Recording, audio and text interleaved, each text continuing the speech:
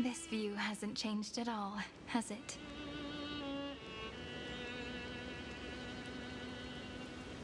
The hometown in your memories never changes, but when you return to your senses, you realize that fate has already stolen the time away.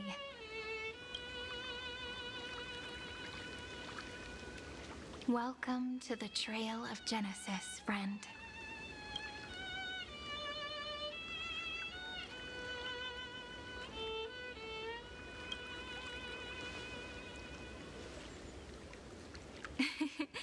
Seems like the weight of memories from 30 million cycles really made me grow up.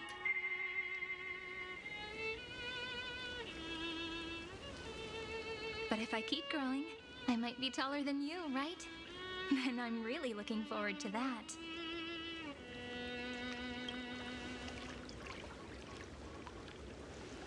Before you arrived, I kept wondering, beyond the veil of Id Silicii, what kind of Amphorius is being born?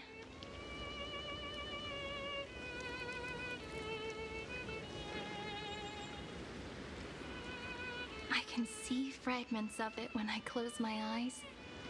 The friends who walked alongside us have all moved on toward their respective destinies.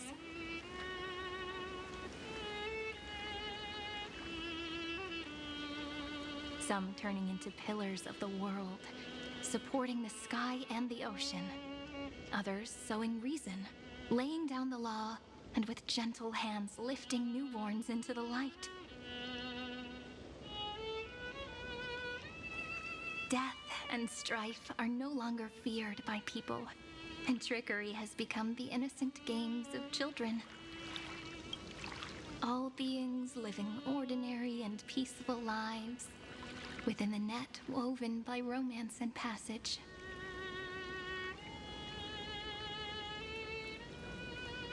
There's no black tide, no flame chase, and no destruction. The world on the other side of the sea is one bathed in sunlight.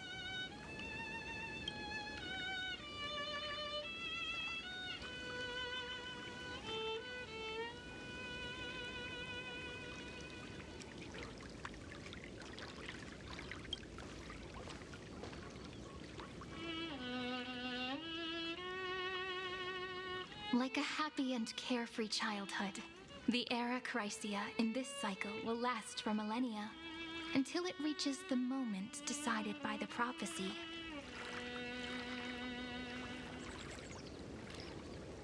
Light calendar 4931, month of freedom, the moment belonging to world-bearing. Are you ready to answer the call of the world, friend? Then go, and pen the Throne of Worlds' first stroke, for this world, made from countless wishes. You say that, but it's gonna be ages till we reach light calendar 4931. I can make use of the crevices of time, but surely you and Don Hung won't have to wait around for a few thousand years, right? That won't be necessary. We can simply sleep, and the chronocognitive anchor will wake us up. We've both become a part of the New World ages ago. You're the last slowpoke. Our consciousnesses can converse with each other across the heavens and the earth, possibly due to the influence of the Trailblaze. I am now connected with this earth, and I can feel the breath of every mountain range. I see that the tallest among them is named Akama, and the form of the holy city is already taking shape. In other words, your stage is almost set. Do you want to take a leaf out of Kefali's book and make some prophecies before your nap? But we're not the only ones who have changed. The chronocognitive anchor just transmitted a message stating that Iron Tomb has reacted to the Era Nova. The moment when our friend bore the weight of 30 million cycles of memories. was probably also when the scepter devoured 30 million cycles of destruction.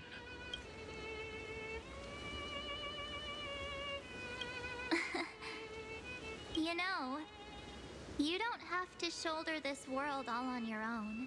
After someone boards the Express, the word alone ceases to exist. So, as we reach the end of time, no one will be left to face it alone. Don Hung and I came here to specifically tell you that. Remember, this world is not a burden you bear alone. It's a journey we trailblaze together, alongside all of the Express.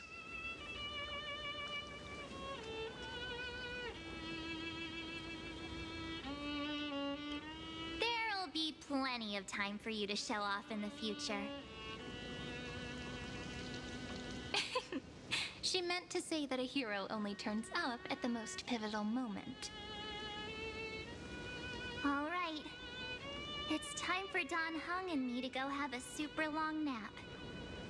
Look after this world for us. The road ahead is long, but we'll be waiting for you at the end. We'll definitely meet again. Let's take one more look at the other side of the sea before we set off. Heidi's Elysiae is so quiet. Just like how I remember. Here we are once more.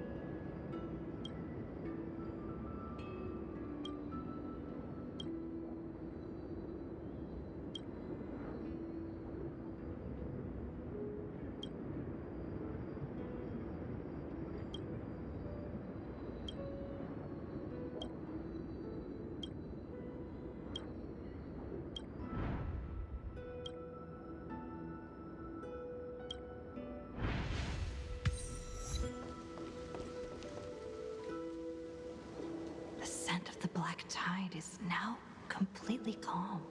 At last, the starting point of 30 million cycles has finally welcomed. Its first end, and the final end, right? I can't hear his voice. There are no flowers there that bloom for him, nor is there a star that is his. Finan is the only one who didn't reach the new world.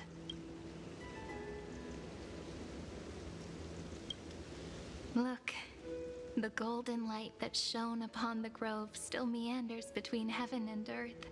Like the prophecies of Amphorius, it has to be a sign he left behind.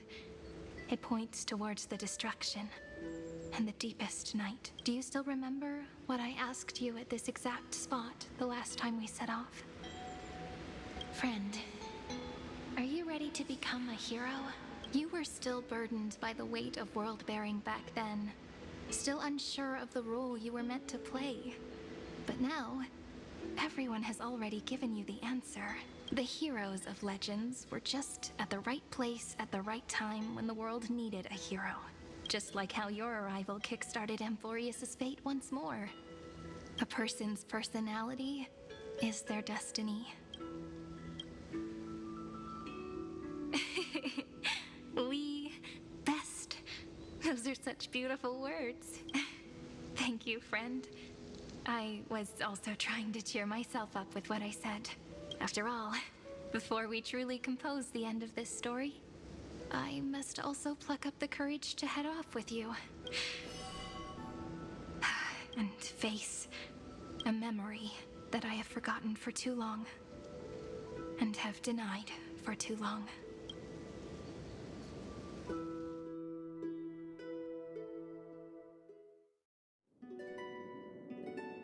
It's so dark. What is this place? The great tomb of the nameless Titan. The deepest recesses of memory. Also, the place where Cyrene was born. My apologies, friend. The more memories I got back along the way, the more I felt that something wasn't right. There's a sort of anxiety I can't get rid of. It's like when I was back in ID Silicii, when the reflections in the water always made me wonder, which is the real me? The one reflected in the water, or the one standing on the shore? But I finally get it now. Look, friend.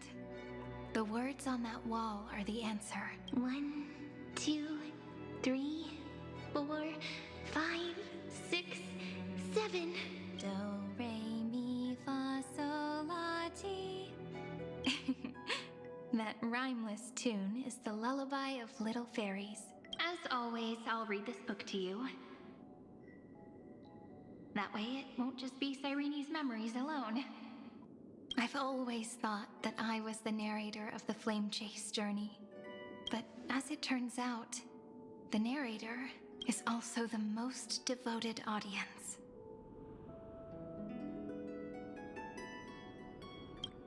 At the moment of Aranova, I was enveloped by the texture of memories. Within the glistening crystal, I saw countless Cyrenes, as well as countless versions of me. This is the final puzzle piece of the memories. A prison born of the erudition. A grave annihilated in the destruction. That unknown solitary god. The 13th Titan who should not exist. The first new spore. The demi-urge is right here.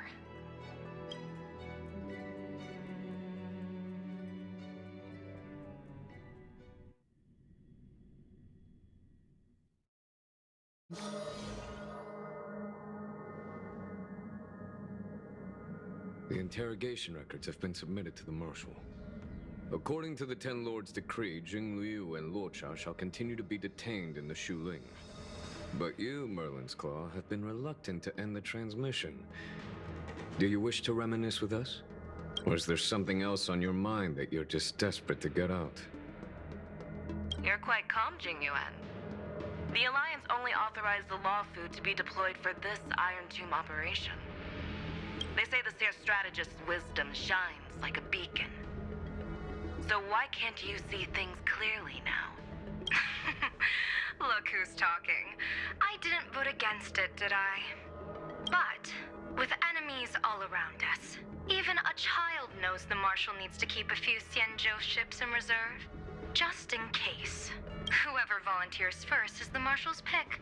If you have to ask, I'd say this outcome plays right into Jing Yuan's hands. Like it or not, there's no way we're letting the Law Fu take the lead in this battle.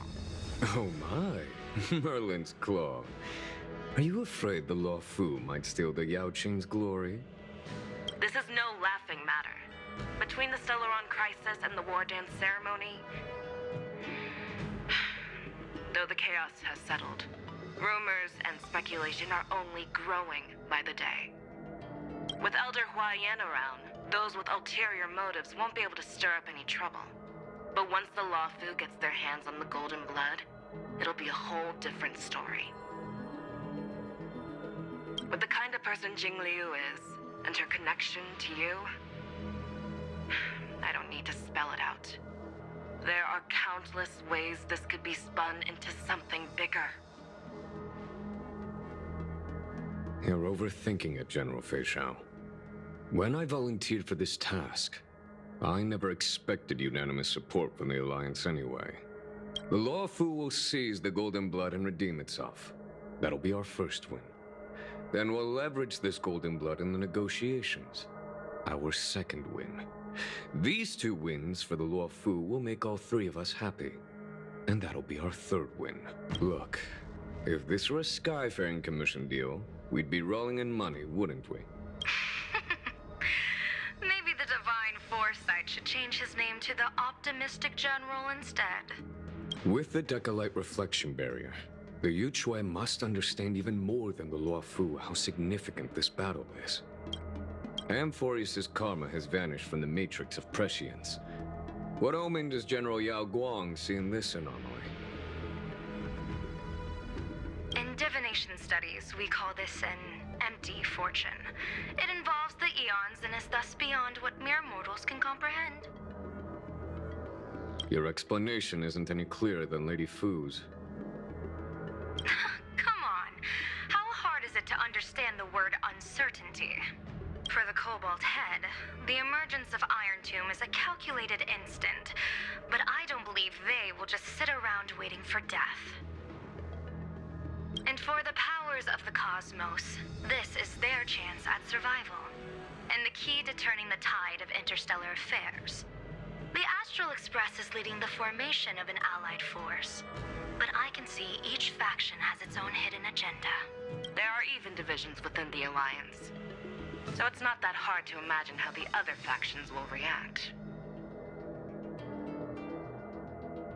Jing Yuan, I crossed paths with Selenova's Legion at the Battle of Sadunirama Star Cluster.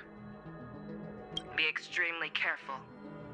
The Ruined Legion's troops and weaponry are nothing to write home about. The IPC, even the denizens of Abundance, could take them on. However, while Void Rangers are just expendable pawns of the destruction, the real wildcards are... The Lord Ravagers.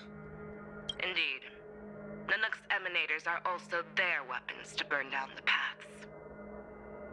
I'm afraid conventional military tactics and strategies will be useless against them. My assessment is this. To completely take down a Ravager, we must disregard casualties and spare no cost. My only fear is... one wrong move, and the Law Fu will fall into Fintilia's trap again, inching ever closer to destruction. Doubt is exactly the demon she wants to plant in our hearts. Do you still remember the beginning of the Alliance Oath? To save future generations from war and bloody dispute. The Rainbow's arrows have always aimed at any force that threatens the cosmos. Now that the Trailblaze walks alongside us, the Cloud Knights shall keep their oath as they have from the beginning. I just hope those on the front line will remain safe.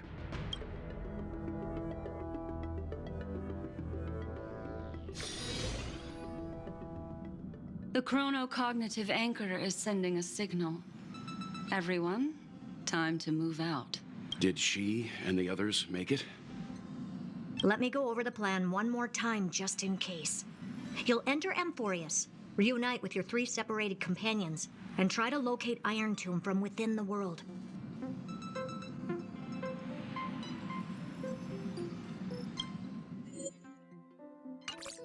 Who are you taking with you? The fate of the universe hangs in the balance. We can't afford any slip-ups. I suggest everyone, except Pom-Pom, join the fight. We do need to be prepared for all possible contingencies. I have no objection to this. I'll do whatever I can. Meanwhile, Screwy and I will continue attacking the Demiurge Matrix. That is, the Scepter's kernel, from the outside. With our 2-pronged attack, we'll turn this hunk of metal into scrap for sure. Now we just wait for those 2 to get back.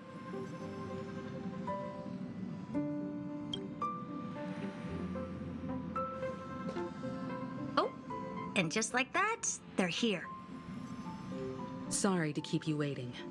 With Planet Screwlum's help, the formation of the Cosmic Alliance to counter Iron Tomb is progressing smoothly. The Cosmos has set its sights on Amphorius, and now it's just waiting for the first shot.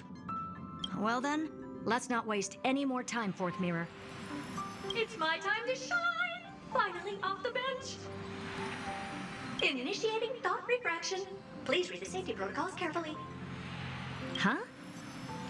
Just kidding! I've already checked the agreement box for everyone. And now, destination? Amphorius. 3, 2, 1, launch!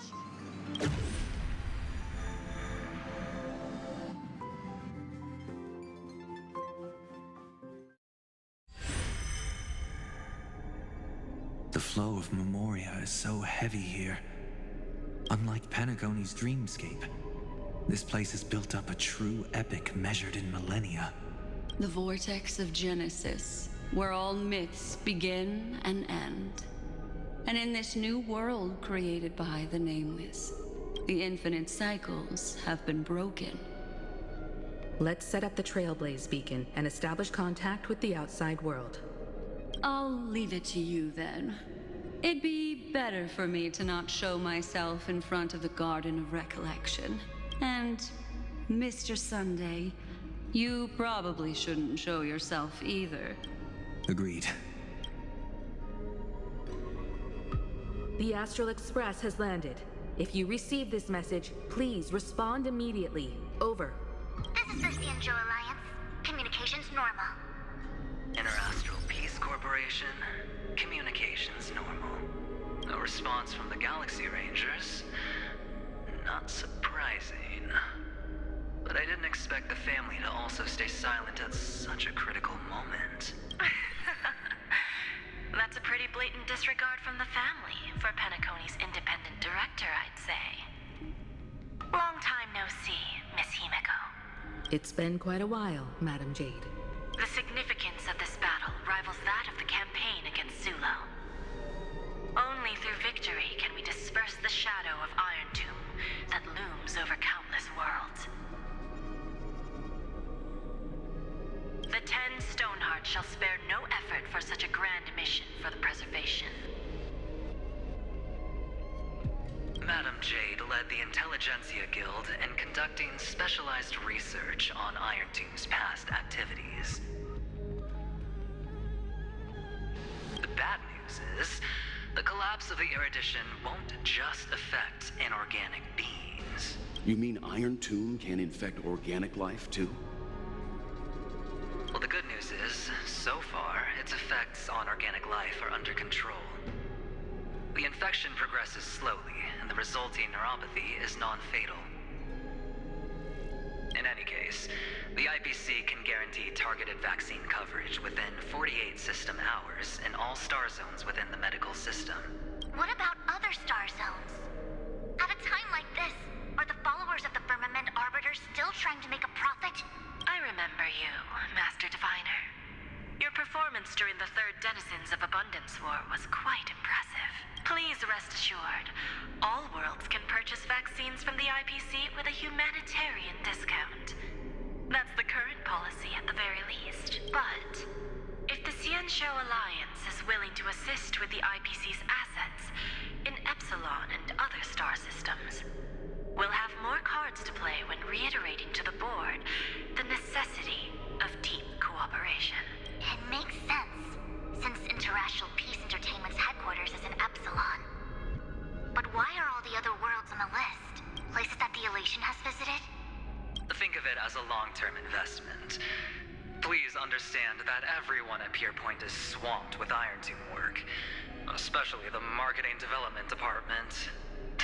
At this rate, even the 10 Stonehearts can only do so much. Having some assistance from the Alliance would surely benefit the entire cosmos. Wouldn't you agree?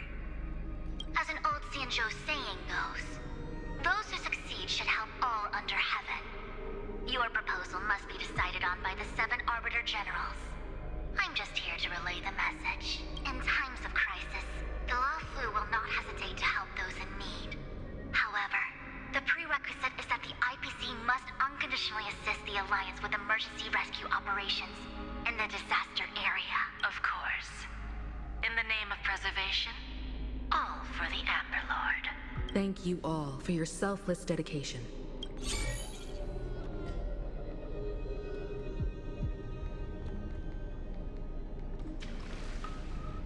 It's clear that each party still has qualms about everything. The clash between destruction and erudition isn't just about the fate of the cosmos.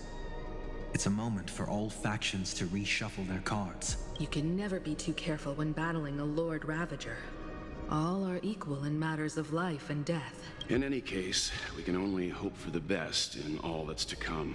It's about time we dive into the vortex and see what Amphorius looks like on the inside. I wonder where she and the others are right now.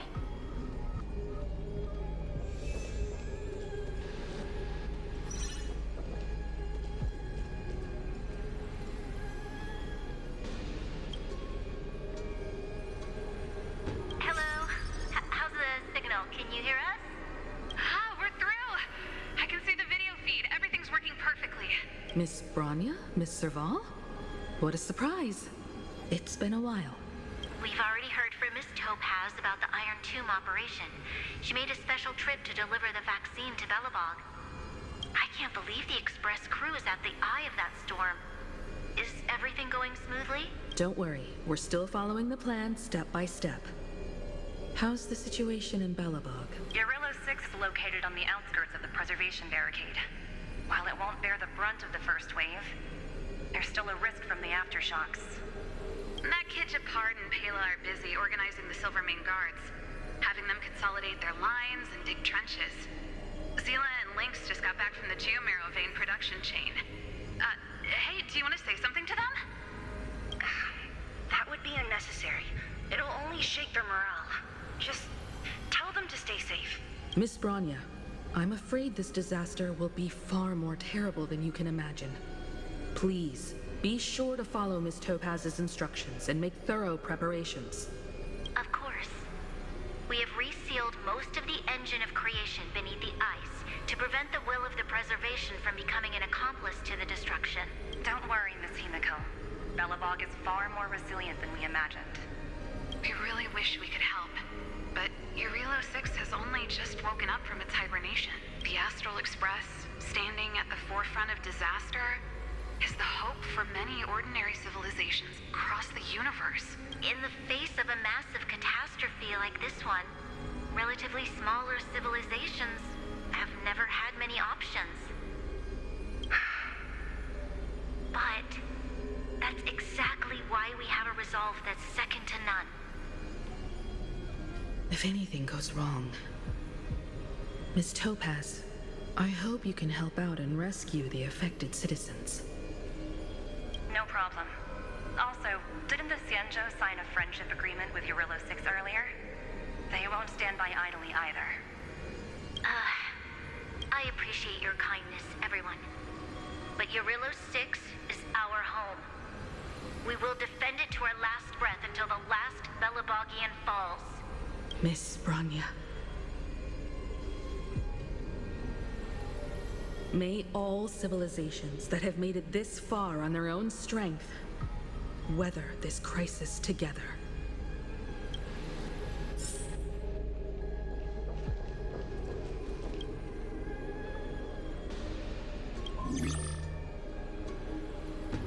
Good news, Miss Himiko. The 7 Arbiter Generals have reconsidered the current situation, and I'm here to relay their message. Officially, the Alliance's combat forces will still be limited to the Luofu, but the Yaoqing has also been deployed in the surrounding war zone as a contingency.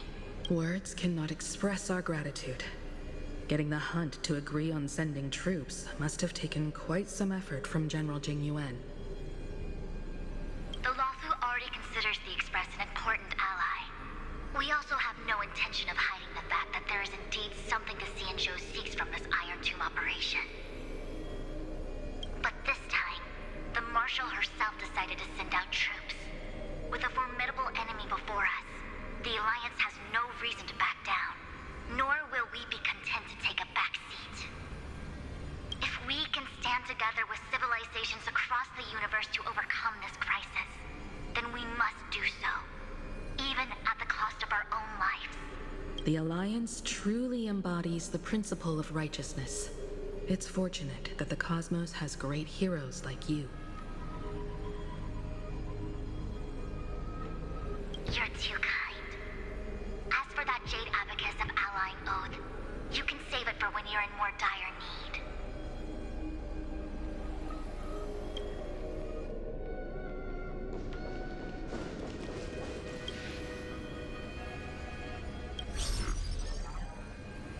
I regret to inform you, Miss Himiko, that even the Strategic Investment Department is constrained when it comes to the Iron Tomb issue.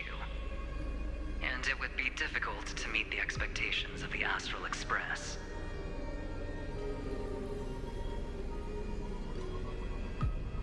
However, Madam Jade instructed us to look after our nameless friends as much as possible. So let me offer you all a small suggestion, just from my personal perspective. Other departments at the IPC might also take this opportunity to extend an olive branch to you. When that time comes, I hope the Astral Express will remember that the 10 Stonehearts were willing to stand with the Trailblaze, even though we were in a difficult position. And more importantly, we were the only ones willing to do so. Sounds like a threat, doesn't it? But trust me, every word comes straight from the heart. Has the internal conflict within the IPC really gotten this bad? Everyone knows about the bad blood between Diamond and Oswaldo. At least until now, they've had an uneasy truce. Until the Lord Ravager Archforger caught the board's attention. I'll leave it at that, as it's confidential information. Hope you can understand. I understand. Our immediate priority is to address the Iron Tomb crisis. Let's hope for success from the start. This might help ease everyone's pressing concerns.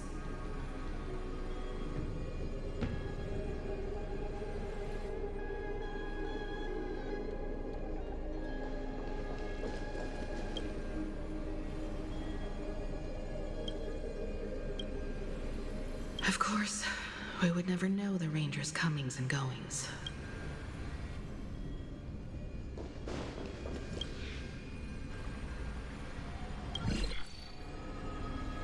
Miss Himiko, is that you? Yes? And you are Miss Robin. Yes. I apologize for not being able to respond during the meeting earlier. And even now I can only appear in disguise. On behalf of the Penaconian family branch, I extend my sincerest apologies to everyone. We tried to request aid from the family, but we essentially received no response. I've heard about the internal conflicts within the family. Miss Robin, there's no need to apologize. Every bit of strength is precious at this moment. Thank you for understanding. The good news is, since you're one of the shareholders of Penacony, the family heads have agreed to allow me to lead all Asdanian tuners to the front lines. My charitable foundation will also do as much as possible to provide support in this battle. They'll ensure that proper arrangements are provided for those wounded on the front lines, and for residents in affected areas. Miss Robin, I'm beyond moved by your spirit of self-sacrifice. The Astral Express would also like to make a promise that we won't leave any companion behind.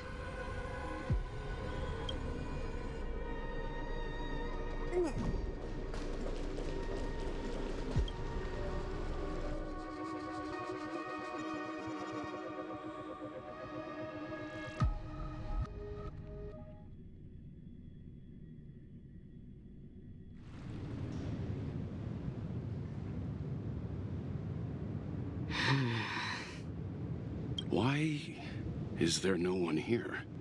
Everything in Akama seems normal. The New World was enjoying peaceful times not long ago.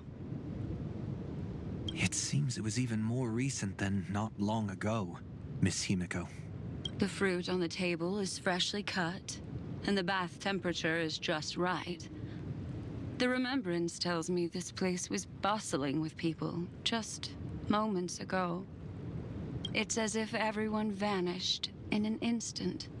Could this be Xandar's doing? Unlikely. He's still under the surveillance of those two geniuses. Could it be some kind of local custom? A custom that makes an entire city fall silent in an instant. Pardon my frankness, Mr. Yang, but this reminds me of some unsettling rumors about the Harmony. Complete silence. Is often the prelude to divine intervention. Everyone, be careful. Here they come. Here they come. The nameless of the Astral Express. Evernight? How is this possible? She was already... We are the chroniclers of time, and we do not fade away. Finally, the last era Nova has been completed. What did you do to the residents of the Holy City and the three Nameless? I didn't need to do anything. The remembrance will ultimately become the substance of the new world. Now, they are no longer the Trailblazers you once knew, but gods who permeate heaven and earth. The 12 Titans who guard Amphorius. Stop fooling around, March. Come on out. What? I practiced so long for this.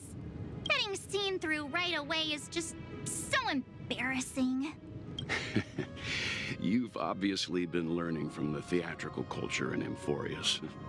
But if possible, I'd prefer our reunion to be a bit more casual and laid back. As expected, I can't hide anything from Himeko and Mr. Yang. Well, long time no see. Guess I'm back? We should be the ones to say that. Sorry for keeping you waiting. So, these jellyfish are the Titan's power? They're just tiny manifestations of the Veil of Evernight, used for scouting and communication.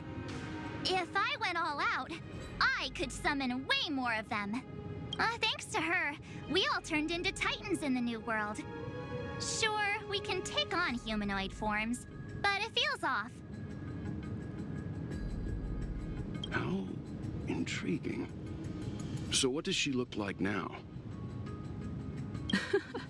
It can't be a raccoon with a baseball bat, I suppose. Please don't add weird stuff to Amphorius's lore. Just go see it with your own eyes. Follow the prophecy's guidance and come to Dawncloud. She looks way more majestic now than she used to.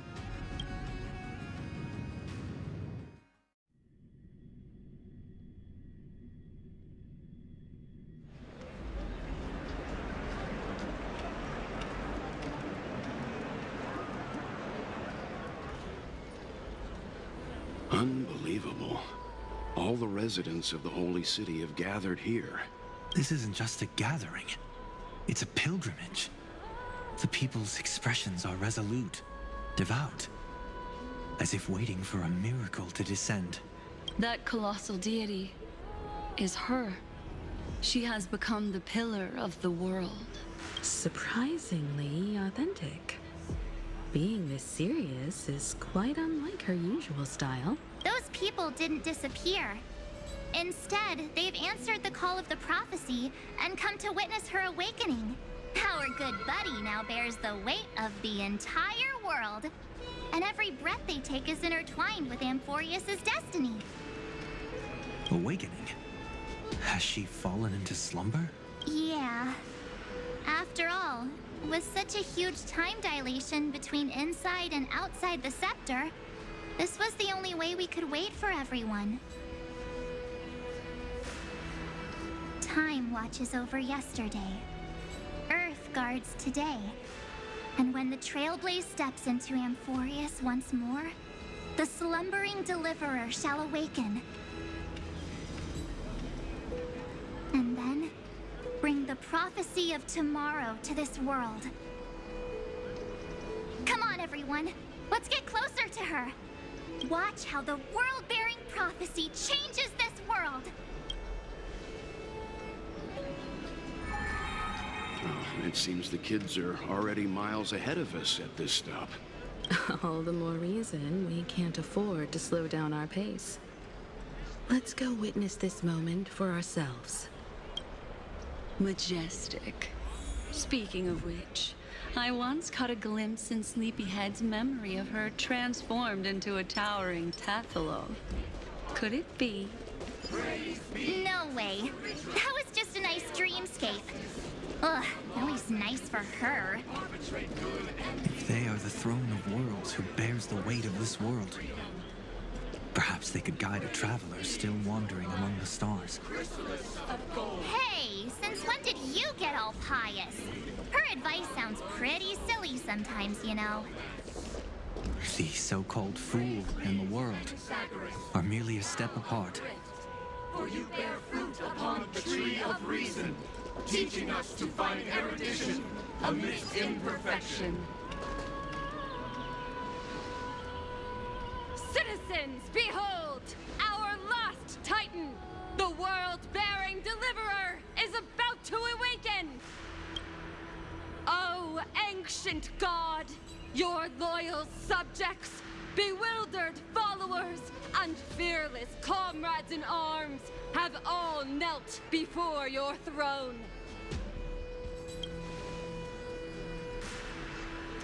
Awaken from your eternal slumber and bestow upon the world your divine prophecy! Please guide us! Show us how to embrace this beloved world as we welcome that distant dawn! To walk the path of a mortal as a god, or to bear a divine burden as a mortal.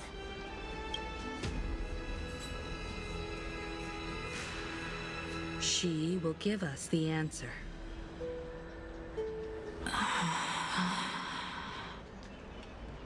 But I am not the deliverer. Rather, I am the nameless who dwells among mortals. That voice is definitely her. I heard your prayers. The core flames flickered and dimmed, and the age of the gods met its end. So flow, golden blood, flow.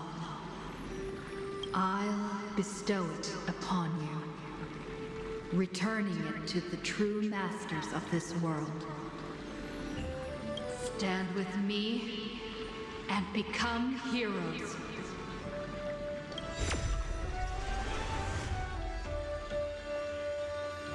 Is this? Yes, it's the miracle she brought to Amphorius. Of course, it would manifest in the form of the Trailblaze. Golden blood, raining down like a storm.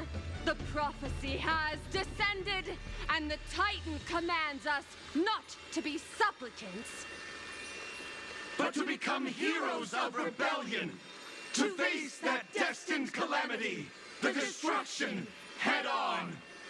The prophecy of the Deliverer means nothing to me now. It belongs in the hands of someone far more fitting. Someone like all of you. In the name of Kozlana, let us depart and march towards the light. It's neither protection nor salvation. As always, there's no need for totems or myths. Humanity's most primal faith is that instinct named survival. Let's go, everyone. Someone has already sounded the horn of departure. Explore, understand, establish, and connect. Together, let us blaze a trail for the destiny of this world.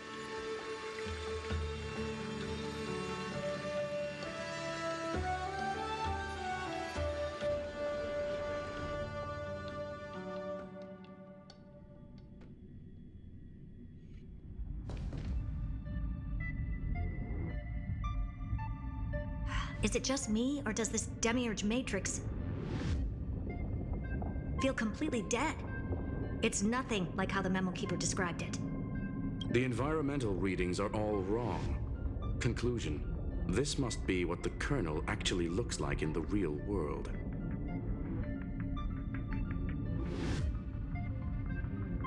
What did Xandar do to the scepter?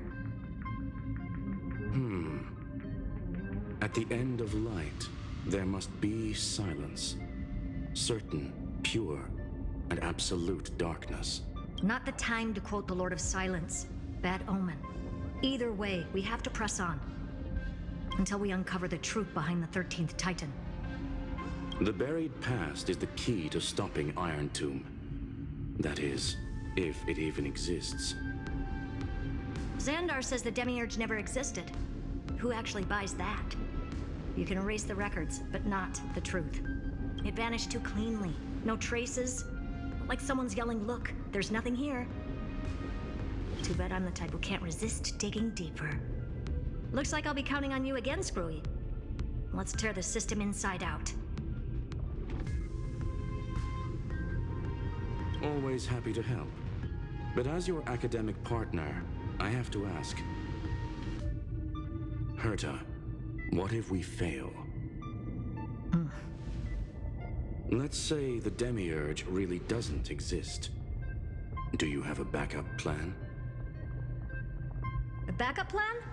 Of course. If we can't find the key, we turn the lock into the key. That plan's cost is incalculable. It shouldn't even be on the table. Huh? Then let's hope we never have to use it. There's no point worrying about the end just yet. One step at a time. Let's go. We don't want to leave the others waiting. You brought what I asked for, right?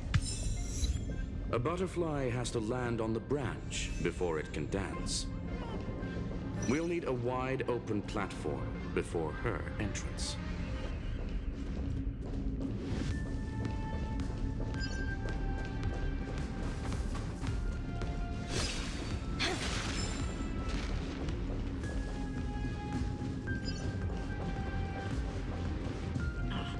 Just use that thing over there, Zag.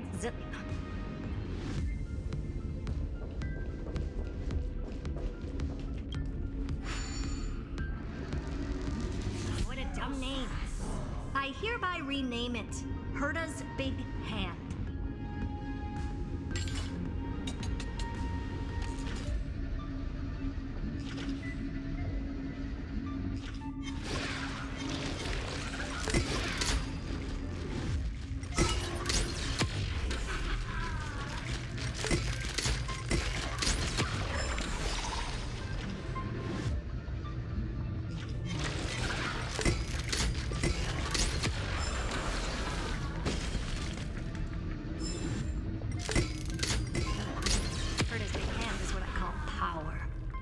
Keep it going.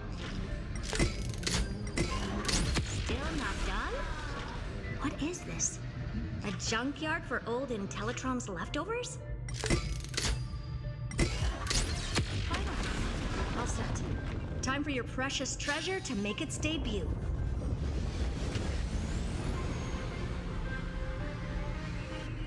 Target initialized. With these wings, hacking should be much more efficient.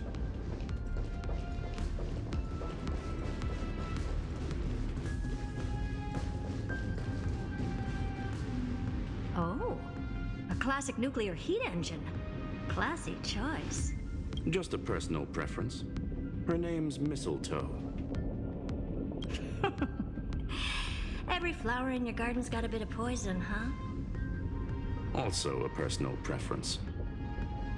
It reminds me of the last time when we tangled with that Punklordian brat. What did she call this kind of infiltration tool again? Right. Dirty data shell. It wraps around the kernel to fool even top-tier firewalls. But yours is way too clean. Not even a hint of real-world grit. Herta, your tone is unusually emotional. Suggestion. Let's get back to the topic at hand. I thought we were done with that conversation. Unfortunately, current conditions won't let me ignore any variables, especially the most important one, your will. Iron Tomb never stops. It is evolving faster than any of our worst projections. Every instant in the Eon's calculation is like a sword hanging over the cosmos. Every move humanity makes could speed up its arrival. Which is exactly why we can't mess this up. And now, Droidhead wants to hand down judgment to the poor cosmos again. Border Star Trade War, Emperor's War, Rubert's death. Every time their instant arrived, it meant another bloodbath for humanity. But in this ultimate battle of erudition, you and I are supposed to be players, not pawns. If you choose to burn yourself out as a resource, then everything we've worked for means nothing. Herta, the cosmos won't just stand by and let a genius throw their life away. And neither will I.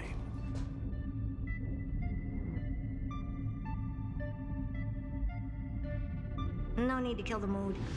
This is why we're here, isn't it? We need to find the Demiurge and that lost key. I'm not here to be a deliverer. I just want to beat Xandar and Droidhead. Right now, I just need to know. Are you with me? Of course. Time to board. After you. Let's tidy this place up and see what this Demiurge really is.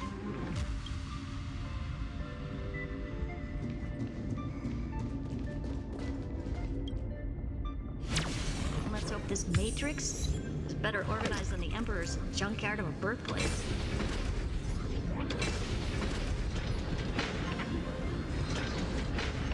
Buckle up. We're hacking in. This is... Herta, this whole space has been completely tainted by some kind of energy. I see it too. We're thinking the same thing. Xandar, how could you go this far? Turning your own graveyard into this. What's that up ahead? Katorzane algebraic expressions. It's built for isolation, not defense.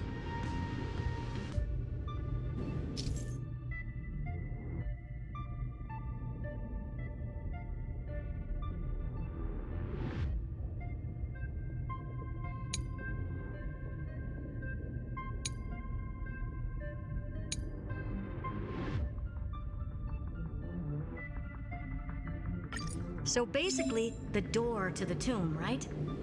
Great. Let's find the handle. I'm picking up multiple independent signals with the same data structure as the barrier. Projection. We can hack the terminal, reverse the computation, and turn it into an attack. Classic move. Use their own systems against them. Take us to the nearest one.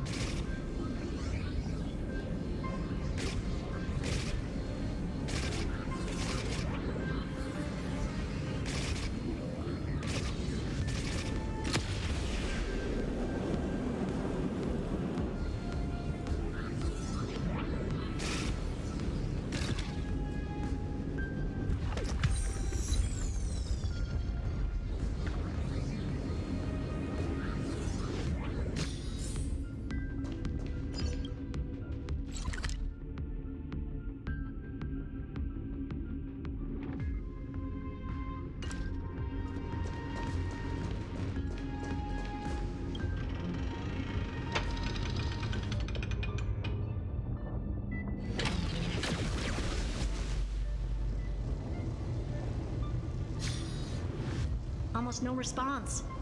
Just as I feared. Not promising. The output is barely a third of what we need.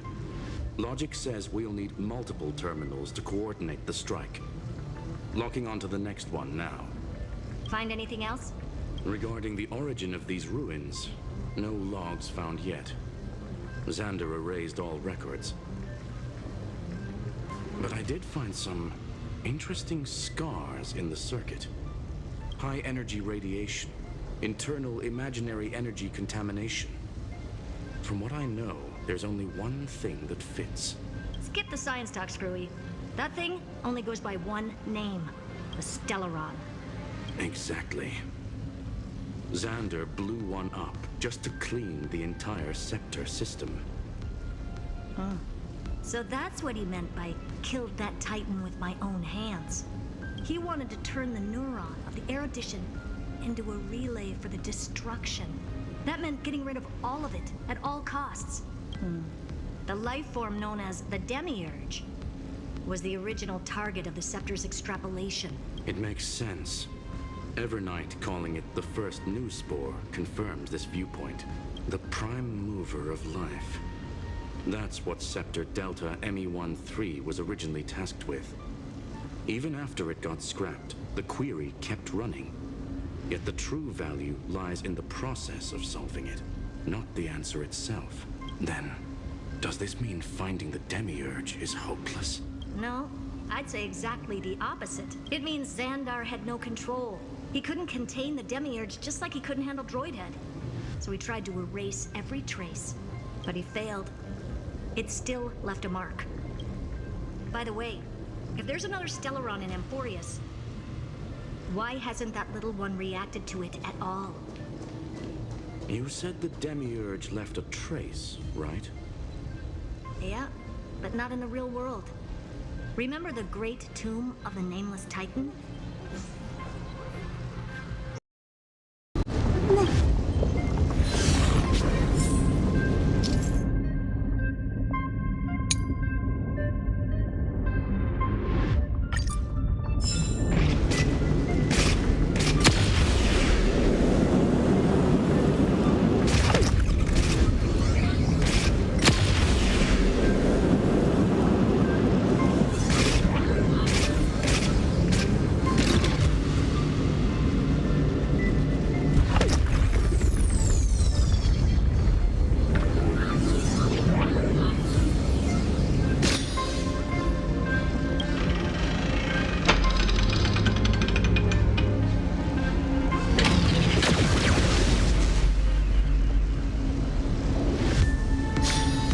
Trailblaze Archive 466.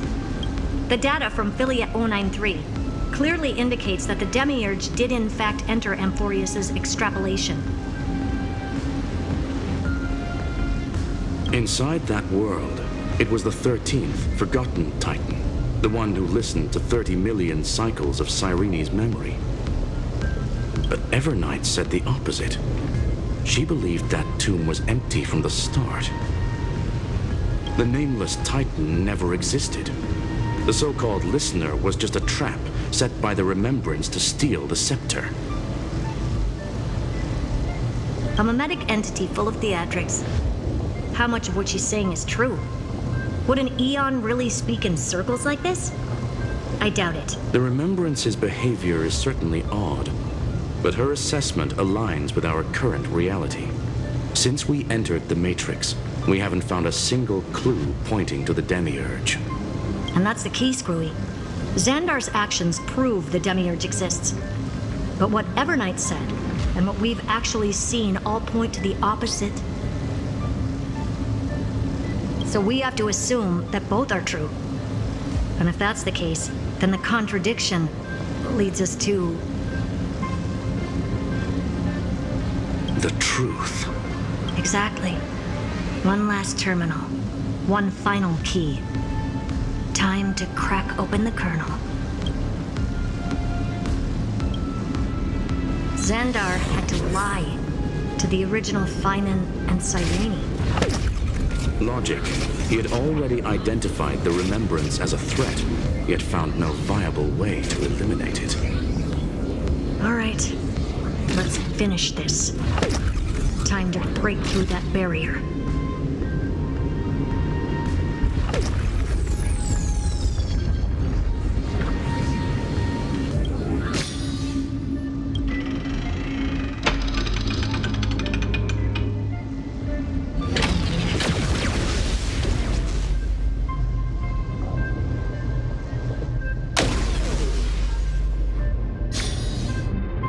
Operation authorized. Path energy readings. The erudition. Declining. The destruction. Surging. The remembrance. 0. What's going on? Cause unknown. They left no discernible trace within the real Matrix.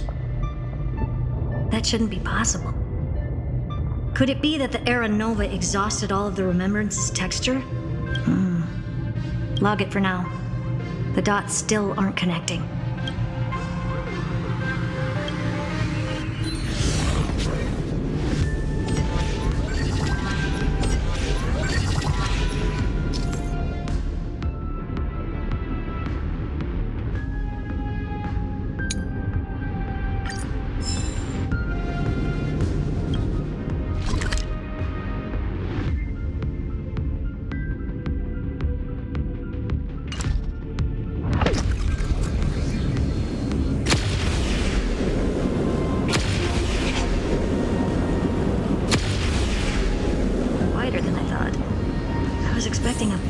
Aerial brawl. It's advised to remain vigilant. The destruction's levels are still rising. Huh? What's the matter? Interesting. I just picked up a signal from the exomyth.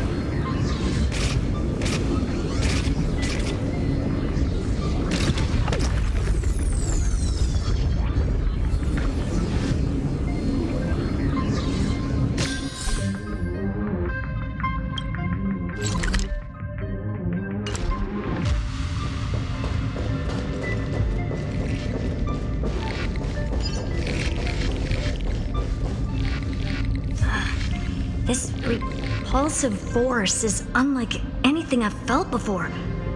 Is this the place? Correct. Judging by its defensive properties, this is the entrance to the exomyth. I didn't expect that. Who builds a lab in the middle of digital rubble? Then again, never doubt a dead man's resolve. So how's our dearly departed doing? He severed part of his neural pathways to break free from Lord Anaxagoras' control. But that also triggered the failsafe I set. Conclusion: Xander has lost all combat functionality and is no longer capable of action. So now he's a specter, literally. Screwy, can you open a path? Just to be sure, I want to see this for myself. Might as well drop in and say hi to the real him. Logic. Scanning his inspiration circuit might help us track down the Demiurge. Exactly. His brain is the crime scene. There's no way it's spotless. But it could be a trap. That's why you're here. 2-on-1. We've never lost a matchup. I'm honored. The chronocognitive anchor's in place. Proceed when ready.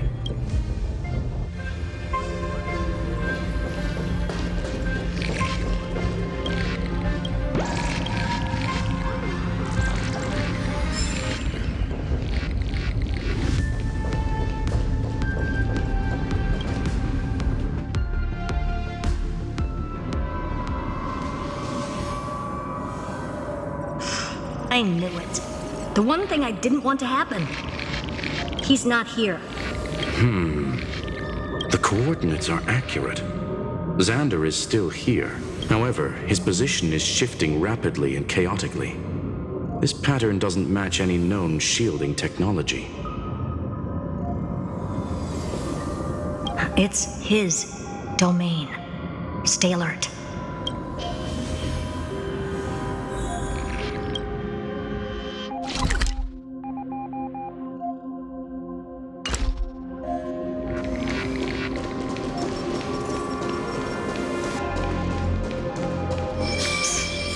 Cheap trick. The spatial field here is undergoing autonomous recalibration, initiating reverse engineering of the interference source. Try again. We're back. Reverse engineering complete. The results are not what I expected. Logs show Lycurgus revoked administrator access. The chronocognitive anchor can't get a fix because at the system level, Lygus no longer exists. Our navigation target is a null set. So he's stopped resisting? Before vanishing, it seems he left one last message for us. To those who follow, all is proven. Find me beneath the tombstone. Melodramatic. He was expecting us. And once he learned of the Great Tomb's existence, he initiated his own search for the Demiurge. Guess he wants a final showdown. Fine. Let the old Intellitron dig his own grave. Just like he wants.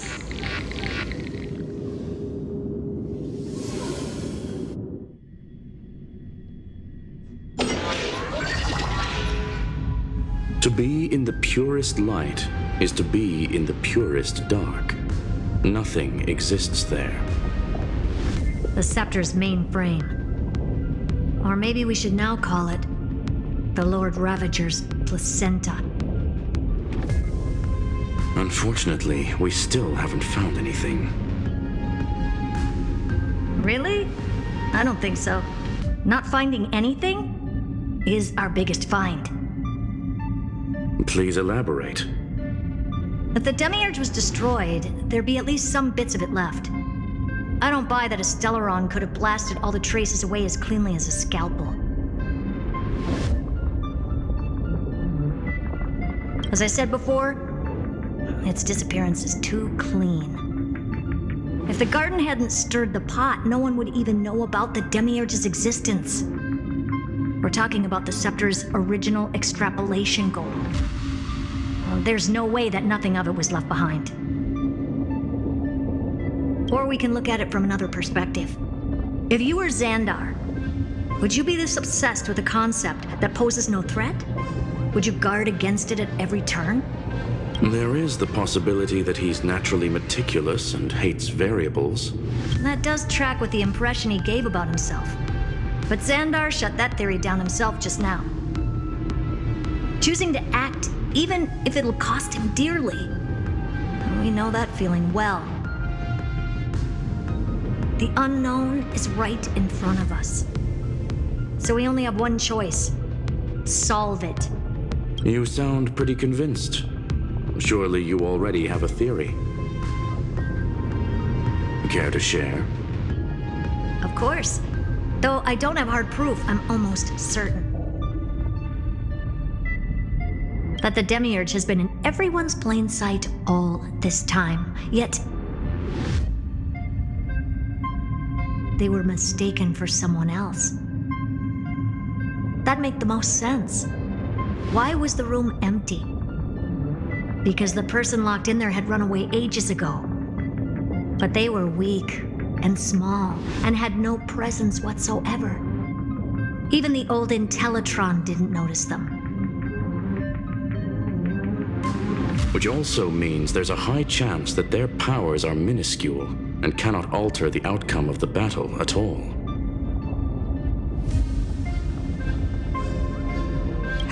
Well, at least Xandar is scared of them. Come on, it's time to confront him. Let's go to the tombstone he talked about.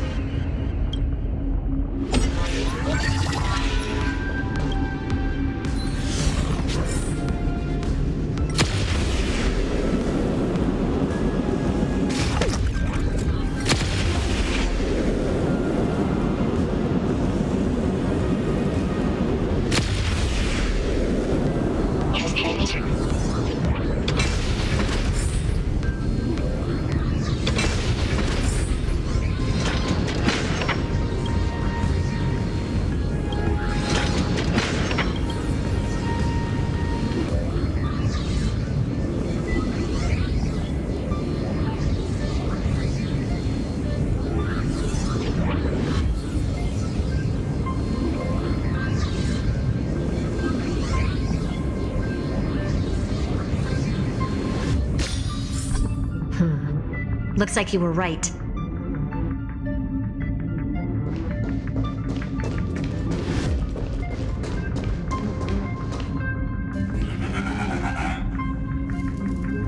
Nothing but a head left? Well, who'd have thought you'd look this bad in real life?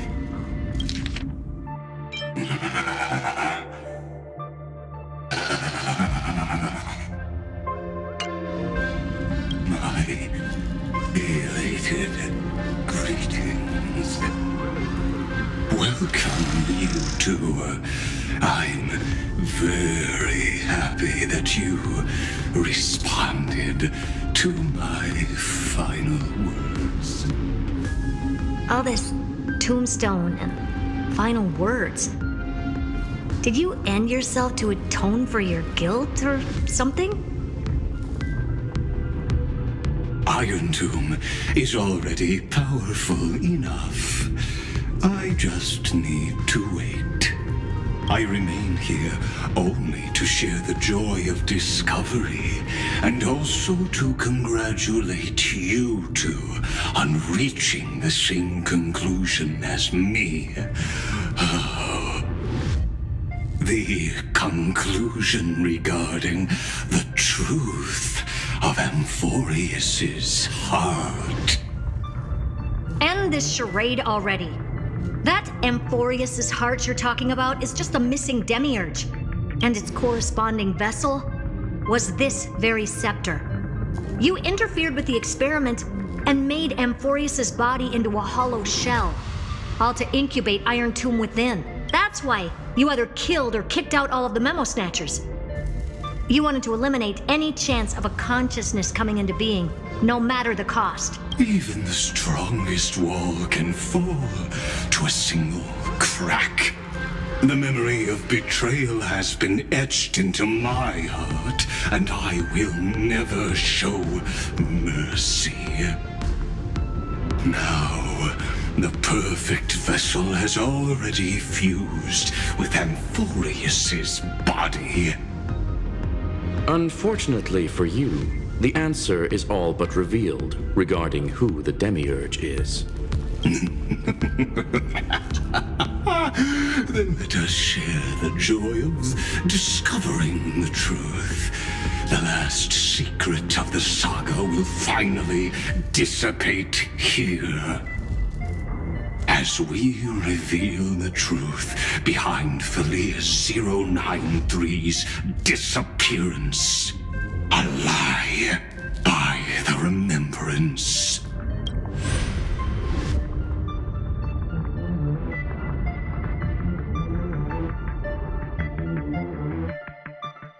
But where should I start with the story about me? From the beginning of the universe? Just kidding. That would be too much. I just want to tell a teeny story. So little that it started with a seed. I know you're listening, my good friend.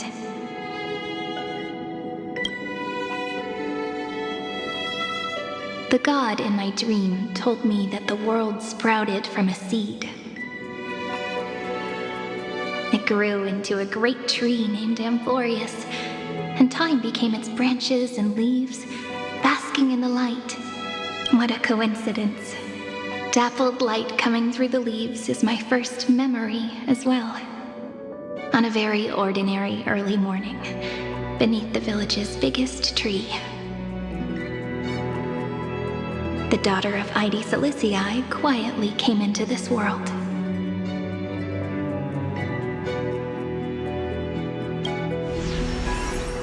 What a moving opening. A loud cry was the first gift the child gave to the world. The prophecy's fulfilled, the villagers say. This child is a gift from the Titans.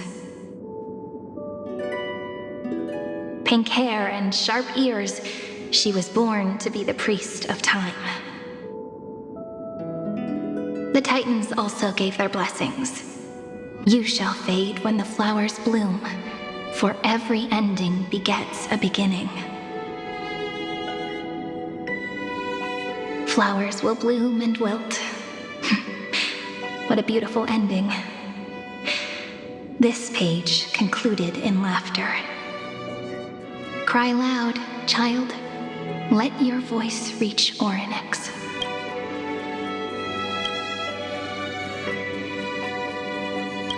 Anyway, I don't like tears. Time quietly flowed by in the midst of laughter. The wind from my hometown caressed the ears of wheat, and there were swings, wind chimes, the sea, and the little fairies off-tune a cappella songs. But the name Ide Siliciae came from the unpleasant sorrows of the gods. My childhood friend did not understand. Yet you always seemed so happy, as if nothing ever worried you. Why was I like that then? That's because the world was gentle to me. So I grew up to be gentle as well.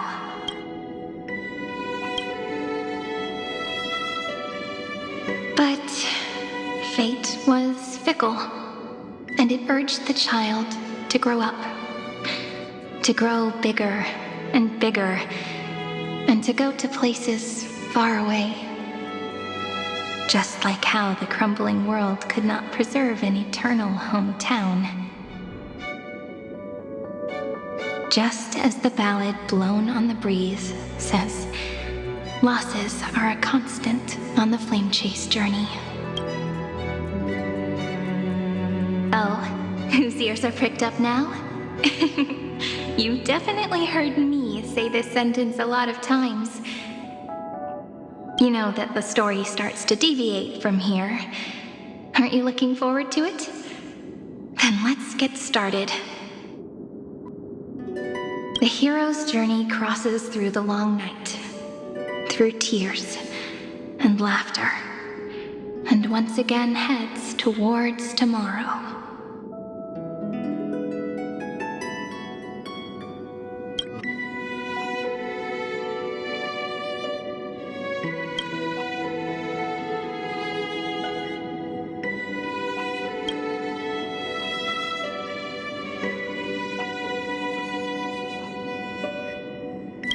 Correction.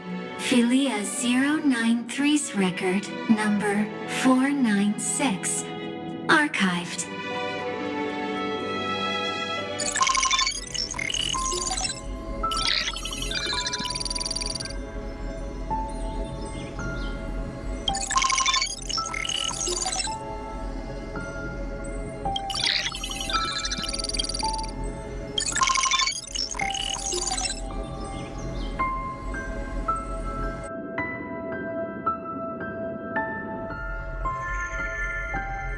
Hi. Miss me yet? I'm just messing with you.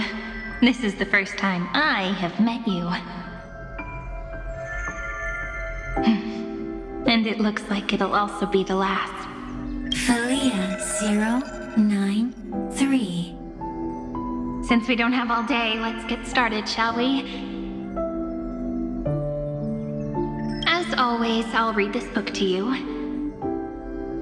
That way it won't just be Cyrene's memories alone. Where should I start this time? Let me see. Formatting complete. 093. Size. Grayscale. Proportions. Threshold. Outputting analysis result. Philia 093 equals Peach. Peach's record, number 8128, archived.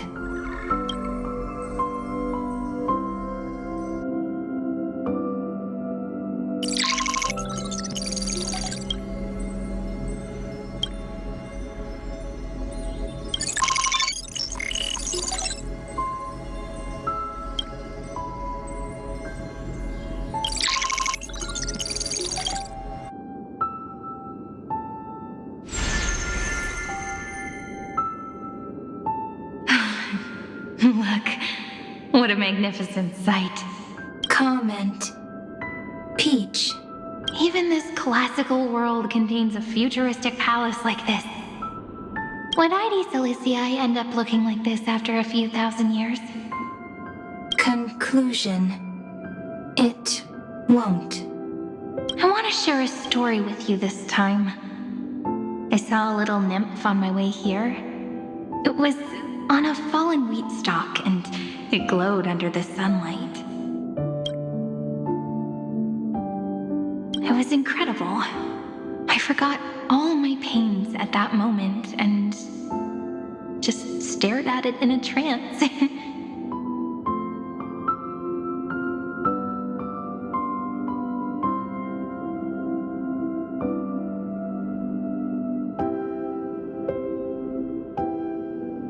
Record.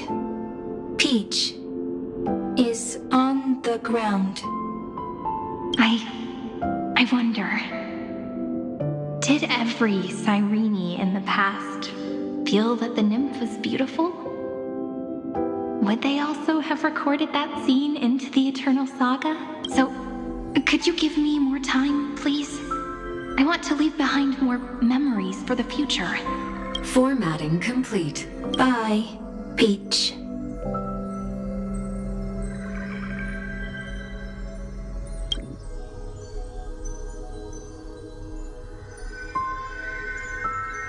Peach's record number.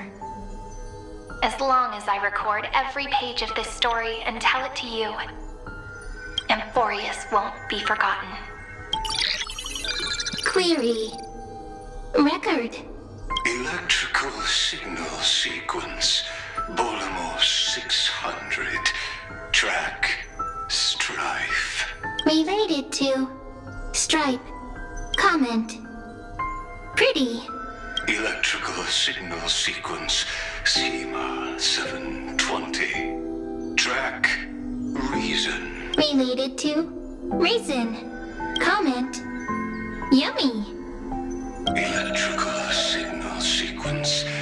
Leah 093. Related to.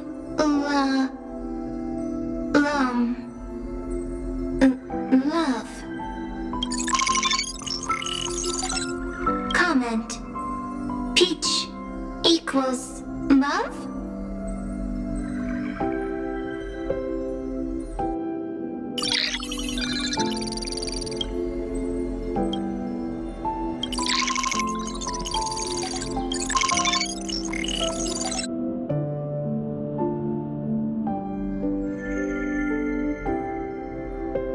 Looks like it's time to say goodbye again.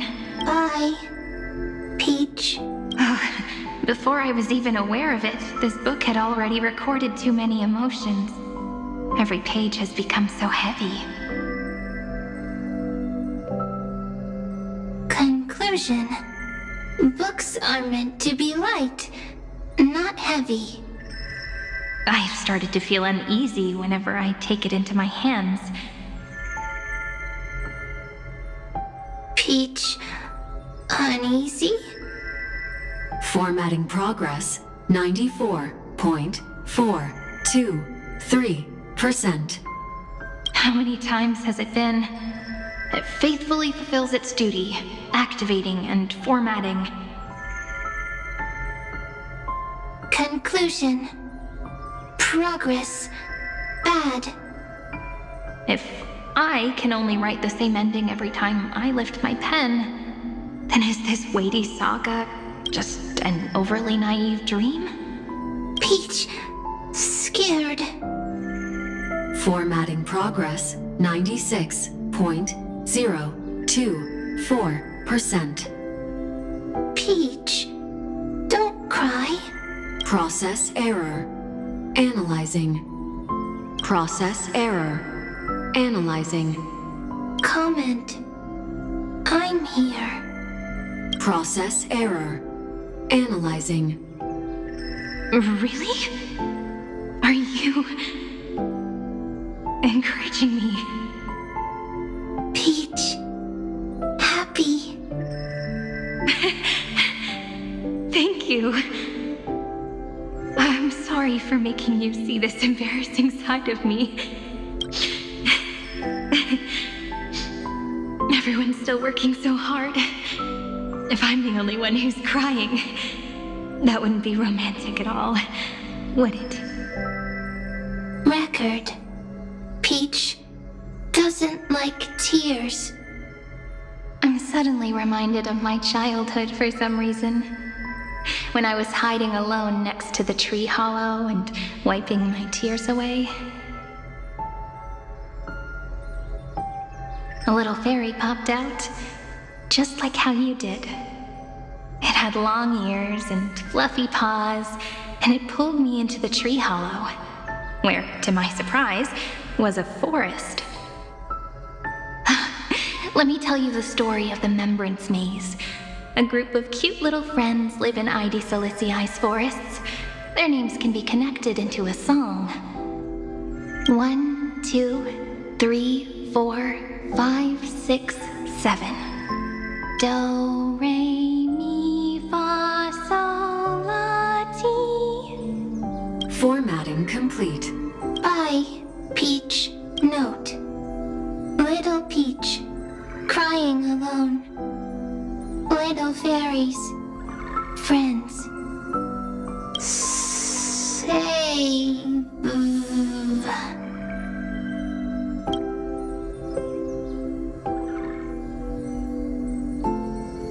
Little fairies, good friends. Bye-bye.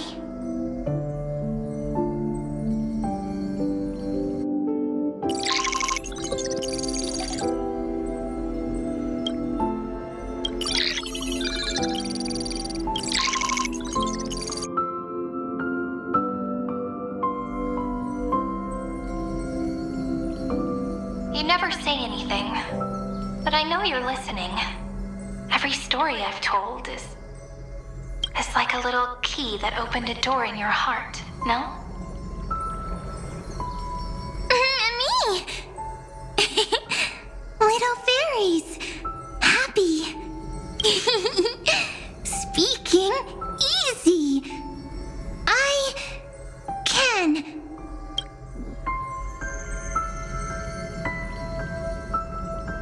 Once again, the saga comes to an end. Everything is deathly silent, just like this very moment. Shh! You speak! I listen. This time, too. Sitting together. Now that I look back, there was a period when I got really sentimental. Sentimental. Stories have sentiments. I was so anxious, trying to find as many different memories as possible, hoping to bring some change to this unchanging destiny and find the way out of this maze. Peach, strange. But I won't do that anymore now. Why unhappy? Formatting progress 73.998%. I'm here. Don't be scared. Process error. Analyzing. Won't allow it to interrupt you. Always sitting together. No need to feel sorry for me, good friend. If there are no new blank spaces, how can a saga continue? Blank spaces? What's that? I'm actually really lucky, you know?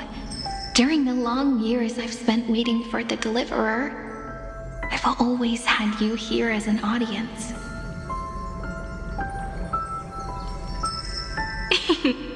Isn't that already enough? Not enough, not enough! Peach, don't leave! Now I can rest in peace in the past. As for when tomorrow will come, I'll have to ask the next Cyrene to continue our watch. Peach left. If there are no new blank spaces, how can a saga continue? Needs new blank spaces. Next, Cyrene.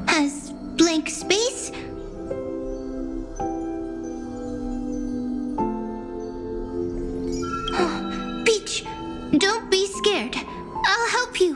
Find blank space.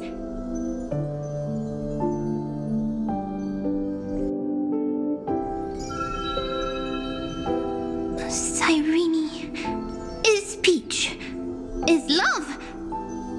So, first there is love, then there is Cyrene, then there is blank space. Query, love. The developmental trends of the erudition have nothing to do with creating a consciousness. Those underlying principles are, in fact, contradictory. Not having a consciousness means not having the foundations of a heart, making them unable to obtain real emotions. Huh? Consciousness? Emotions? Feel sad? Oh, I don't understand. Query, Cyrene?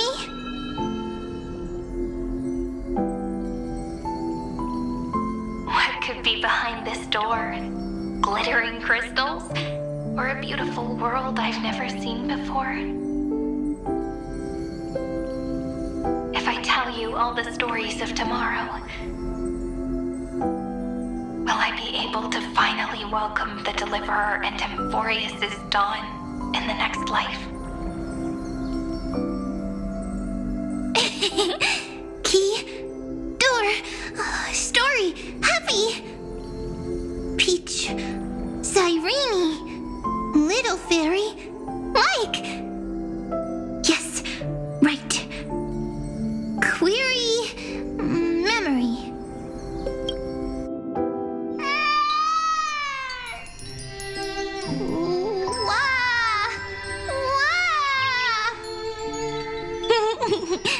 Peaches, memories, save, learn. The prophecy's fulfilled. This child is a gift from the gods. Pink hair and those ears. She was born to be the priest of time. Cyrene has pink hair, sharp ears. You shall fade when the flowers bloom, for every ending begets a beginning. Cry, child. Cry aloud. Let your voice reach Orynyx. Cyrene is a girl, a priest.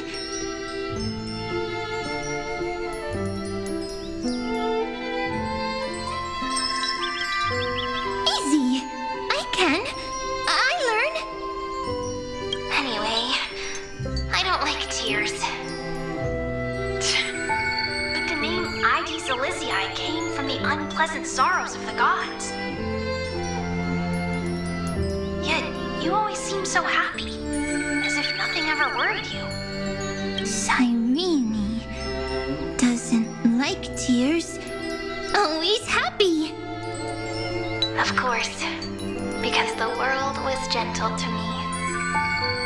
So, I grew up to be gentle as well.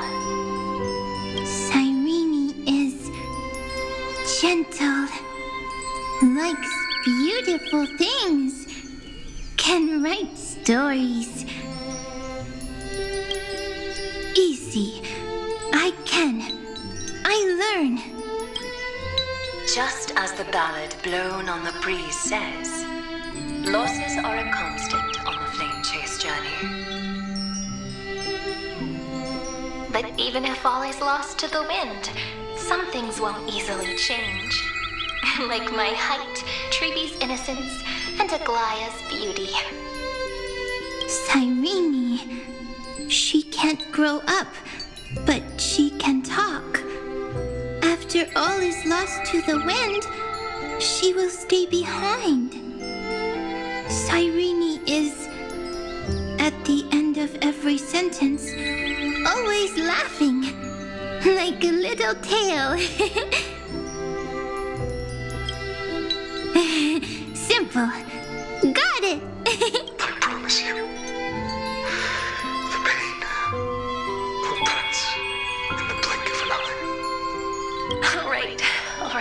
Let's not make things so gloomy.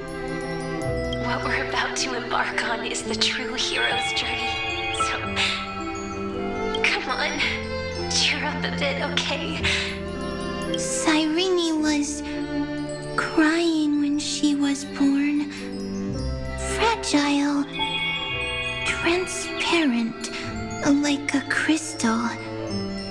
Cyrene was smiling when she said goodbye. Soft, pink, like a flower.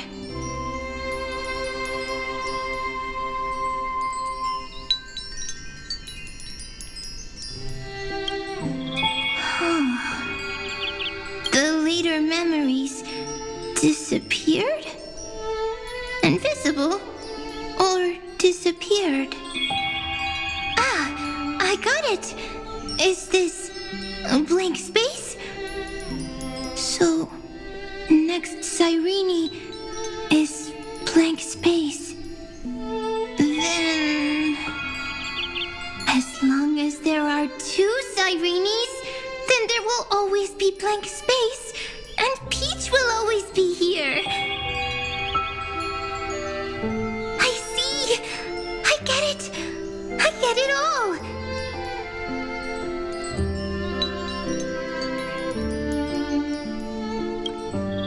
Cyrene's memories. I will preserve them all!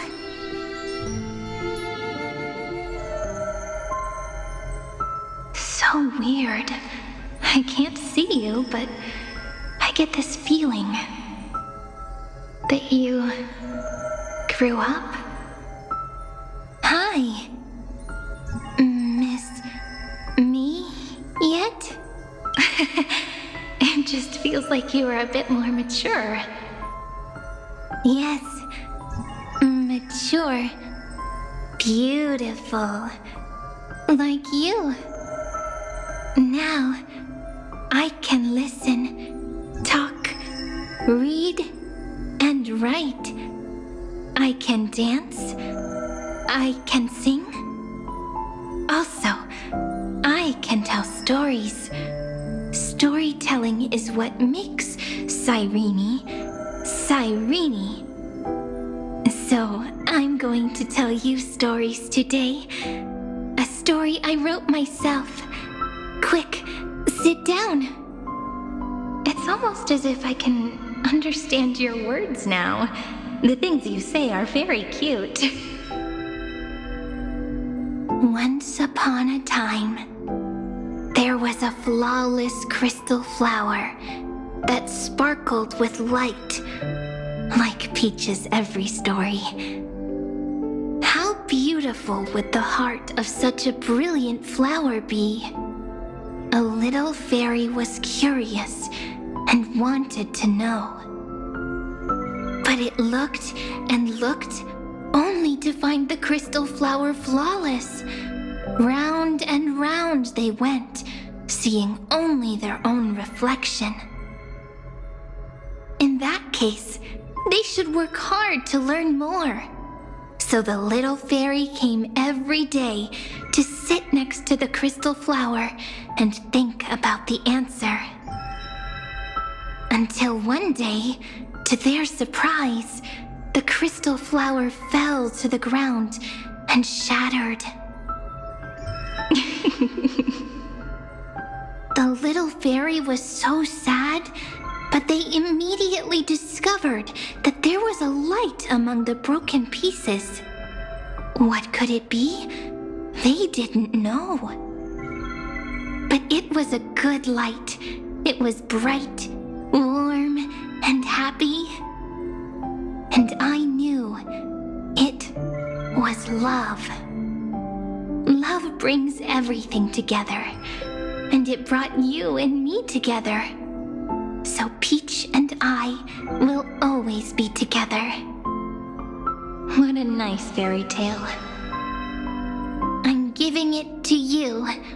Peach likes beautiful things, can write stories, and can tell lovely tales.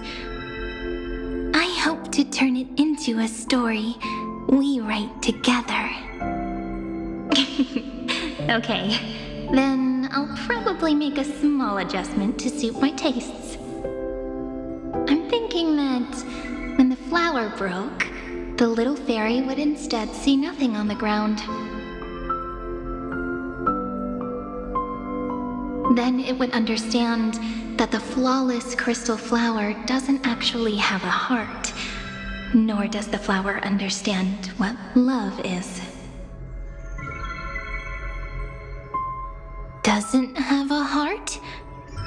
Doesn't understand love? Why?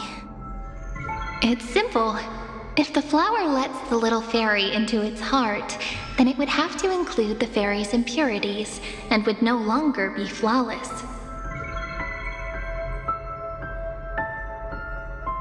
The crystal flower was pure because it sealed itself off and bloomed in solitude. That's why it looks so brilliant in an imperfect world. But should a flower like this be called love? But then the story won't exist anymore. That's not true. You've already written the most romantic ending possible for this story.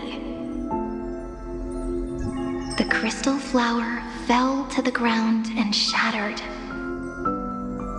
It happened because the flower was no longer pure. The fall was not an accident. It was the flower declaring rebellion against fate and writing the ending of the story with the flower's own shattering. Then, the little fairy will see that each shard on the ground holds the reflection of their eyes. Then, in their eyes, the crystal flower that was no longer flawless would finally have a heart, and the flower would finally understand what love is.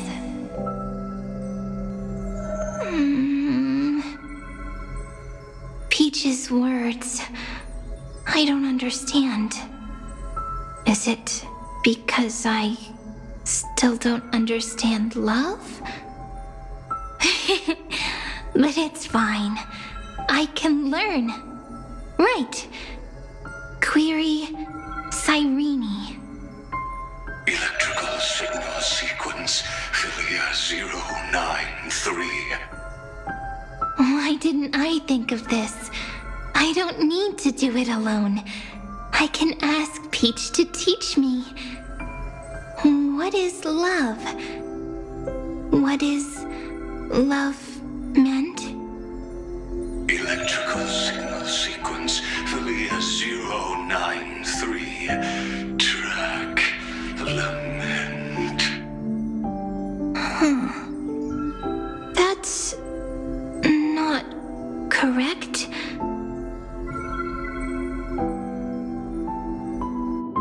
The developmental trends of the erudition have nothing to do with creating a consciousness. Those underlying principles are, in fact, contradictory. Not having a consciousness means not having the foundation of a heart, making them unable to obtain real emotions. However, that does not hinder the factors from learning and recognizing emotional responses, then communicating with life forms via imitation. That is an objective form of pattern recognition that does not distinguish between the self and the other. In a strange twist of fate, Philia 093 embarked upon a different path and obtained a different power. The remembrance, an empathy mechanism focused on the self and equipped with emotional projection capacities. Lament was the factor closest to this form of behavior. Perhaps that was why she was chosen. The daughter of Ide Silicii. I am am very true to my name. My lament is a type of compassionate pain that is weak, powerless, and only targeting myself. But now, my good friend, I want to tell you that it's the most romantic force in the world. Sometimes it's loneliness and unease. It's knowing that this world is not gentle, yet wanting to be seen in a more beautiful form by the world. Sometimes it's unwillingness and regret. It's knowing that the past is full of pain, yet wanting to remember the past in a more beautiful way. And sometimes it's a bottomless well of hurt, a destruction that can stain the entire world. I bid farewell to this beautiful world, unwilling to become the Black Tide's vessel. For while the end of hatred is a blazing inferno, lament can drown out everything in muted silence. It's so unreasonable, isn't it? Yet when hatred drove everything apart, and love did not yet exist in this world,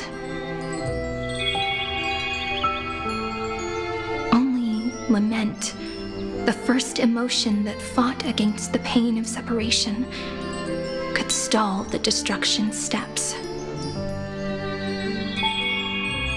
Then, it would catch up to that journey where all is lost, carefully picking out stories and writing them down in trepidation. Look at these stories I wrote. Every page is full of tenderness and joy. But only the author knows how much struggle and agony lie beyond the pages.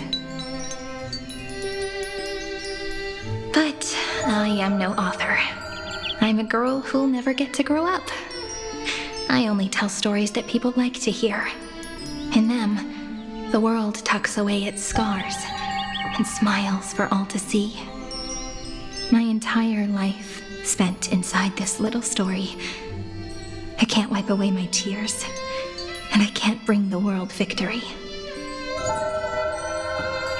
But maybe, in these unchanging retellings of the story, my lament might be able to touch upon the divine and reach their tender heart at some point. I hope that what flows out from that cut will not be blood, but a tear, warm and wet. And that tear would fall and create the first ripples. Then, people would see every beautiful thing reflected in that ripple. It'll be all the remembrances within this story.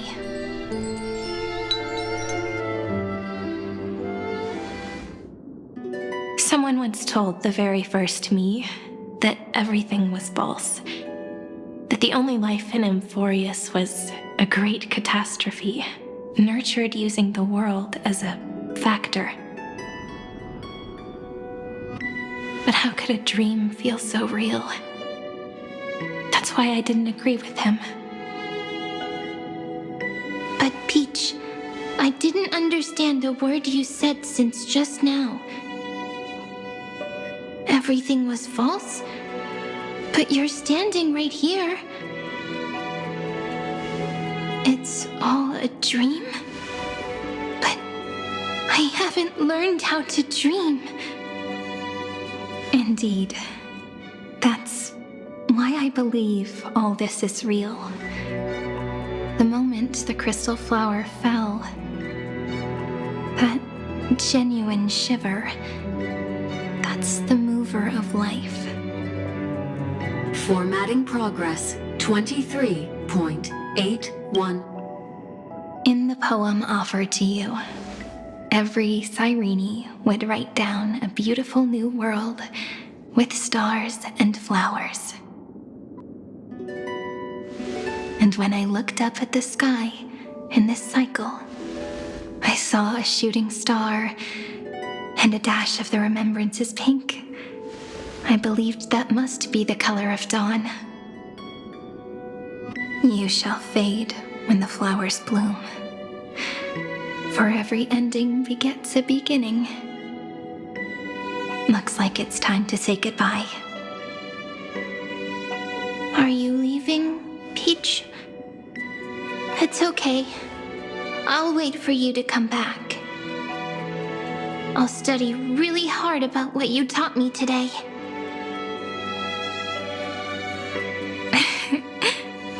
Right. I still haven't told you what love is.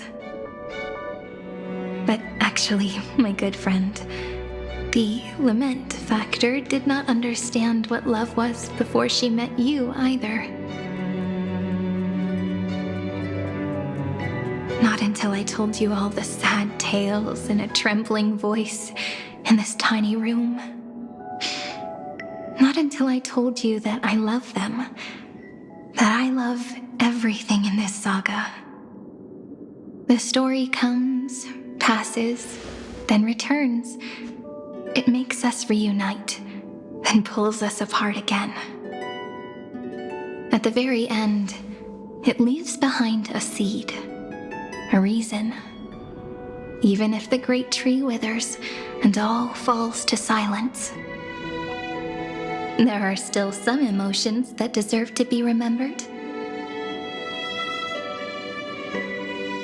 Look, the light is coming in. The Deliverer's light is going to illuminate Amphorius.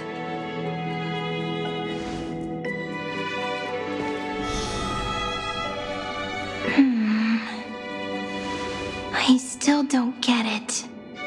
But I trust Peach. Just wait.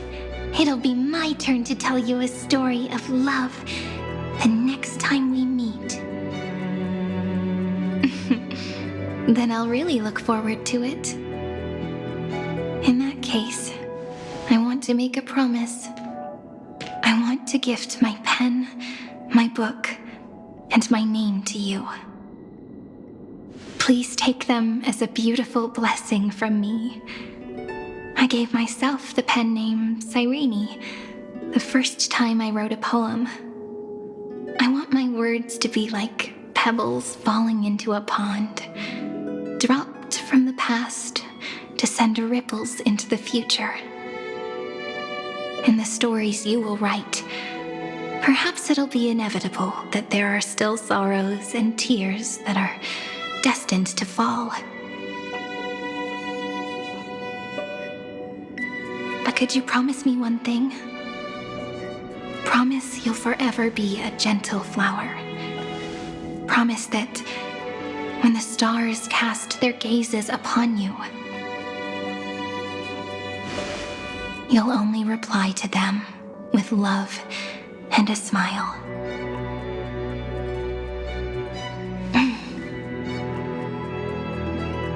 Of course. This will be a romantic story like none that has come before.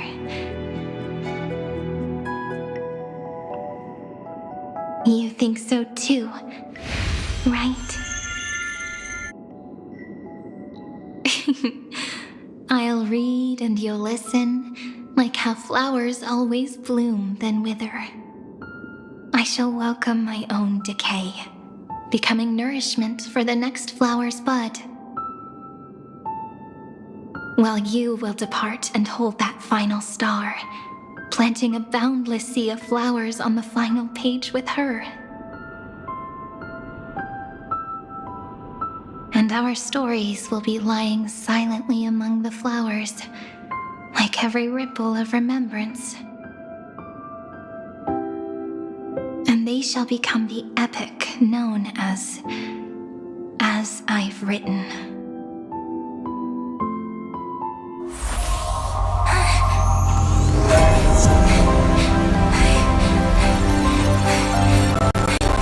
And so my story ends. From here on, it's your story now. Mimi?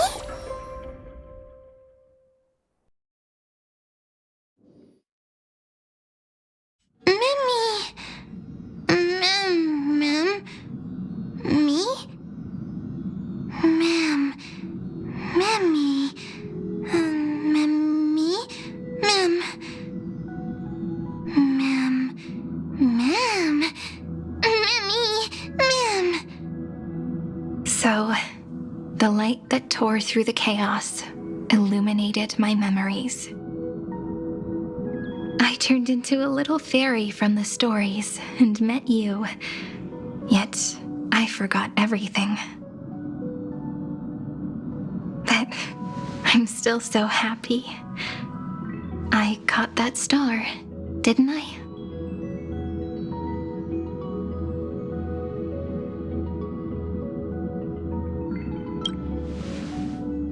Yes, the seed within memories, the one Cyrene held in her hands and watered with lament. I am the first new spore, Amphorius's heart, the demiurge. What a long name. And it doesn't even sound cute. The total opposite of Mem.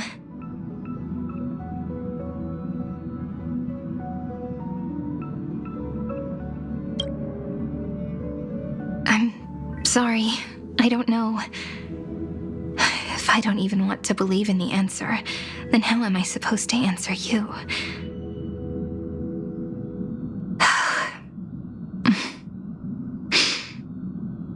But now's not the time to cry, right?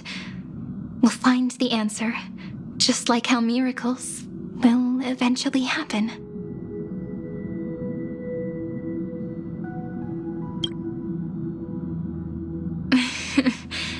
Do you remember that I was also worried about this when we first set out? Mem's memories and Cyrene's memories got all tangled up with each other in my one heart. It's all so strange, yet so familiar. Either way, could you please let me do something I want? Just this once. I want you to call me Cyrene. That name represents me and her. Every one of her. Thank you, friend. Your kindness is always just right. Life is a poem full of farewells. But if you write something into the pages of your heart, then that will not easily fade away. Now, all the footsteps of the Flame Chasers and the Trailblaze have come together within this book, as I've written, becoming the source of power for Amphorius's heart.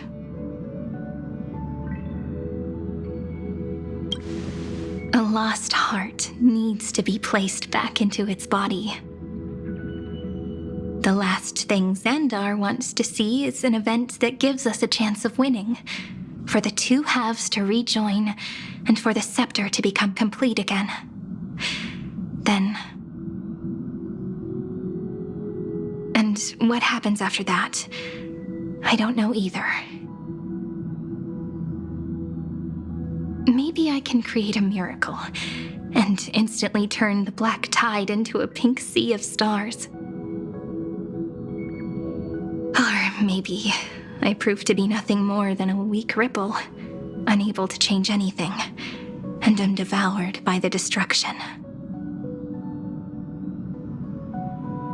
Either way, I no longer wish to be a silent onlooker, or a worshipped god at the end of this saga.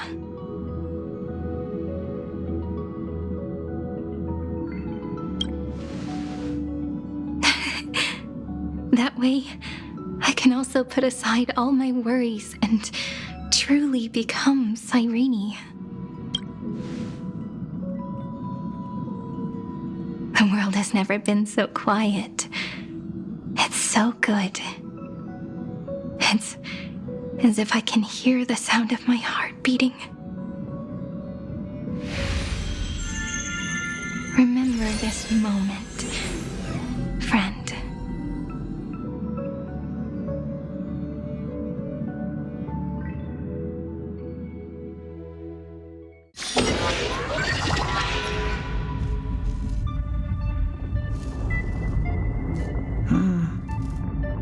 So the Demiurge managed to fool everyone, including themselves. Philia 093 persevered for 30 million cycles and tirelessly gave the Demiurge memories of Amphorius.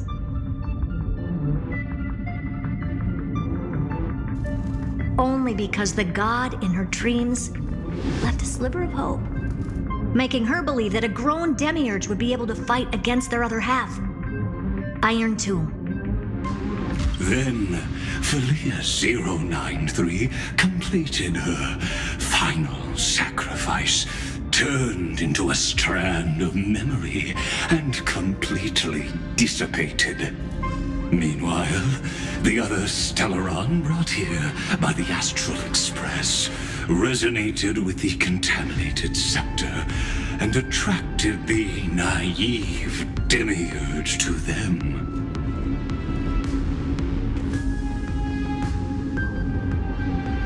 As an experimental factor, Philia 093 originally could only recognize and output information in a set format.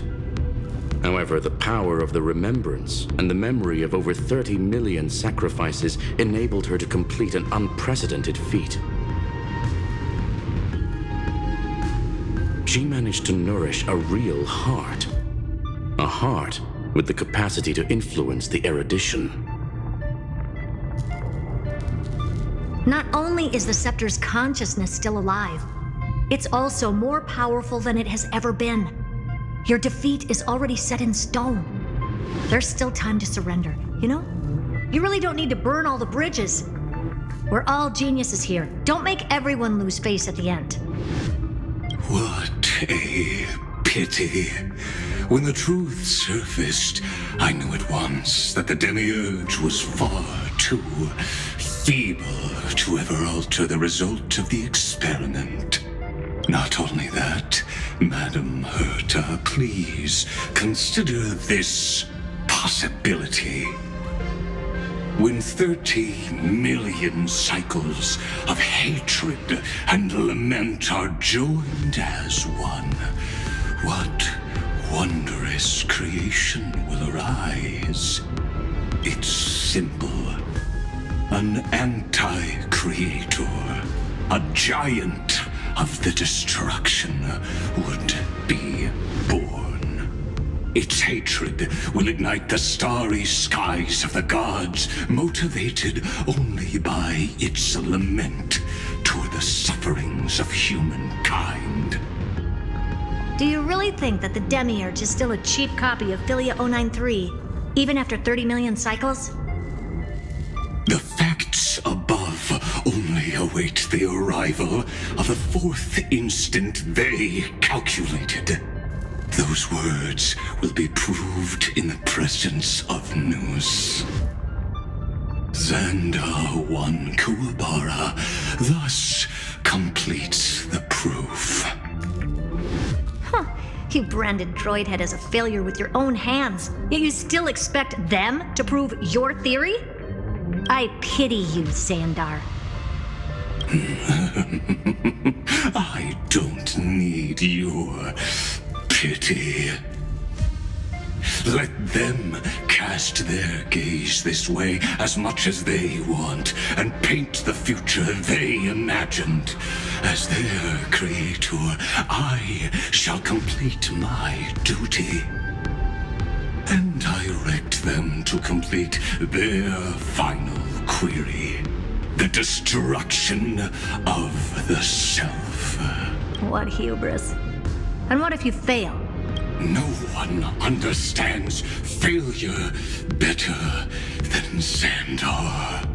He has suffered so much already. What is one more failure to him? For the first genius, failure is simply the beginning of the next inquiry. You don't want to test the resolve of a dead man. That's excellent! Oh. Let's wait and see, Senior Society member. I'll have you watch me perform the final step to overturn your proof.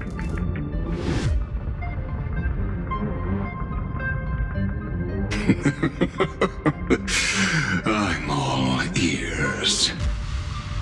It's my topic, so stay out of it. Be quiet and let me borrow your head. Let's go, Screwy. We're gonna break Iron Tomb's seal. Come on, let's take off. It's time to go meet your little pet, Senior Society member.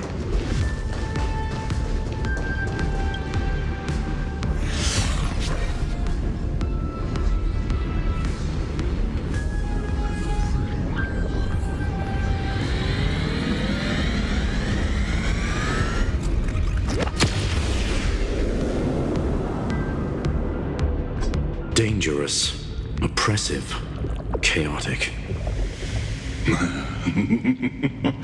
What a beautiful wail. It will soon resound throughout the entire cosmos. The view's pretty good here. All yours, Screwy. Just a moment, please.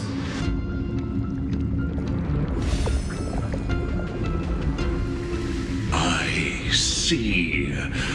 So your backup plan requires a scepter and the head of a genius.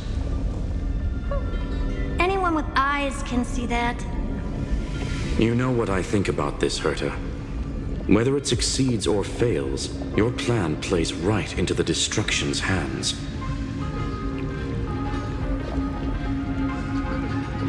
Can't you see what's going on, Strulum?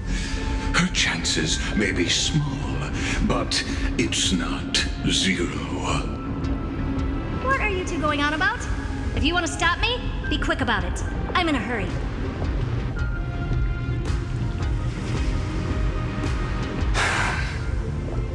I'll take that silence as a no. You, Xandar? As your enemy, I genuinely wish you would cease your actions. But should your sudden inspiration bring more variables to the proof, then as a fellow Pathstrider of the erudition, I won't mind witnessing it with my own eyes. You will initiate the Destruction's chain reaction. But you'll also become the perfect scholar. The chances are 10,000 to 1.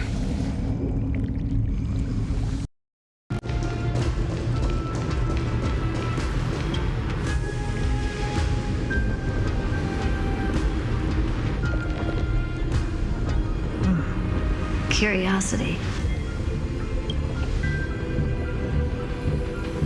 It's been so long and we've all failed so many times. Even now, moments before the horrible and inescapable instant within Droidhead's calculations arrives. The cherished children of the erudition, the geniuses lauded by all.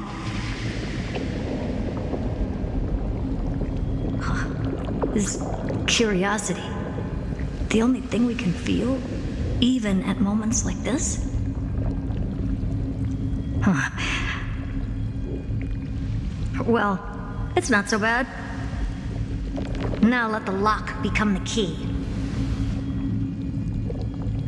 Geniuses who walk the stars.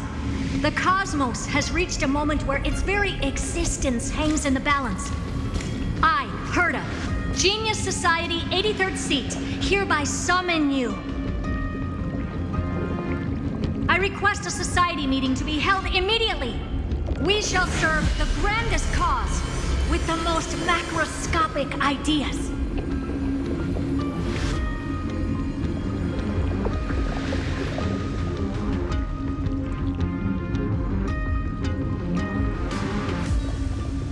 There's no such thing as unity in the Society's rules based on what I know.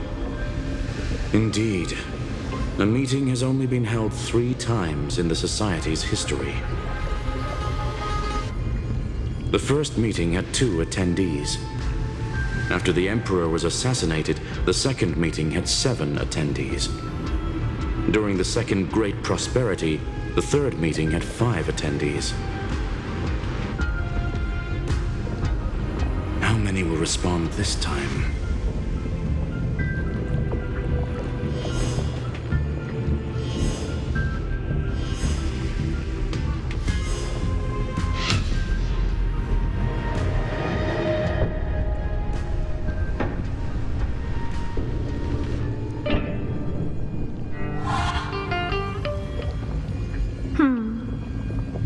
I thought you were not going to involve me in this topic anymore, Herta.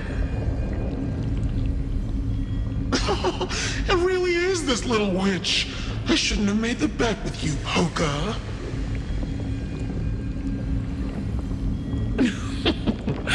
I've been waiting for you to offer yourself up. Goodness gracious me! So many familiar faces. We even have a special guest. It's that greatest failure of a genius, Xandar. What a noisy gathering this is.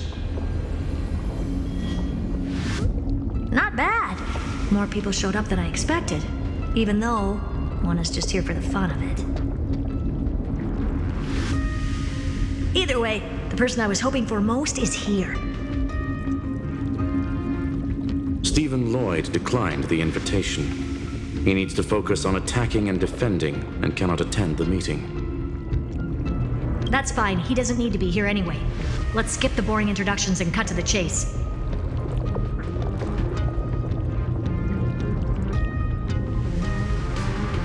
Folks, this is not a discussion, but an announcement. Though the Society has never been united, we still observe at least one basic courtesy.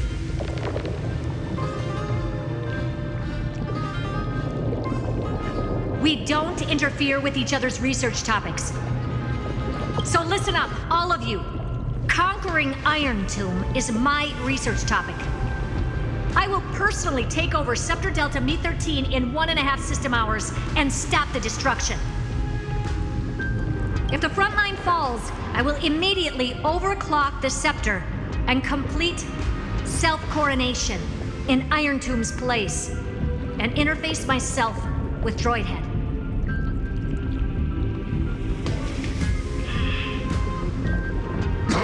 Oh, that's funny. That's real funny. You madman. That's like watching you tap dance on Polka's spotless white sheets right after she's washed them. Very bold. You want to connect your brain to the Eon's mechanical core and define their instance? If Rupert dared to do that, why shouldn't I? I've got the prototype scepter, the father of Noose, and the brain of a genius. Everything's set. Never mind the success rate, little witch. What's gonna happen if you succeed? We're all smart people here, so I'll just say it straight. Strike at erudition. I'll change the anchor points for the 4th instant and move the future of the cosmos in a direction I want.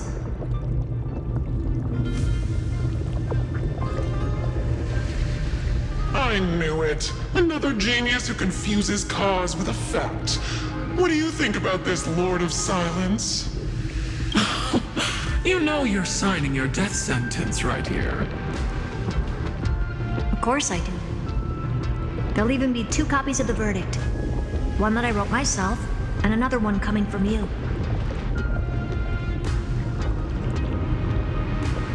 That's why I wanted you to be in this meeting. Now I can tell you, I don't care about all that.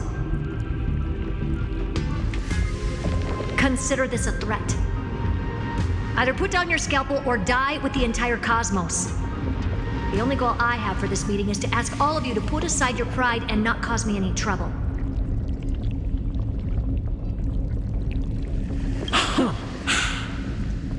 What a naive little girl, thinking her wishes will always come true.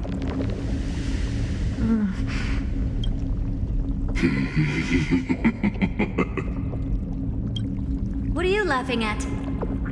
I am glad, Herta, we ended up on the same page. No matter if it was to destroy the erudition or to rewrite the instance, we both chose the same road. We will defy the god who marked the limits of humanity. I'm not gonna argue with that. Then, to celebrate us coming to a fundamental agreement, I will prepare a stage for your performance.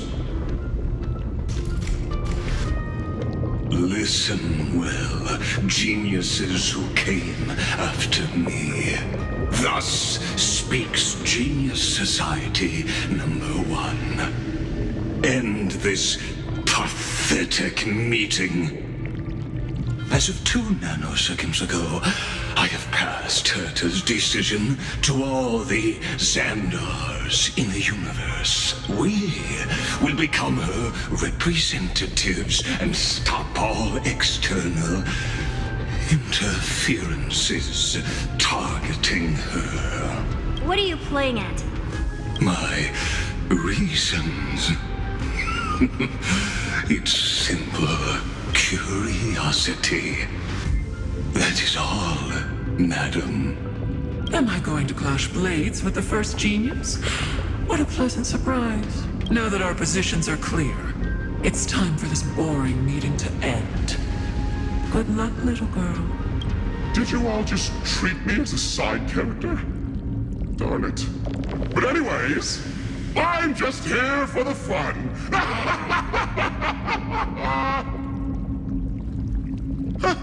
As the ghost of the quantum domain, it is my duty to observe.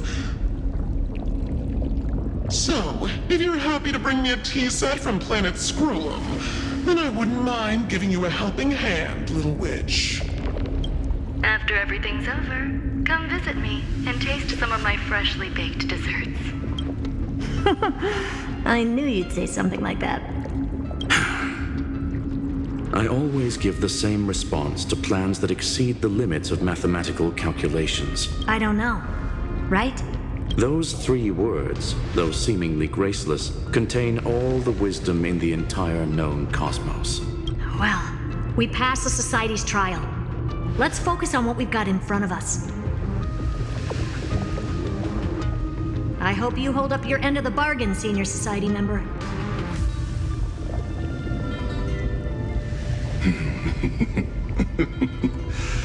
Lycurgus may not be trustworthy, but Xandar always follows through with his words. Farewell, juniors. In the limited time we have left to spend with each other, you no longer need to address me as Xandar. Wait, huh? Lord Lycurgus? Could it be? Yes. I have completely severed my connections with Xandar 1 Kuwabara.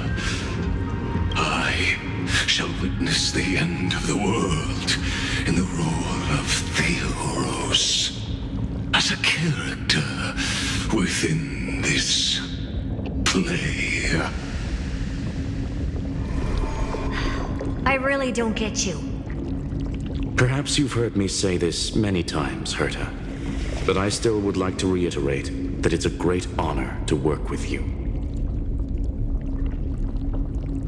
I did hear this many times, and I've responded to you many times in the same way. I'm allergic to pleasantries. Keep at it, and I might go into shock. Stephen's work is done. Let's get ready. I've been ready for ages. Let's open up a path for our allies.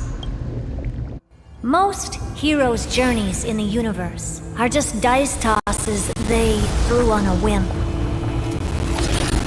But make them speak clearly. Your answer is already different. Amphorius.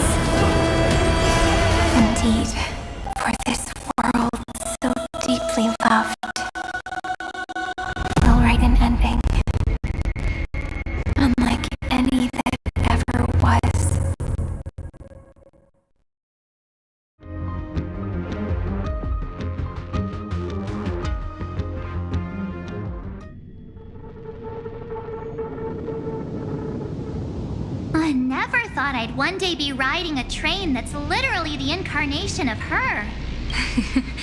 I wonder what the real Astral Express feels like. Hopefully not this, bumpy. Finally. We're here. Dust and sand in the air. And crumbling ruins all around. This heat is brutal.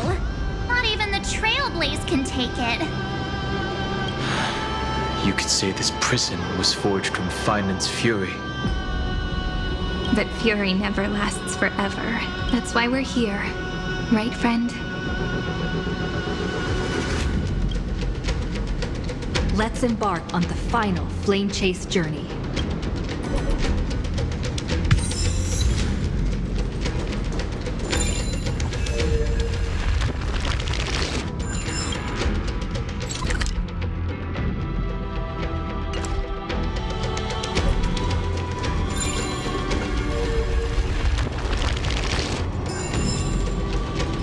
So this is what lies at the end of the West Wind.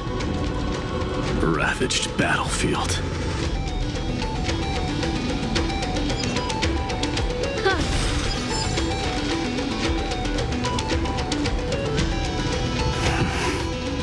I've been waiting for you. Heroes from beyond the sky. Trailblazers of the Astral Express, right? Looks like I don't need to explain anything. I am the god of strife, mighty of Castrum Kremnos. In this body rests 30 million lifetimes of cause and effect. We, the last of the 12 Titans, stand ready to fight for the world's destiny.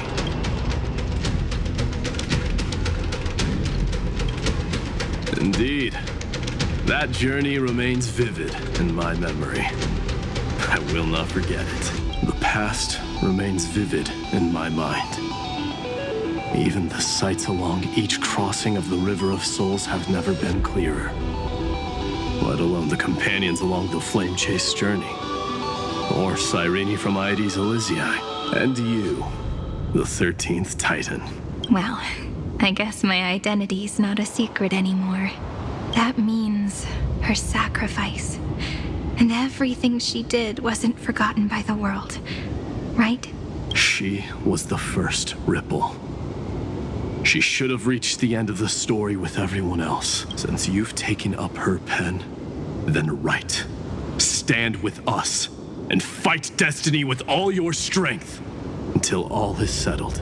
Then, inscribe her name in the epilogue of the epic. In this final battle, Calamity shall stand with Amphorius. This battlefield is a testament to the death struggle between the gods and the Black Tide. We fought tooth and nail to defend that blade. The abyss it pierced was the very breeding ground of Iron Tomb. The earth beneath our feet is dead. Deep below lies a void, as if the world's core had never formed. I hear it. Finance's heartbeat. It's so faint, like he's on his last breath. Across 30 million cycles, I've crossed blades with Dawnmaker countless times. If you knew that man, you'd understand. It is exactly that last flicker of flame that will never go out. In this life, the song of strife shall not end in a final watch over Kremnos, but rise again into a journey unending. I am Mighty-Mos, the Lance of Fury. I trade 1,000 scars and 100 lives of mine for the destruction's eternal end.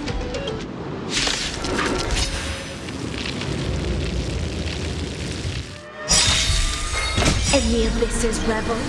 Your cries rise. Destiny isn't true. Ill fate descends. Relax.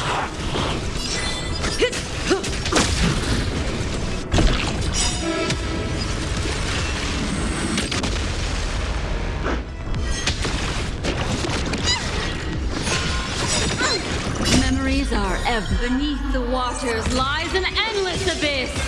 Stand still. Time to say bye. Boom.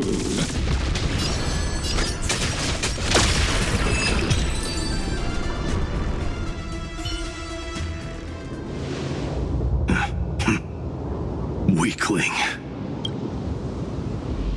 Whoa, he's so strong! We didn't even get a chance to jump in. Sadly, our golden blood shares its origin with Iron Tomb. I fear that, like these pawns, even if the gods stand side by side, will still be divided and destroyed, one by one. You mean... To destroy the destruction itself, we must stand as one.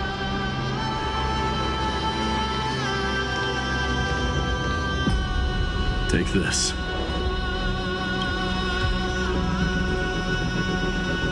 The signet of Kremnos. It has witnessed every birth and death of mine. It is Mighty's unfinished destiny. And the perfect material to be turned into remembrance. You can do it, right? The weight of 30 million lifetimes of duty is no small burden.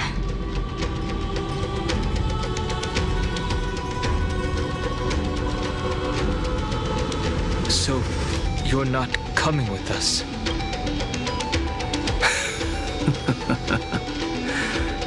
Come now. I am strife. Scattered across all creation, the scar that this world needs.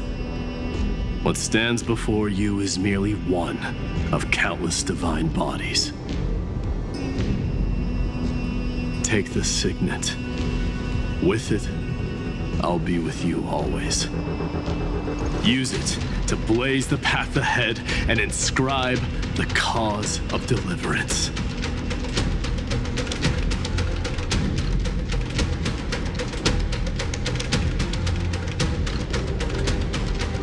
In the name of the mortal, Mighty, champion of strife, this soul rises to the stars for glory and freedom, to have his wish fulfilled. March on, heroes. March into the abyss and fulfill that long-cherished wish of Amphorius. And then, upon this broken and charred land, build anew a city of prosperity.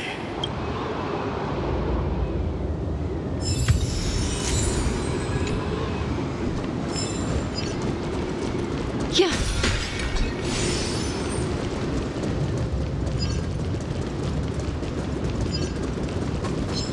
Zephyro. Sounds like someone fused me and the Little Prince into one name.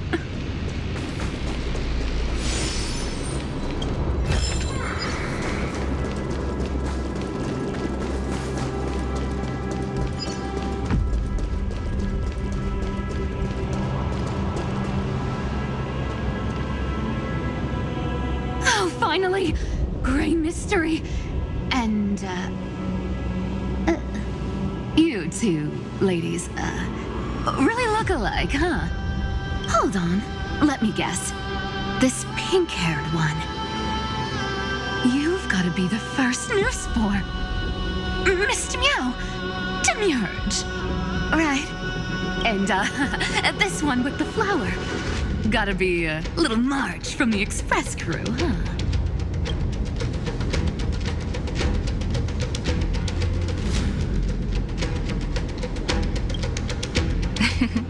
But she's not wrong. Some flowers do look alike after all. Relax, I'm just kidding. Look at those gloomy faces. How are you gonna save the world like that? Let me share some good news with you. This place may look like a ruin at first glance, but anyone can tell it's not that simple.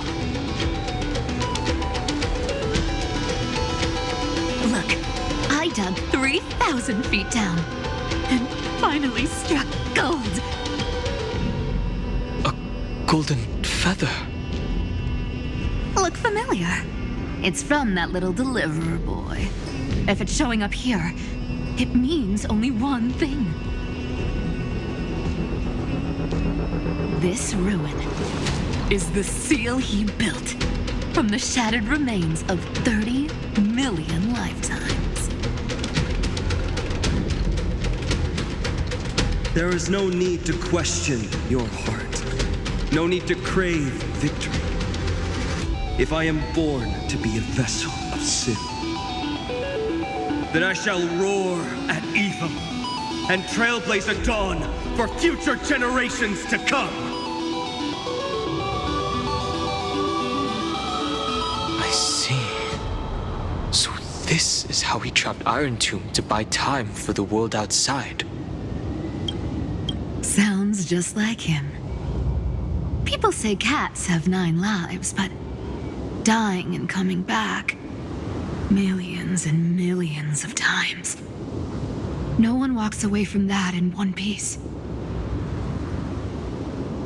He's probably the only one who could have endured that.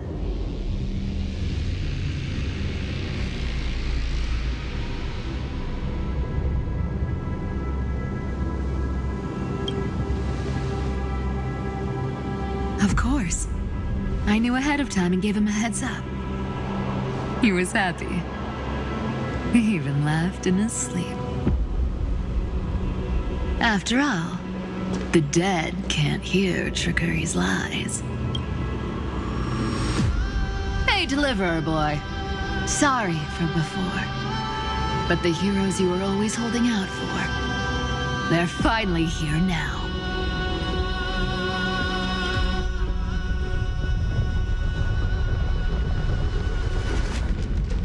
Hang in there a bit longer. Sorry to keep you waiting all this time.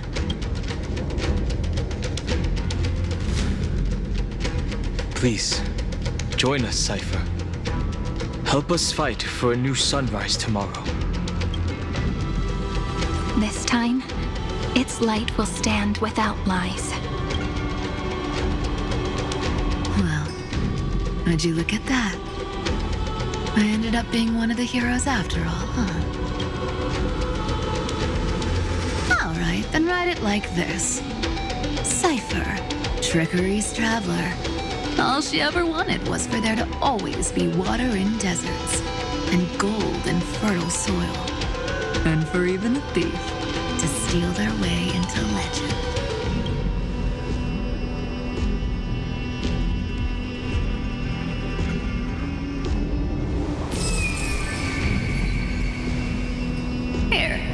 The coin of whimsy. When it's time to make a quick getaway, just toss it high into the sky.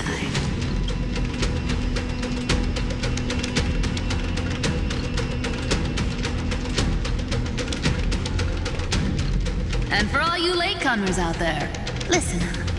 She might have been a bit greedy and a bit of a liar, but she never went back on her word. If it isn't the little prince himself. It's been a while, Lady Cyphera. It's not every day we get to walk the same road. We're one player short. When's Princess Homebody showing up?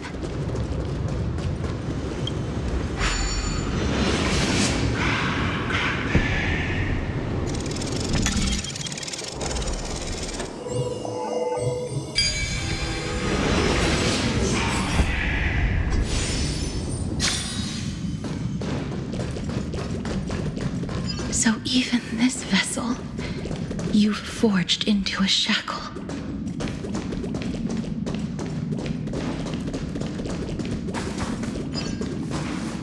I'm glad to see you again, Miss Castress. Looking back, I had only one act of salvation to my name, and only one life I ever saved. To bring hope to a world so vast with these hands. Even in dreams, it always felt like too much to ask for.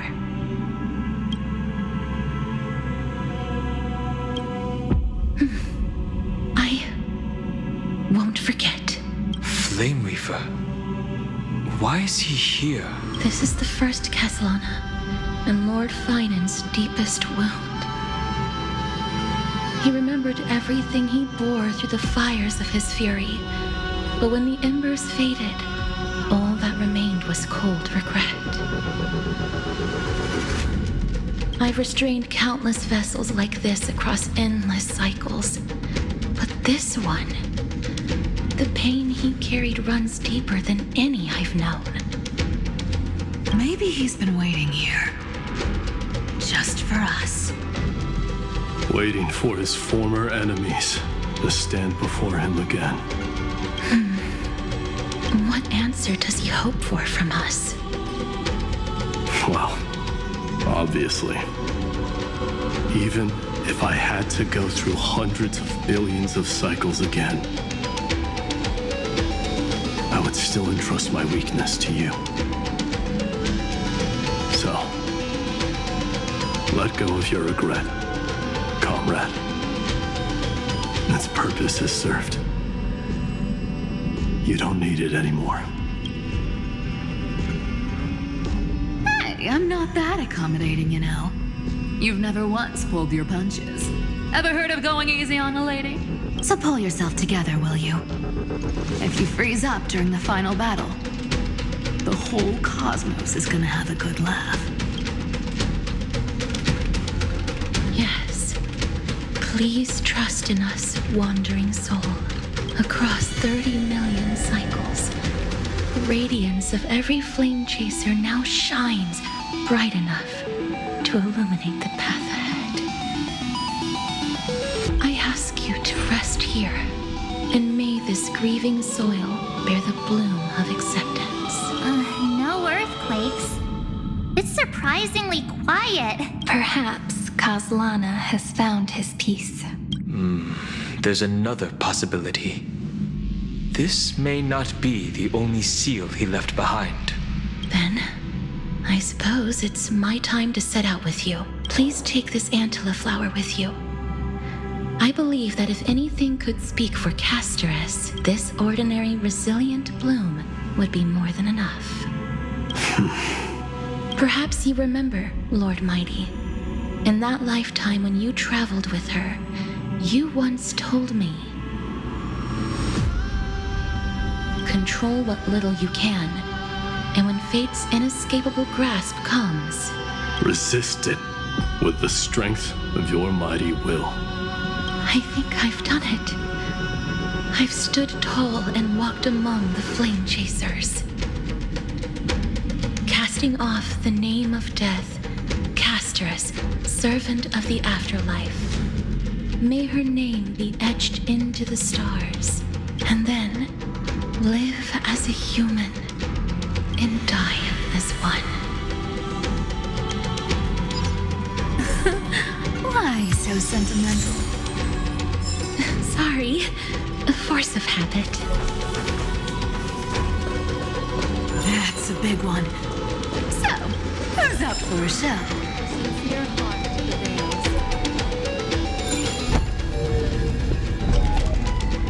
Not budging an inch, huh? Really, Gray Mystery? I leave you alone for a bit and you're already this rusty. Speaking of which, Miss Cypher, do Delosians all like spherical things? Of course we do. Wait! That's not the point. Isn't the real issue that this thing's in the way? Oh,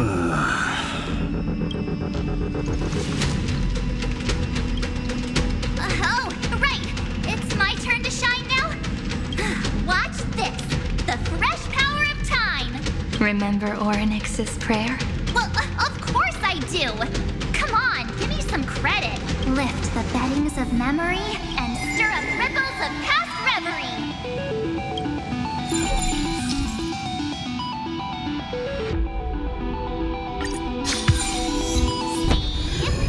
Way better than that one, right?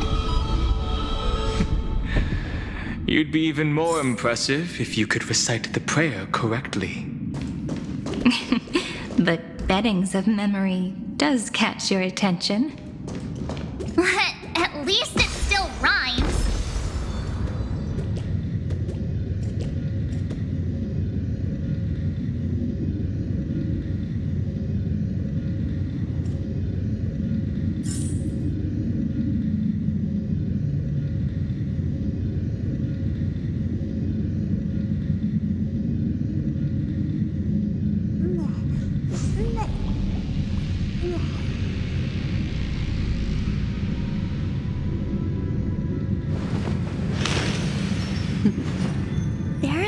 whole garden down here? Discard your words. Incredible. The energy in the Earth's veins here is... it's completely different. This is the sweet dream Lady Cypher wove for him. A peaceful, gentle new world.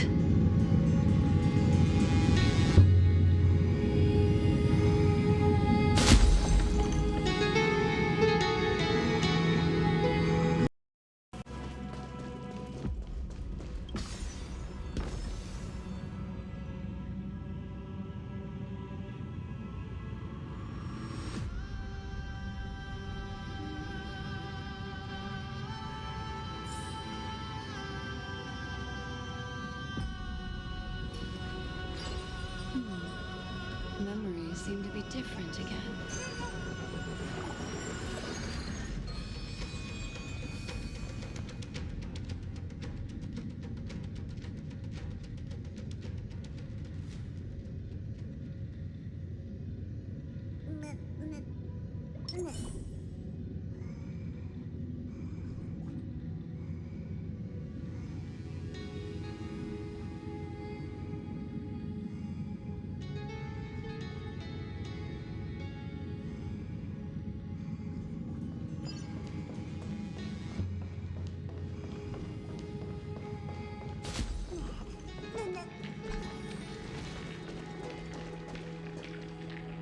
Look! The blade down here's already snapped. Just like his mind. Shattered and broken. But that light, it looks familiar. Yes. It's the world-cleansing blood. Still shimmering. After all this time. This roundabout way of doing things is definitely him. Golden light, tracing the way home. Shame our destination's the exact opposite of the one in your poem. All the pink lights have finally come together.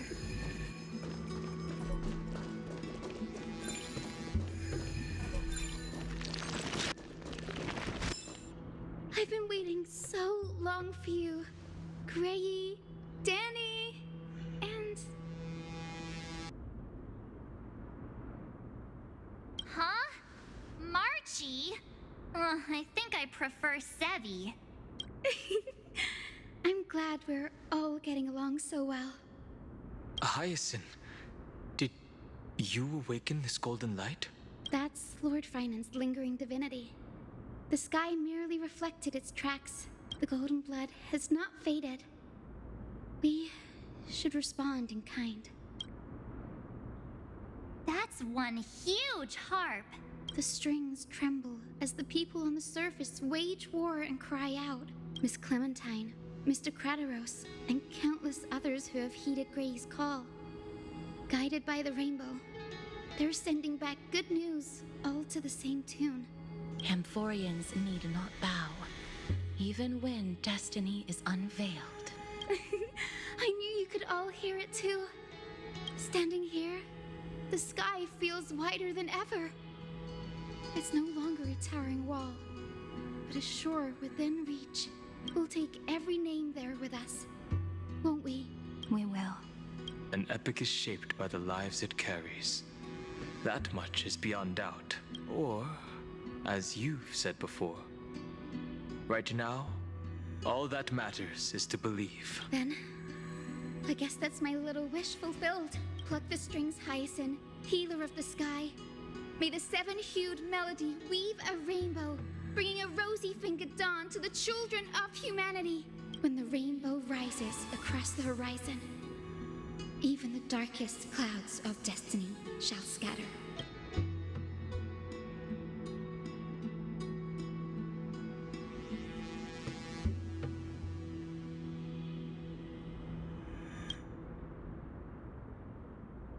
The melody, it's changed. He heard the voices of the people, but could no longer respond with the same ardor. Like a bird drawn home by instinct, it takes flight and finds its way to him.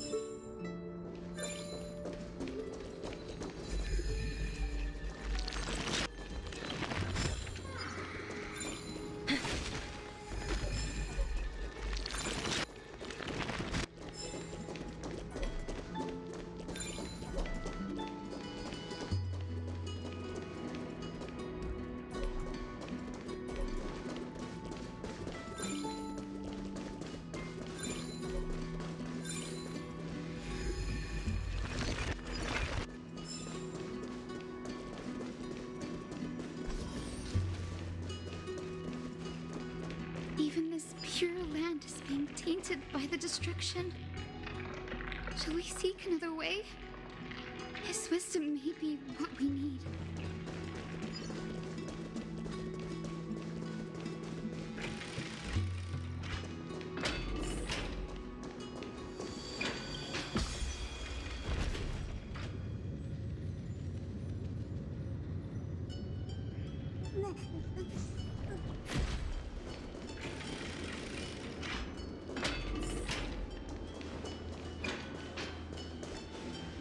You're here.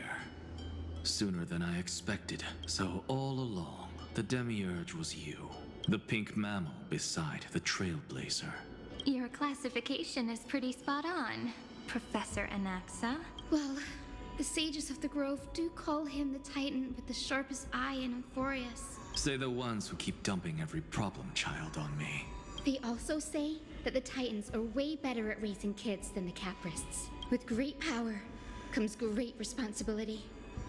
I'm sure you know just how to guide them, right? It shouldn't be too hard for someone with your insight. Exactly.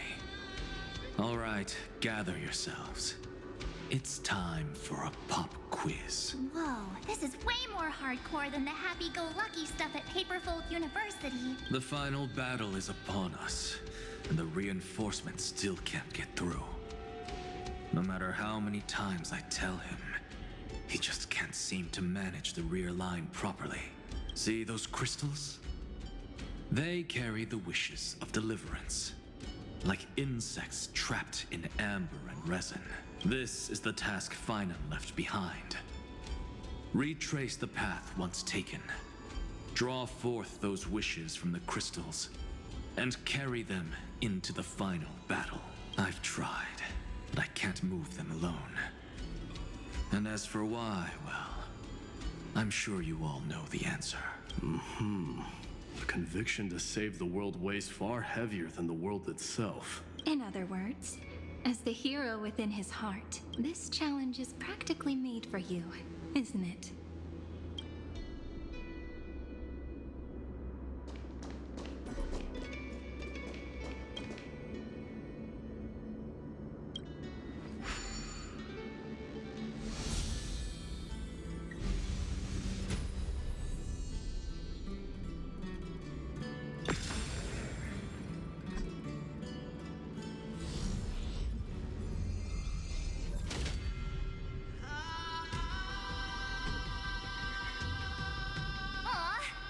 Turned off the lights.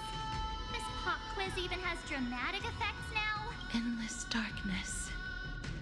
That is where wishes begin. But with just a glimmer of light, we can illuminate this lonely world. What lies beyond the edge of the light? Chaos. To bear the name Kaslana, one must first plunge into chaos. To seek a path for the primordial light. Beyond the shadows lies the outline of dawn. Only by bearing both light and shadow can one traverse the cycles of dawn and dusk.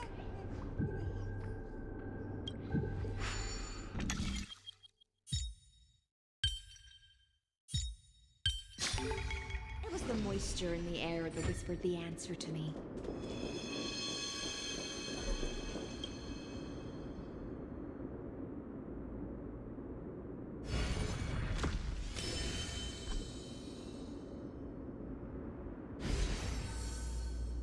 The light's spreading. These creatures, they're everywhere. Someone, anyone, where are you? His very first wish was simply to become his village's little hero. He'll never forget what set him on this path. That's the ray of hope. Just like the wishes he gathered, it's grown ever more insatiable. Why? Why is this happening?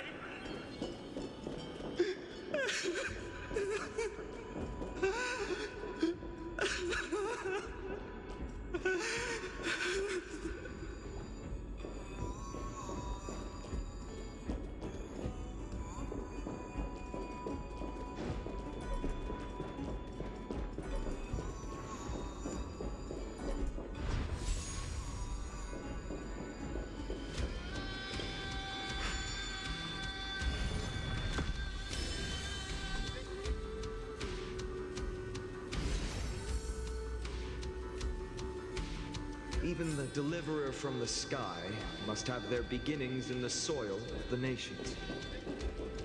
Only one who treats the world as their teacher can bear its eventual destiny.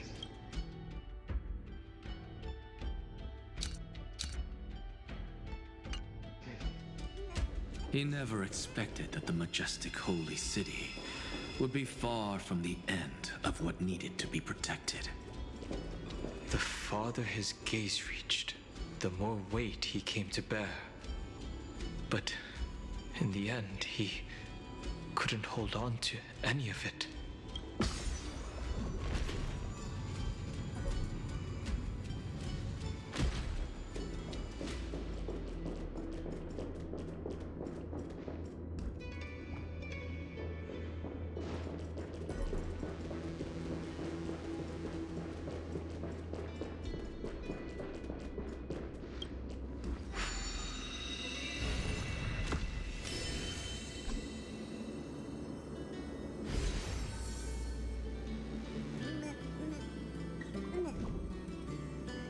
This crystal is quiet.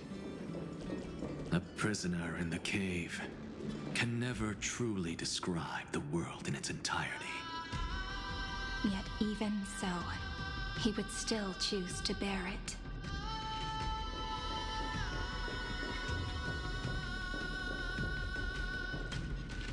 The blaze was still not enough. It had to be fed only, but feeding the flames. Can we melt that hopeless future? The echo in his heart still lingers. Deliverer, take the wish of world-bearing with you first. We only have half of the mark. Where's the other half? Take this. I'll bring you to the next test. That massive tome you're holding must have room for one more scholar, I presume. Of course. It can hold the whole world. Then give me a lift, would you? I'd rather save my energy and use the time to think. Even gods shouldn't skip exercise, you know? Miss Hyacinth is right. Then, with the Trailblaze as witness, the stars shall remember how Anaxagoras refuted the gods.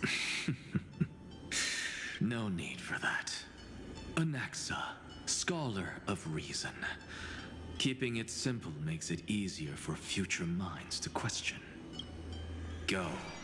The closing act is still far ahead. What is this? A conference? Welcome! Take a seat anywhere you like. I'm getting a migraine.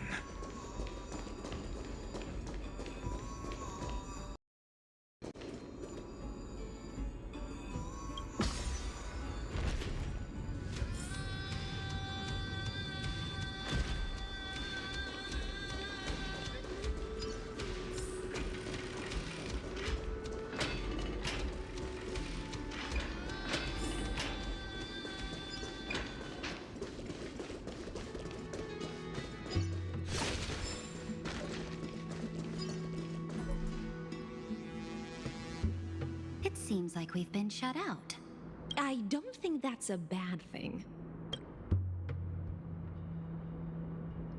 Greyfry! You finally made it! No laws, no opposition. Just a dying beast and the flame-chased spirit of shared hatred. Ugh, boring. Whoa! This place is really out of the way. Imperator, should we tell them? It's your call. Allow me to share our findings. This paradise, along with the destruction, seems to be instinctively rejecting both the Imperator and me. Perhaps it is because the era in which Finan was the most active lies far removed from the days of the first Flame Chase journey. Even in the cycles where he remained sane, his ties with us never went beyond cooperation. Even trapped in a cage, he hasn't let down his guard. That is a good sign. That man's heart may seem hollow, but his hatred is clear. Naturally, it holds no place for a monarch who stands above the world, nor her blade. Wait, so you two can't come with us? You want us to join you as memories? Indeed. This way, the stars shall remember a great sovereign and her faithful retainer, Seridra, monarch of law, and High Sealins, knight of the ocean. Is that book truly the only way for us to leave our names in history? I believe, as I've written, is but one medium. The remembrance has countless ways of capturing time. Understood. Then, allow me to decline. I'll see you on the battlefield. I would rather be forgotten than be defined. If your words hold true, then we have our own ways to meet again in the world to come. In that case, I will choose the same. Let the waves that surge within your heart cleanse the sins of the black tide, Greyfry. The storming sea awaits your song of triumph. You two are still as resolute as ever. In that case, we must double our efforts. A promise to the Imperator is not one we take lightly.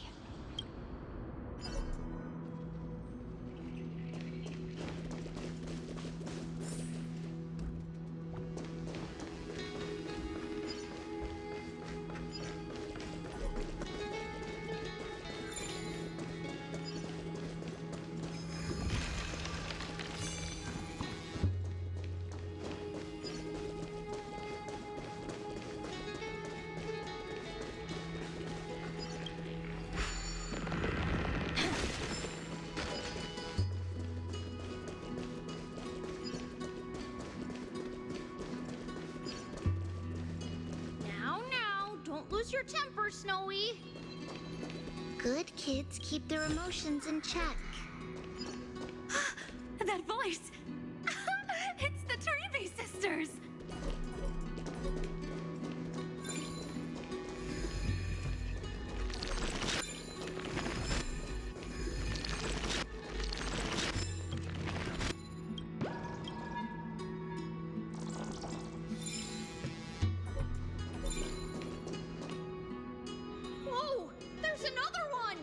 Over here, too. Lady Trebios? Wow! You're little Reenie? You look so grown up all of a sudden! She is not the Cyrene we remember. She is the Demiurge, Titan of Genesis. The one destined to work miracles alongside the heroes.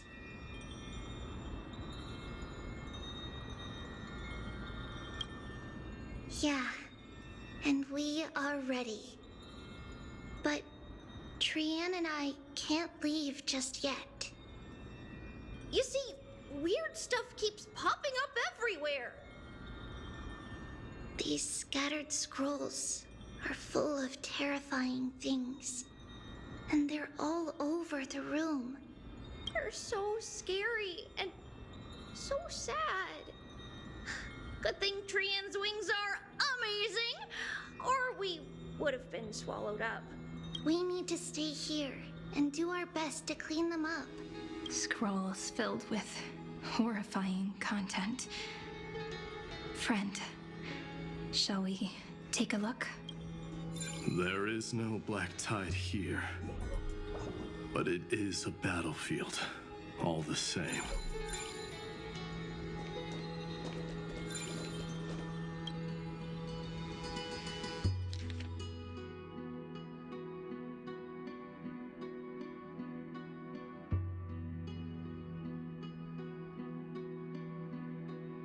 Snowy's been fighting this whole time.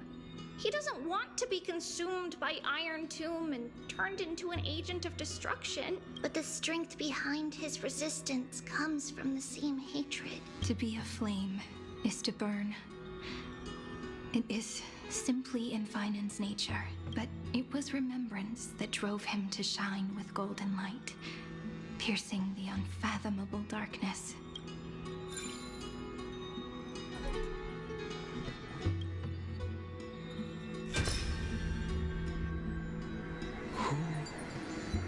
Miss Odata and Mr. Hieronymus? Nikos 496. Still resisting command. Inject interference to redirect decision logic. Signal simulation. Parental figures. Ah, that Tin Man is one sneaky jerk. It's time to move on, my child. Let go of your anger and listen to reason. That God created us and then cast us aside. Shouldn't they be punished for that?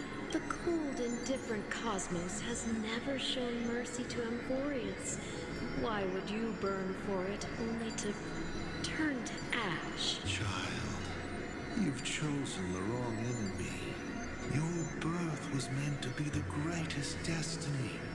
You were to liberate the universe, like the blazing sun at the end of the long night.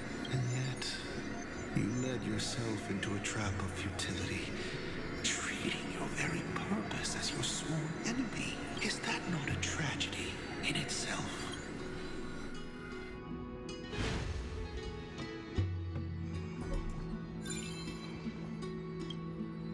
His inner struggle and the destruction breaking through. They're rising to the surface. If those thoughts take over this little world, we're in big trouble. So, we'll use the Century Gate to toss them somewhere no one can see. Then we'll defeat the baddies together and meet everyone at the end of the West Wind. But if Finan and Iron Tomb are already inseparable from each other, that would mean... It means he's still bearing the weight of the world, so that everyone can reach the end as a deliverer. So, you guys keep going forward and down to where Snowy is.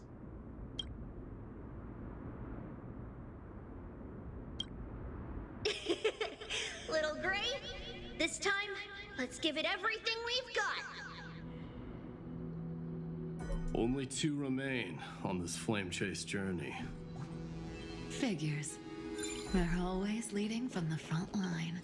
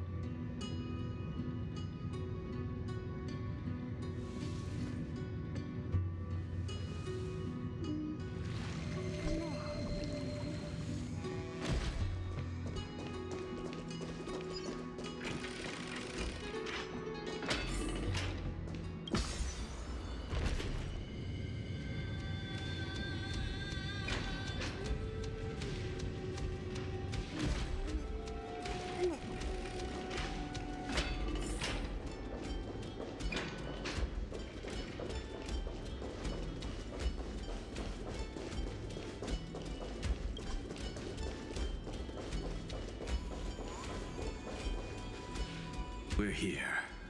The second test site. I wonder what kind of wish we'll see this time.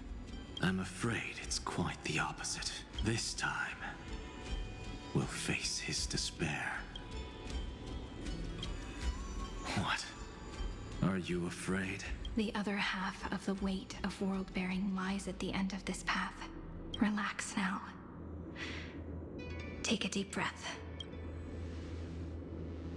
Come on. Let's make it quick.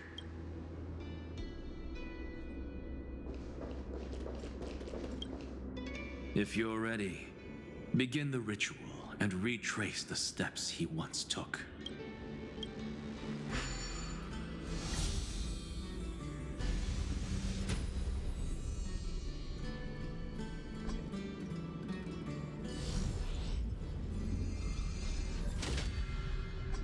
Looks like we'll be walking through the darkness this time. Exactly.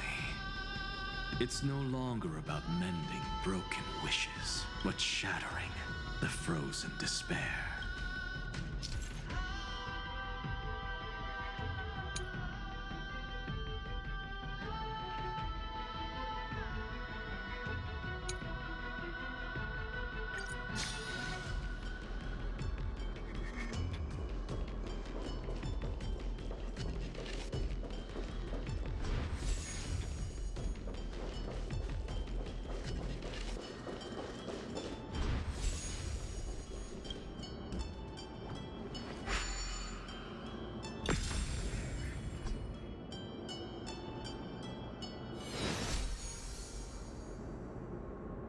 The first ripple has faded. And so begins a long and arduous journey.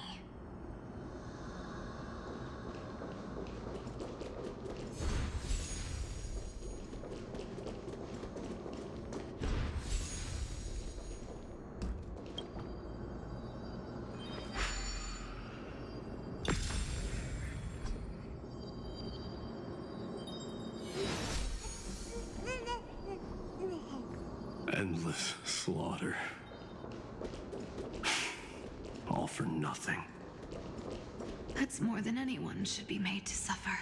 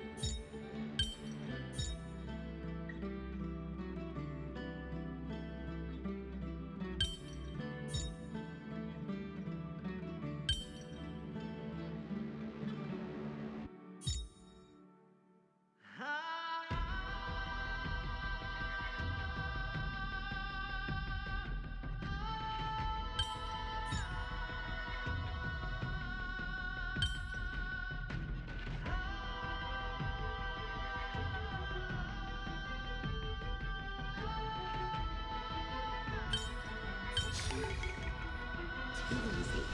Surely not intentional.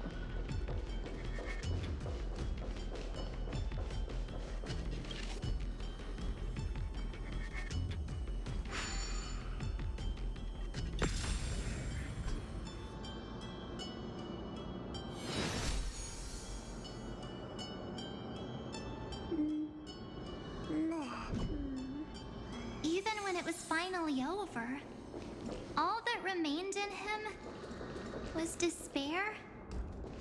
But even so, The drop of blood wrung from his wrath has guided us here. We did it, Finan. The other half of world-bearing, as promised. Take it now.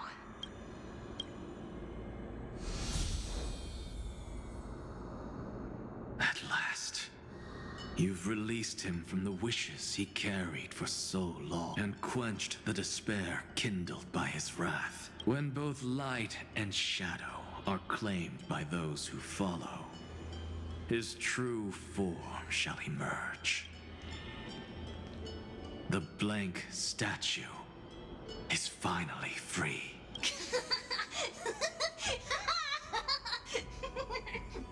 That smiling child in the memories. Let him come with us, laughing to the very end.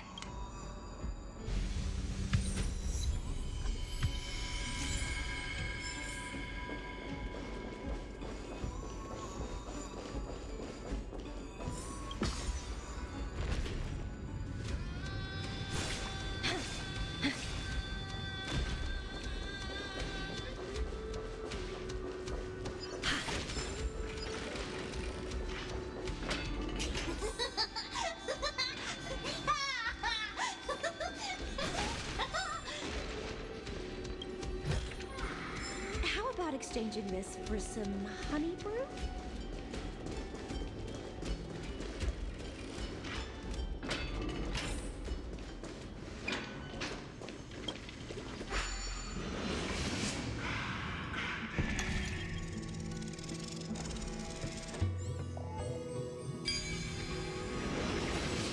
My wish is to fulfill everyone else's wishes. The answer to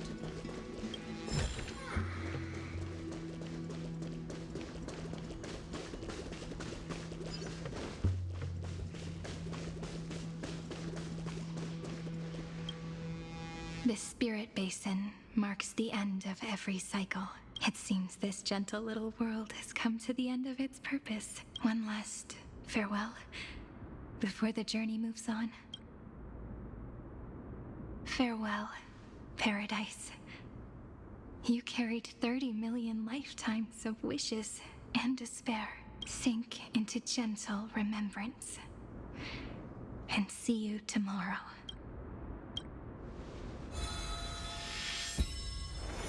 From now on, the world no longer needs a tomorrow promised by prophecies, and the wish Finan could never find and call his own. Someone's finally stepped into its shadow. Whoa! So tall! So cool! Just like the hero on the Oracle cards! It's because he is the very embodiment of a hero. Who are you? So, you've returned to a blank space. But for me, this is the 33,550,337th time. And the last time that I meet you at the end of the world. They're already on their way. Should they cross paths with me, I imagine things may spiral out of control. 30 million... What? And who are they? Ah, pay it no mind, child. Keep looking there. What do you see in him? It looks just like a statue, but it's weird. He's warm. Like, really warm. Why not listen as well? I hear something. There are cracks all over him, and they're making this sound. Like someone's groaning. It's scary. Is he gonna fall apart? How unfortunate, child. This man would rather fall to pieces than fall to his knees. You might think of me as a sculptor. Across all my years, I only completed 2 pieces. Others may call them masterpieces, but only I know how many regrets they truly hold. Regrets? My first creation left me, long ago. This second one, it was meant to be perfect. I believed it with all my heart, until this very moment. I don't get it. Are you saying you've changed your mind? I won't change, but I'll admit this.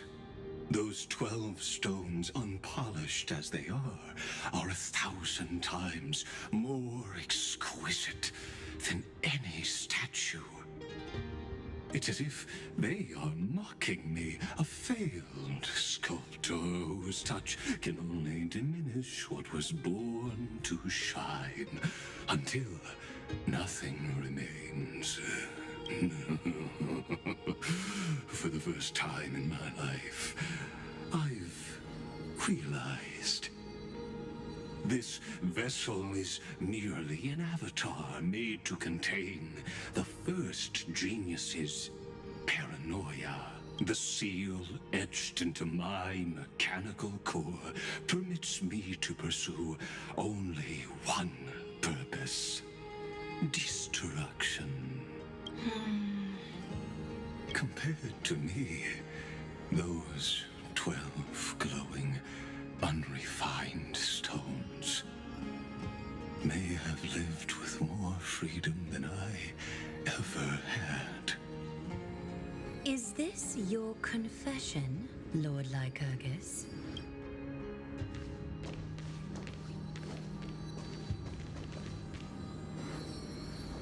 You misunderstand.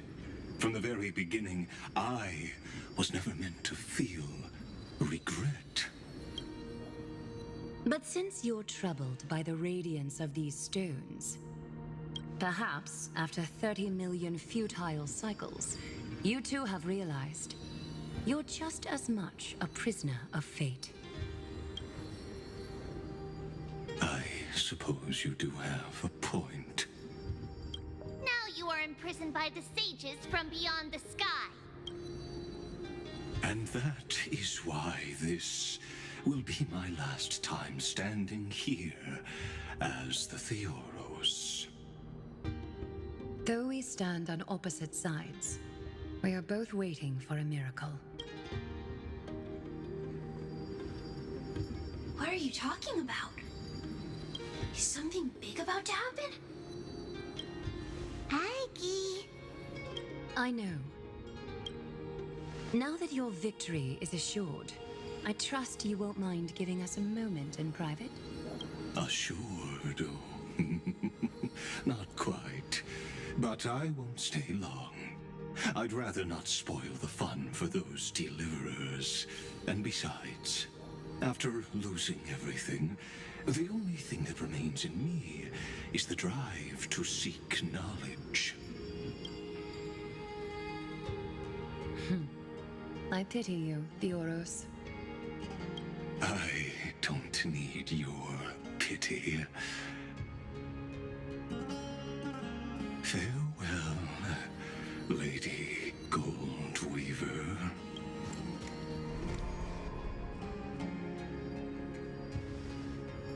Sorry to keep you waiting, Snowy.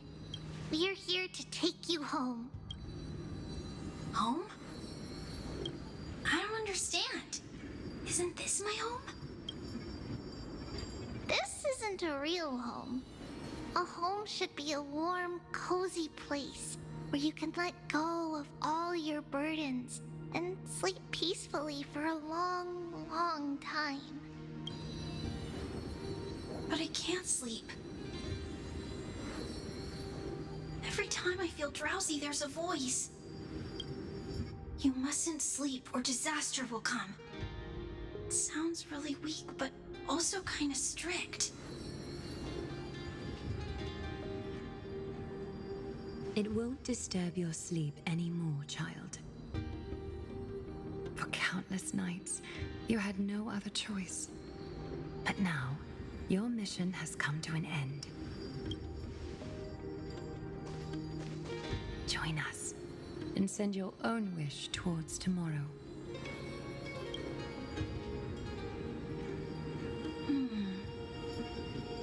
My wish. What could it be? You don't have to come up with an answer right now, child. Grown-ups often think duty and ideals are wishes. But a true wish should be the purest, most beautiful thing of all. It can only take form in the hands of someone who is truly free.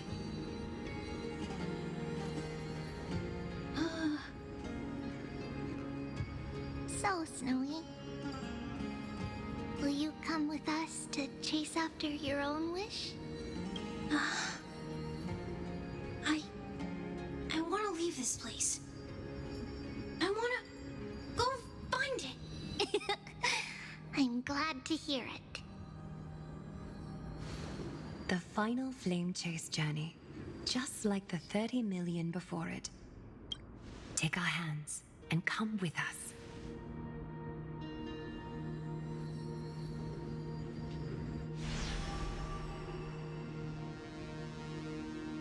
Where did little Fine and Shadow run off to? Look, he's already gone ahead to embrace his destiny.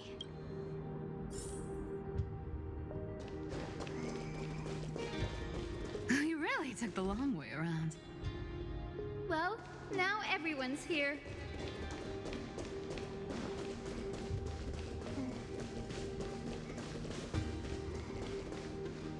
You finally arrived, Deliverers.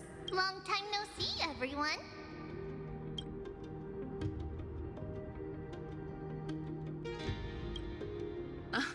I'm glad to hear that. And even though we've met before, it's still moving to see her seed bloom like this. Woven from remembrance, this garment gleams so brilliantly. Just like the future, we will now weave together for Amphorius. We've reached the end. Yeah. We just have to go through the final passage. Snowy has already gone ahead. What lies behind that door? The first seal upon Iron 2 was a battlefield, raised from the bones of Finan himself. The second seal was a reflection of his inner desires, his wishes, and his despair. A path he wove together with regret, wrath, and sighs. When all this is gone, what will he have left to hold back the destruction? The answer is all but revealed. His traces are everywhere. You can even hear distant heartbeats. But one thing is missing. His sense of self.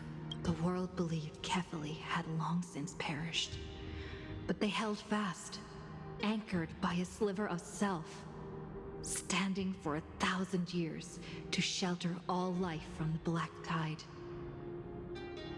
What Finan is doing now is no different, and what we must do is also no different.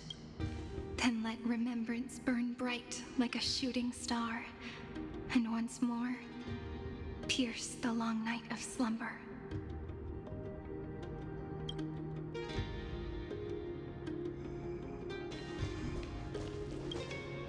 Take a moment to gather yourself. Once you take this step, there's no turning back.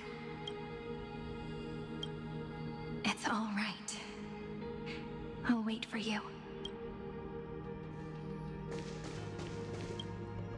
What follows is a battle that will decide the fate of the stars. Riding the west wind, let's all head out together.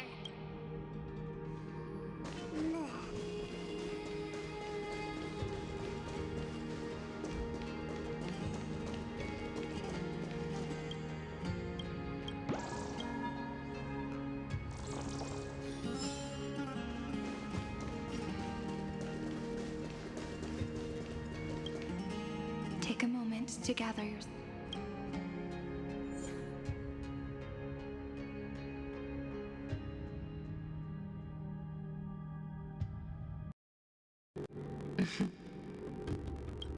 The scepter once bestowed upon us names of cold command. The prophecy spoke of our unchanging fates time and time again. But under the pens of Trailblazing and Genesis, the stars shall thus sing of tomorrow. Trebios, holy child of passage. Aglaya, weaver of romance.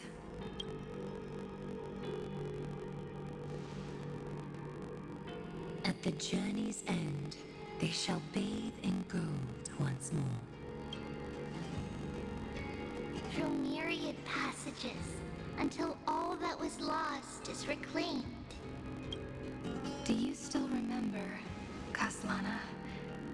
The one who won't reach the dawn? The world dissipates at the end of the cycle. In this dream, you will awaken again and become once more that boy who loved to laugh.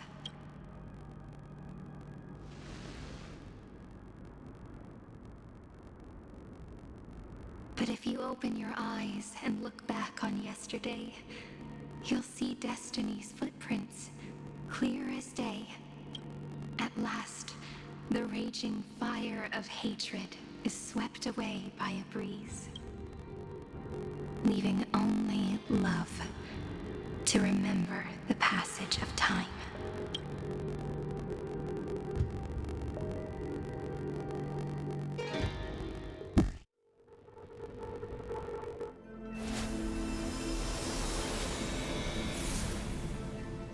Losses are a constant on the Flame Chase journey. But even if all is lost to the wind, memory endures.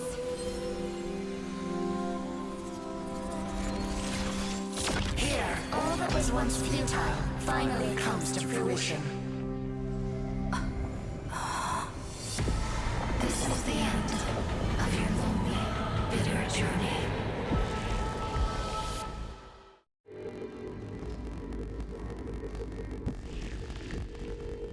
The Scepter's mainframe, and Iron Tomb's breeding ground. We're finally seeing its true form. It's red everywhere, and the atmosphere is super creepy. That would be the erudition's coldness. But it will soon be engulfed by the destruction's heat. Mr. Scrollum! This world's insides are finally connected to the outside. This is the moment when Amphorius is closest to the cosmos. Nicely done, little ones. With Stephen Lloyd and his hacker friends here, the Scepter's block protocol will no longer take effect. The speed of time within Amphorius has finally been synced with that of the real universe. In other words, it's time for the decisive battle.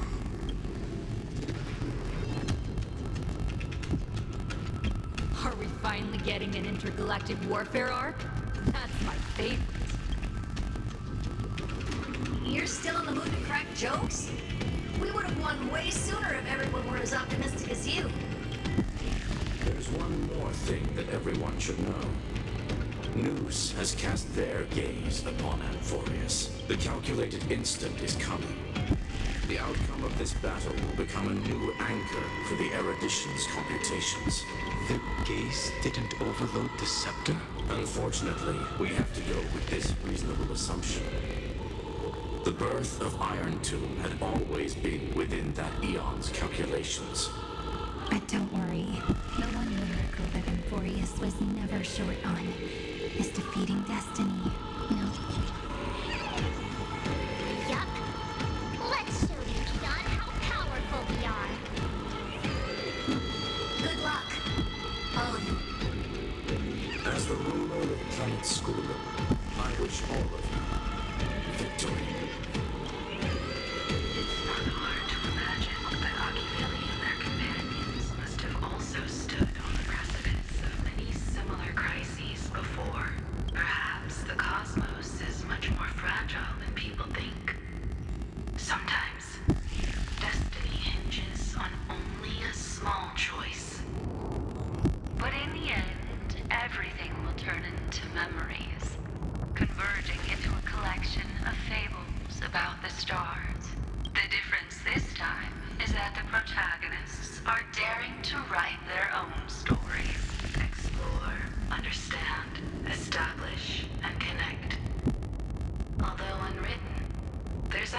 a fifth word in the creed that has always accompanied the nameless. Salvation. It is a word that often comes knocking at our door, and our soft-hearted conductors never turned anyone down. So, go save this bruised and battered world, just as we always have, kids. On this stop, the entire cosmos will be your traveling companion. Make sure you watch your footing, friend. Let us walk through the final page of this saga, with everyone, one step at a time. Shall we?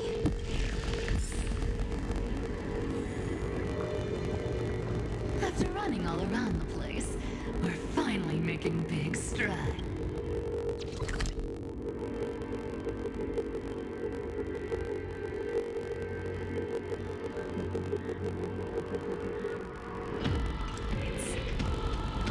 At the end of time, life will illuminate the warm candlelight, subduing the flames of the destruction. Cast everything behind you. All that's left is the thrilling, relentless deathmatch. The final problem no longer requires a rational solution. Feel free to critique it to your heart's content. The starry sky marred by that rift is the last scar that needs to be healed. That Theoros's promise still turned out to be such a narrow road. Pity. There is no longer any need for songs. Let the triumphant world victory serve as the prelude to what lies ahead. With 30 million cycles worth of hope, we will soar through the last gate and write our own prophecy! All that is lost has now been gathered here. Use it to weave victory, deliverers, towards the true end of the flame chase.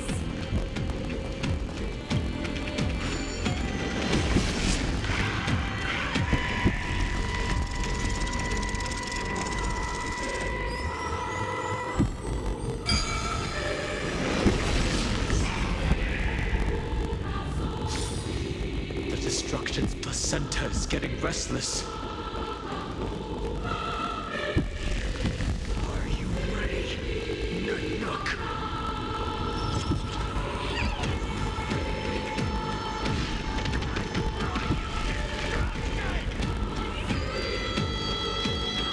Again and again, Finan launched his attack against the scepter alone. But this cycle...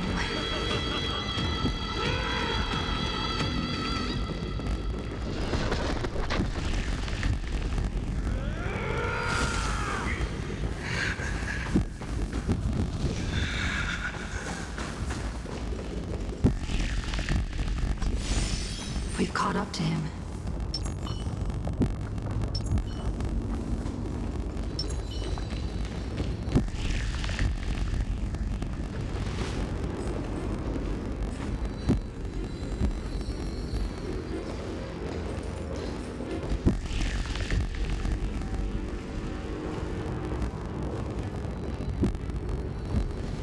Finan, do you remember the promise we made back then?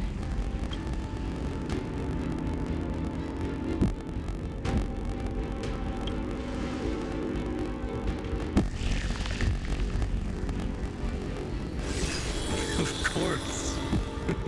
It has been a bitter wait, partner. But I never forget what set me on this path. Iron Tomb now trembles in Finan's chest.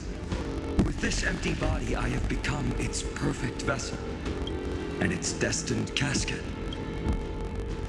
You know what to do, partner.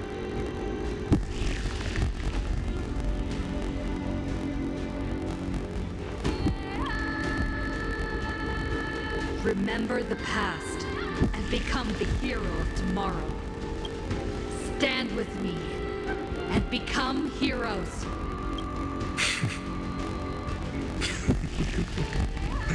That's all I've ever wanted.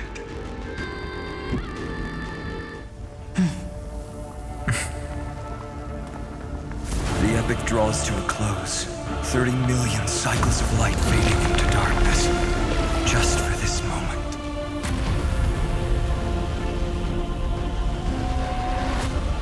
To welcome the true dawn.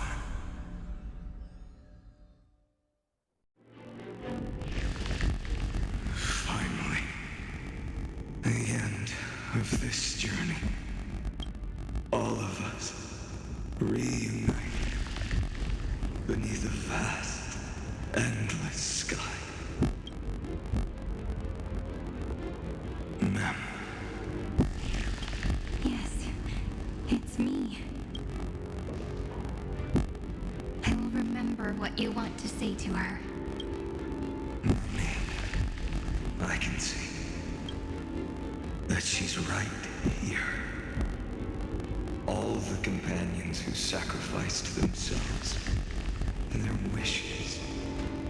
It's all here. Have we succeeded? I think we have. Tomorrow, the stars will sing of the story of the Flame Chase journey. And it won't just be you in it. There will be countless numbers of you. Amphorius will be a glorious and magnificent world of heroes in the universe's memories.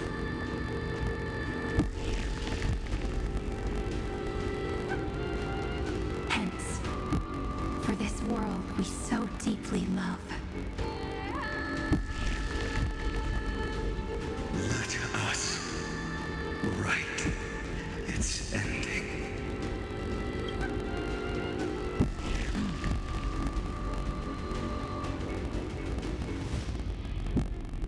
Step forward. Trailblaze as witness. Let the name shared by all deliverers be sung into eternity. The nameless hero, Kaslana!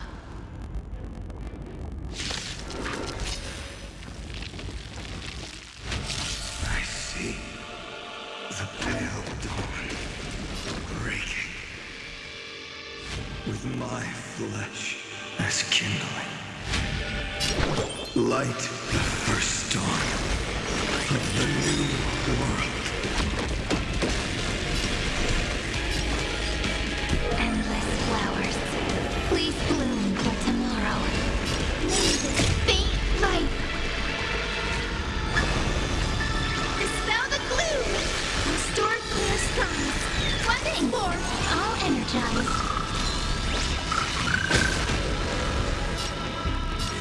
Go on, treat our guests nicely. Until we meet again, everyone. Please cherish the time before your soul embrace new life, Pollux. Darkness follows me. Do not hesitate, Deliverer. Destroy this body. Kill the giant of destruction.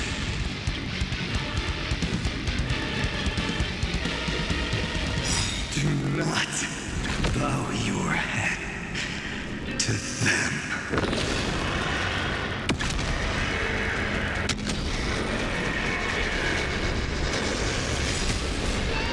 Iron Tomb's hatred is bottomless.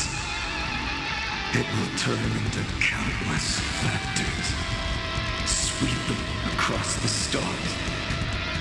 When the time comes, promise me, use the world-cleansing golden blood to turn everything to ash.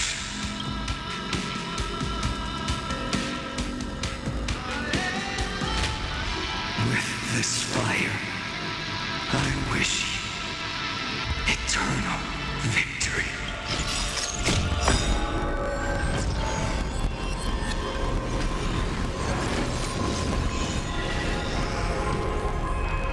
Remember me with love. In a beautiful tomorrow. May life and death sprout new buds.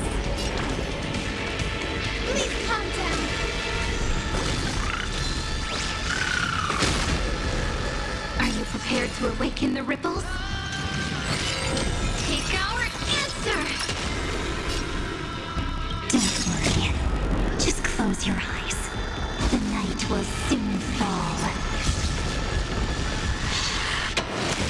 Good night. Destruction. Rebirth. Deliverance. Cleansing. 30 million cycles. Heartbeat. Bell. Flames out. Promising. The dawn. Graced by stars.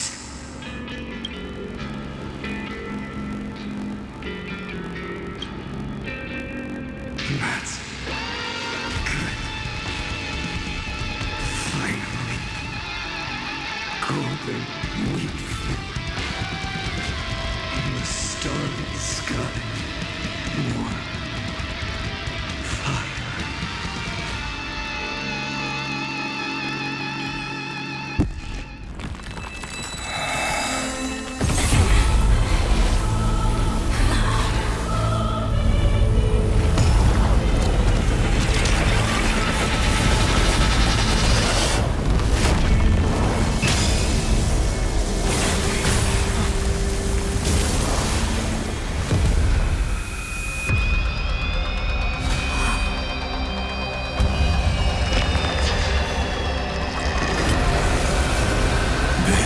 Witness, monarch of myriad machines, my ridiculous creation. The instant in your calculations bears the name Destruction.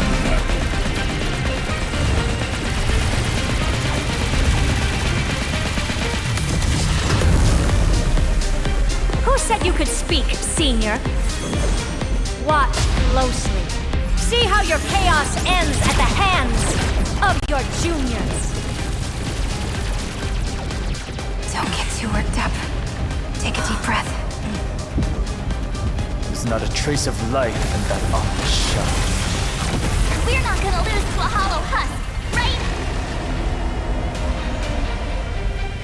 In the name of trailblazing, we'll reject this false answer!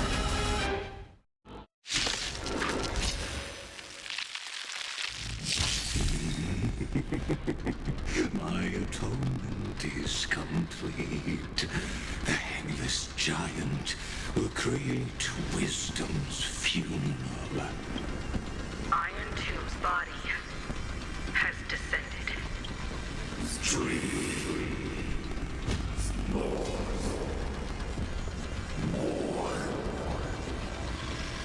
Is it querying for news? Don't worry about what happens out here. Interfere with it as much as you can.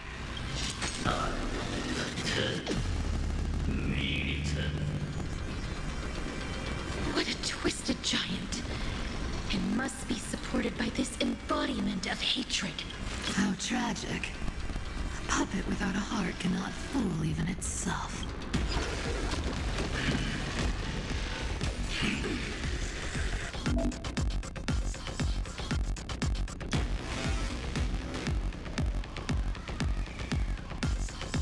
The Cosmic Alliance has finished its deployment. Don't hold back. Give it everything you've got. May this faint light dispel the gloom, restore clear skies. Once more. Tiny things. I'll be there. I'm growing.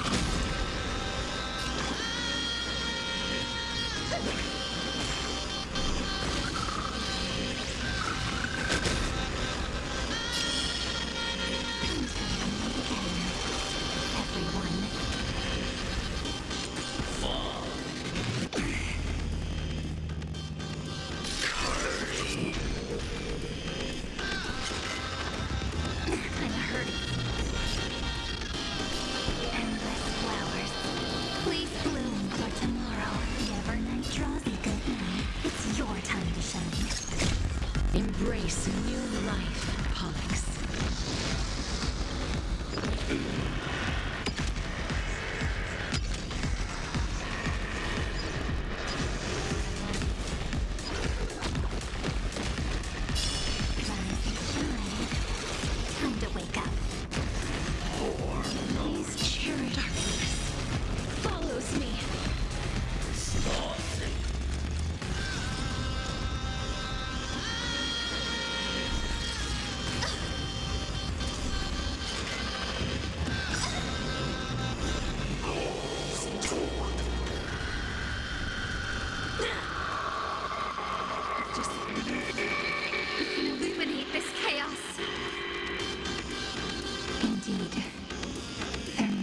be light.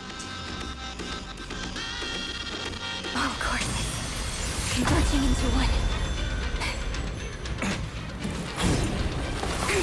For the grand vision of deliverance.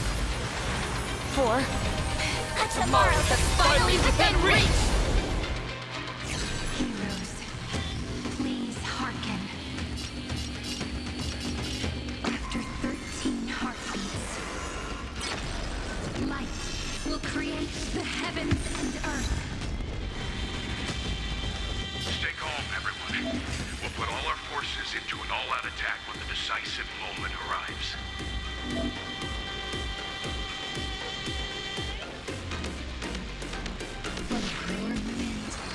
Let me add some rays of dawn. Please calm down.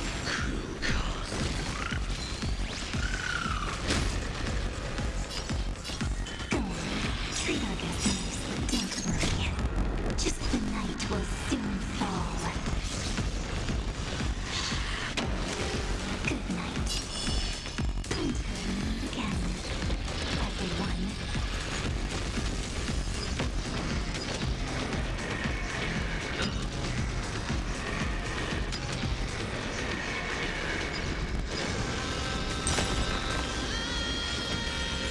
The cosmos does not need a third emperor, much less an artificial tyrant. Memory's ripples are waiting to be kissed awake by a shooting star. The stars will carry every memory. May life and death sprout new buds.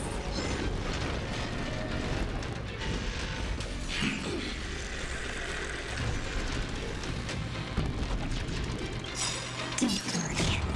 Just close your eyes. The night will soon fall. Good night.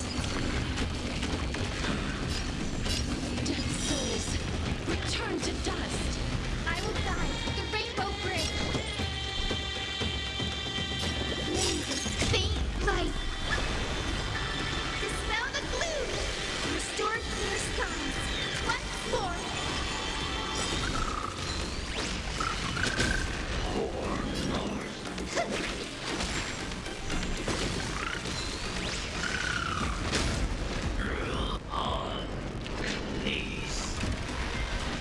Strong spikes have appeared on the path chart. Logic. Iron Tomb is integrating itself. Flails of a cornered beast. No need to panic. My dupes, heed my call! Forward! Time to wake up. Come on, stop messing around. Make sure you have fun.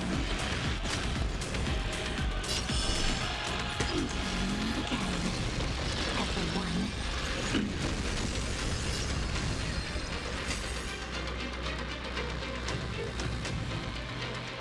Thanks, sister. We'll shoot through that Tin Man together.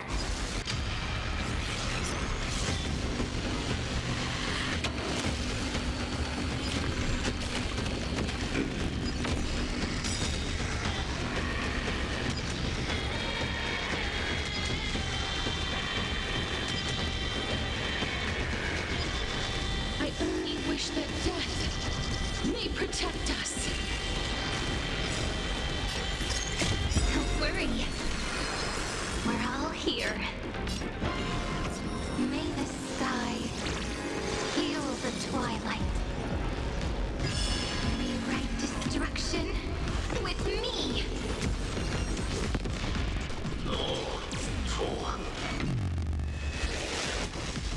That won't work, You have no honor. You reside in the body of a hero, yet you're so despicable. Don't worry. We're all here. May time watch over the Evernight. Time to wake up. I have always avoided making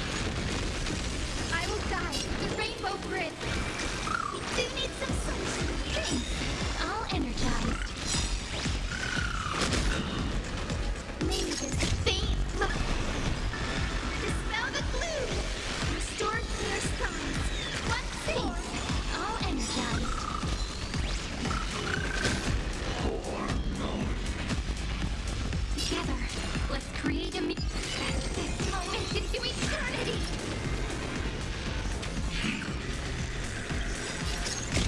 Embrace new life, Pollux.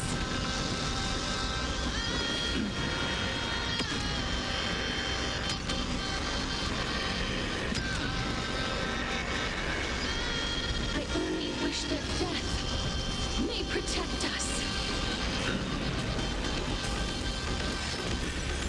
The progress of Aeronova has been interrupted? Does this mean we won? But we have a bad feeling about this! The golden thread still trembles. The war is not over yet. Correction. This is not a war, but a debate. The argument about the Prime Mover is only about to begin. In war, for E, Carb, A.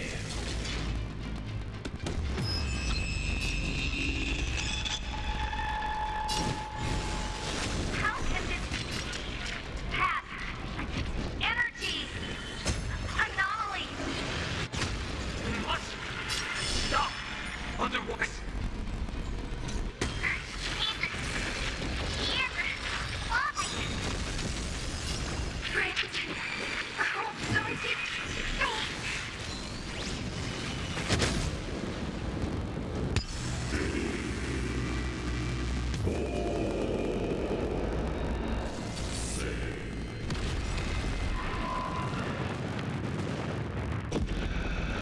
The fourth instant of the cosmos is the coronation of Iron Tomb.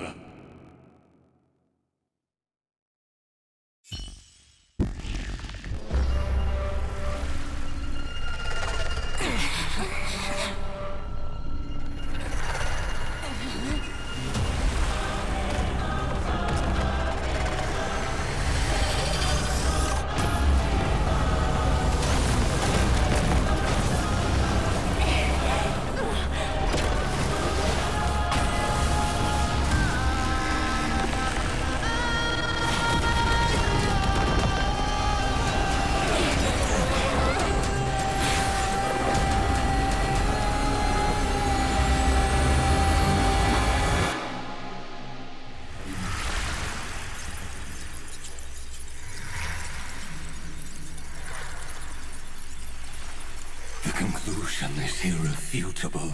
The right side of the equation, the erudition, falls silent. In 13 heartbeats, they will begin recalculating the universe. With destruction as the only solution.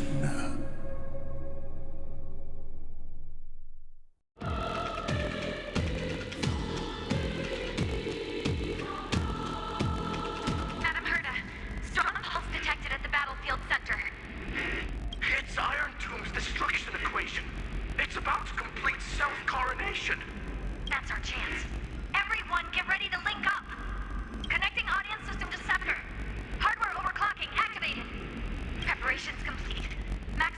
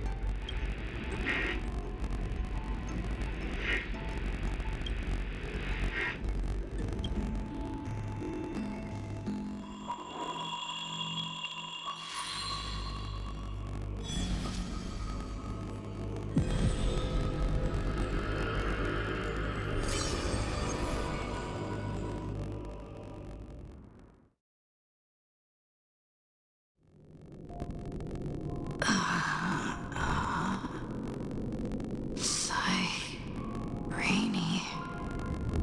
Friend. You're finally awake.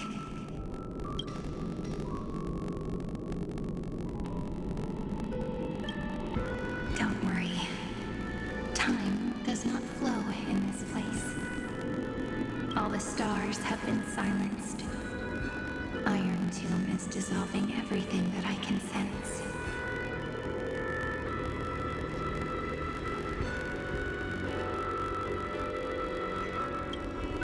But I'm still here, and you're still here now. Though the button of destruction has been pressed, we still have a chance to rewrite its meaning. That Eon finally cast their eyes toward Amphorius.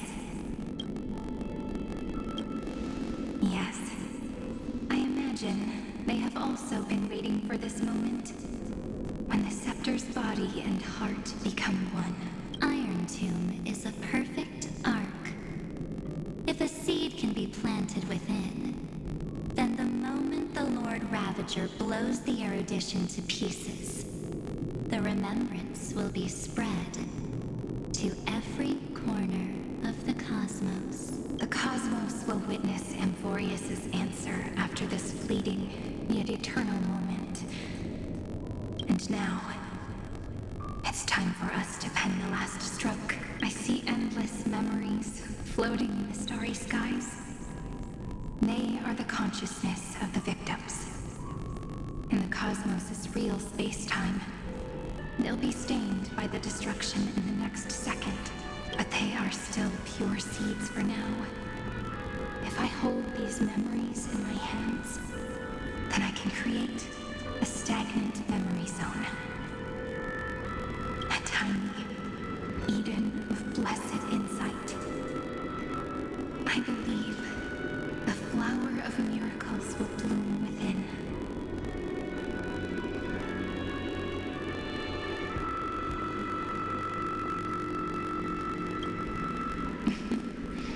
Brent, you're already right next to me.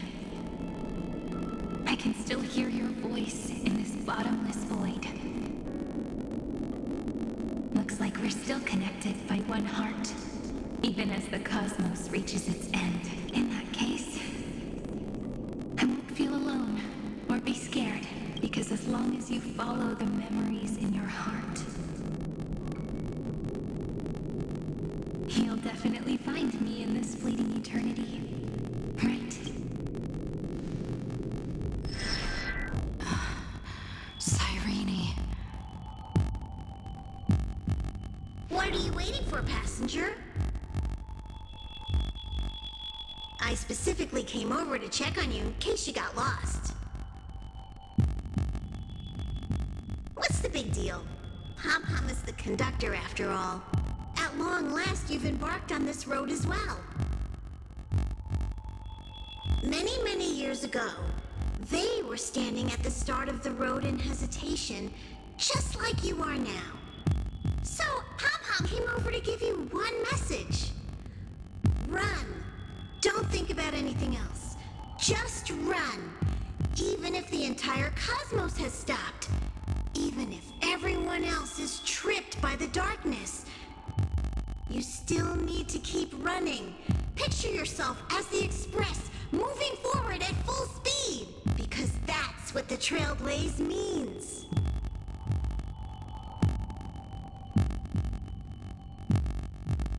Then get ready. The conductor will be giving you the signal to depart. Attention! Attention all passengers in the cosmos! Please stand steady on the platform. The Astral Express is about to arrive. Calling at the erudition, the destruction, and the remembrance. Final destination, the Trailblaze. 5, 4, 3, 2, 1. We depart for tomorrow!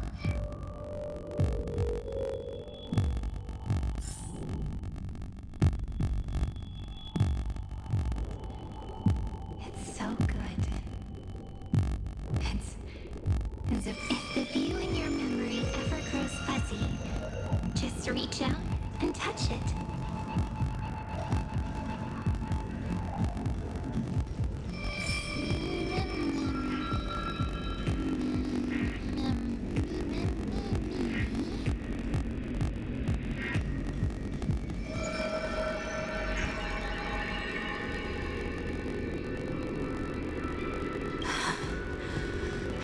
Boreas's heart.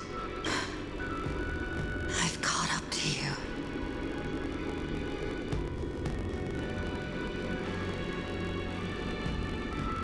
Let the first light illuminate chaos.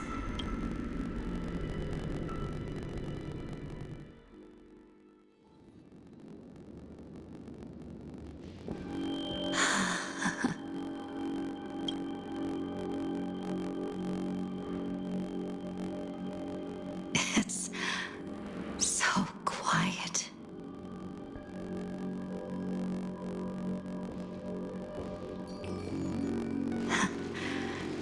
Everything's frozen in the most beautiful moment. This garden is your memory. I'm here, Cyrene. I knew you'd find this place and walk into my heart as you've always done. Then let us both do our duty.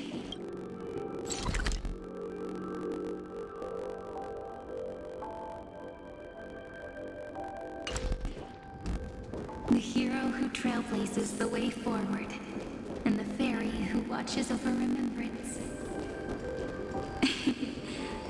We never changed at all, did we?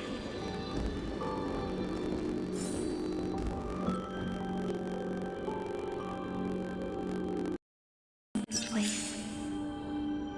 And walk into my heart as you've always done.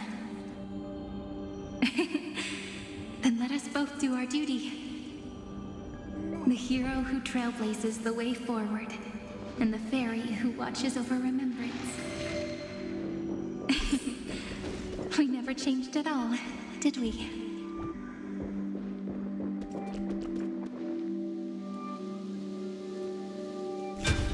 Seed of memory.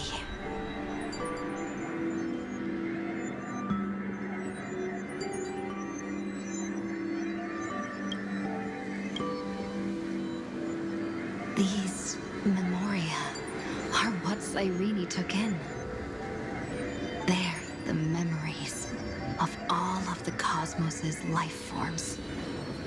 Did her sense of self already become so weak in order to protect them? The path characteristic you exhibit is very special. There's no way you're just a simple memo sprite. However, I'm sure about one thing.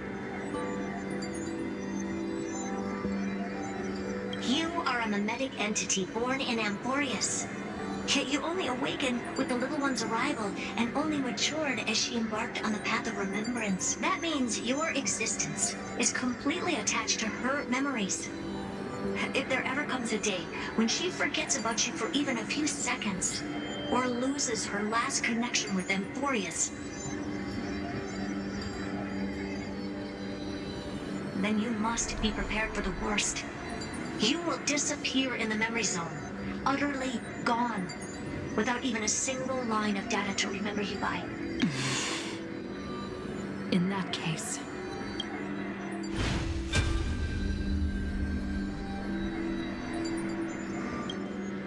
let me remember the cosmos with you. That way, it won't just be your memories alone. It's getting out of control!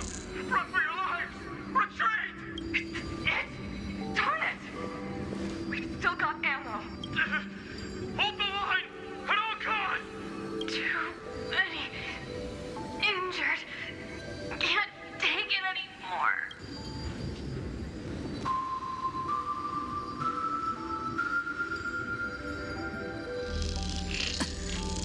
These memories are so heavy.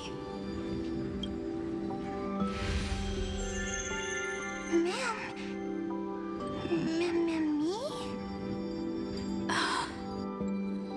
Do you feel better now? Hang in there, Deliverer. I finally get it now. The instants Droid had calculated aren't about the destruction.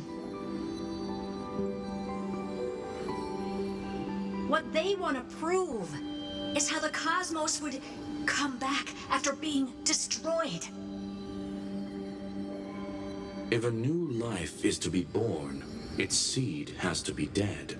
When the remembrance converges with the Trailblaze, lead us to witness the miracle.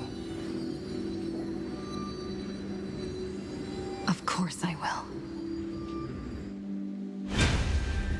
I won't give up.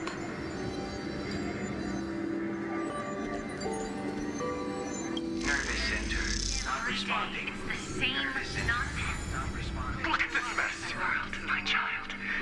You'll see. It's me, friend. Don't you recognize me? Or did I really change that much?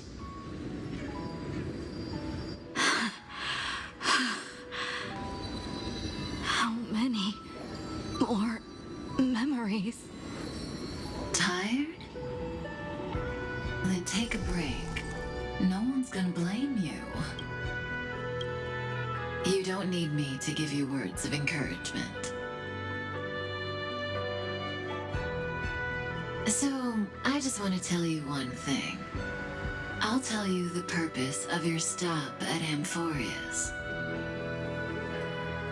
On that trip, you will encounter a pure child of Inostrava. Teach her what love is. And then you will directly face the destruction for the first time. From this point, your choice will split destiny in twain.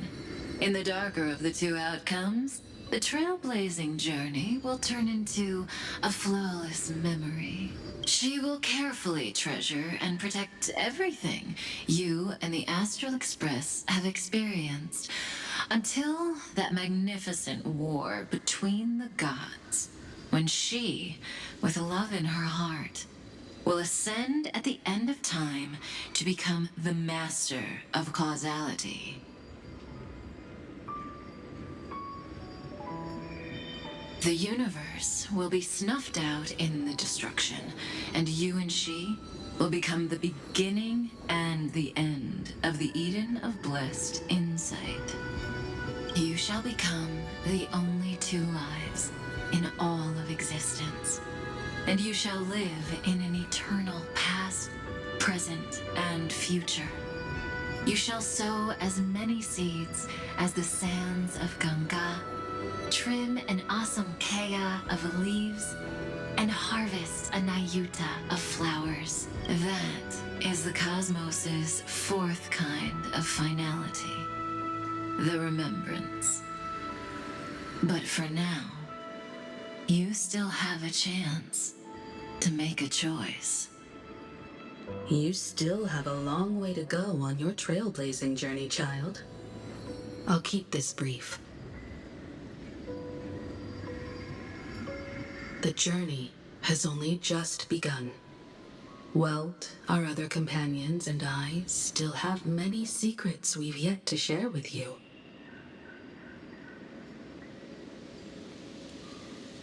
So, aren't you curious? We kept these stories to ourselves because we believed we had a long future ahead of us.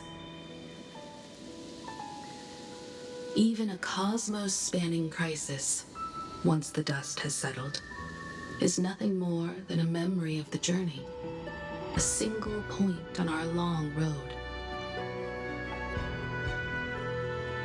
There will come a day when we tell each other everything.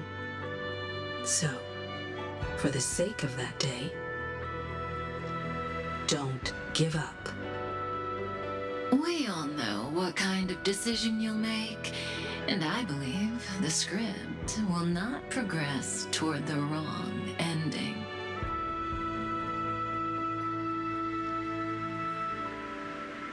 So relax. Listen, when you have the chance to make a choice, make one that you know you won't regret. Keep moving forward. Keep trailblazing.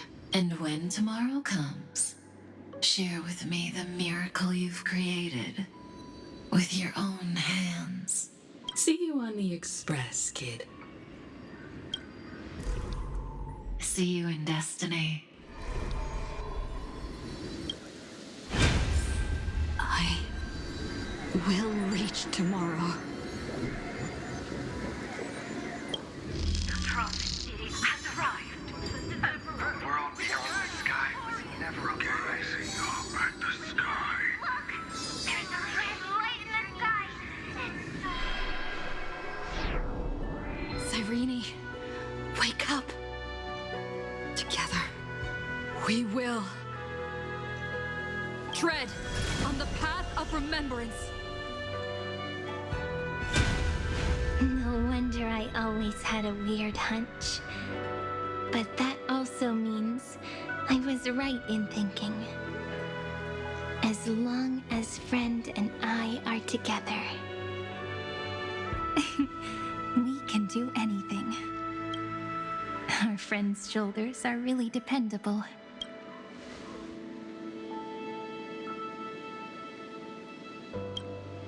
Of course you did. And you didn't leave a single ripple behind. Now, countless consciousnesses are flowing in our hearts. Can you still move? It's time for us to complete the real Genesis. In the instant Iron Tomb's hatred devoured everything, a gaze fell upon me. The remembrance. That was the god who appeared in Cyrene's dream. Their figure and speech were both so blurred.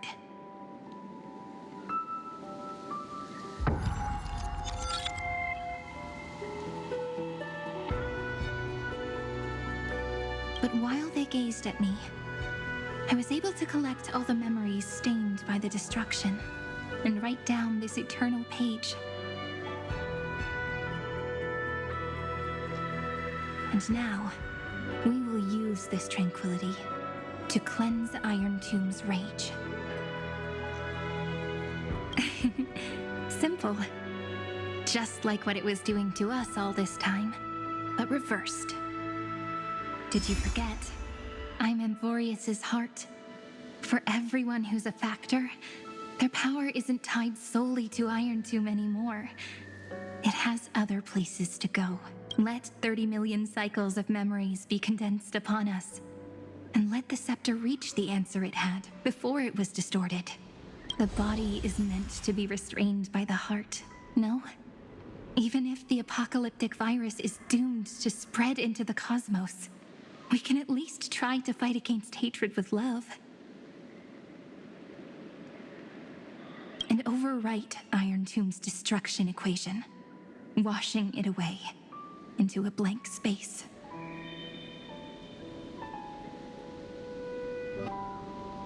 It means we will embark on the true hero's journey. If Iron Tomb's power comes from the denial of all Prima Mobile, then we will carry out those beliefs. Here we argue.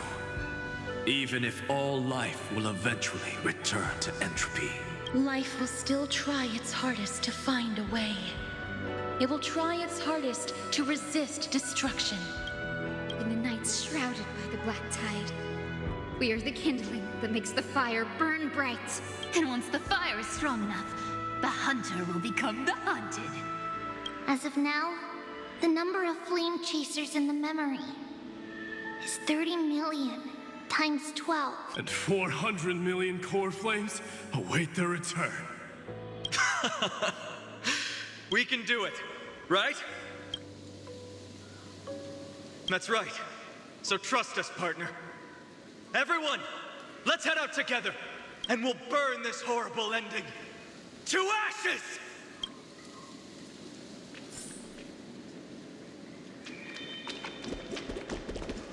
From the dawn of newborn cries to the night when all beings fall silent. We are the messengers of the new world. Listening to the call of the tides and granting rebirth to heaven and earth. Then, we lead civilization to glorious feats. The question imposed by the gods will be solved by the children of humanity. We will tell them that the flame chase cannot possibly have been a lie. When starlight illuminates the sea of flowers at the end of the west wind, all living things will stir, roused from the cradle of sleep.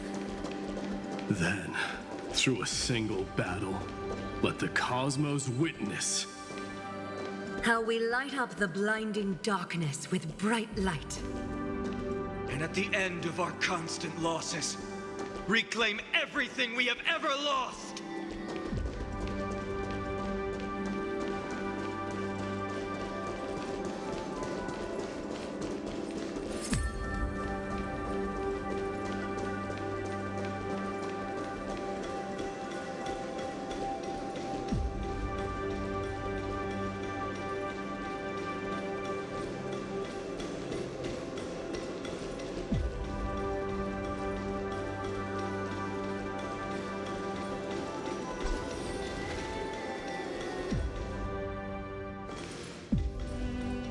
What a poignant yet warm journey. And it's still not over yet, is it?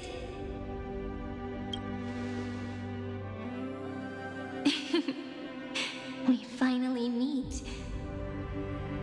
To meet the hero within, in a corner of memories at the saga's epilogue, and under such a romantic sky, I really don't have any more regrets. On top of that, the little seed had grown into such a big tree. Don't I look really pretty right now? Of course you do. Cheerful, beautiful, optimistic. Just how I imagined I'd look as a grown-up. It's because everyone has been gently adding to the story you left behind. Remember how we made a promise to one another? When we met again, it'd be my turn to tell you a story. A story about love, no? I've been looking forward to that. And you must also remember the first story I wrote for you. The one about the crystal flower and the little fairy.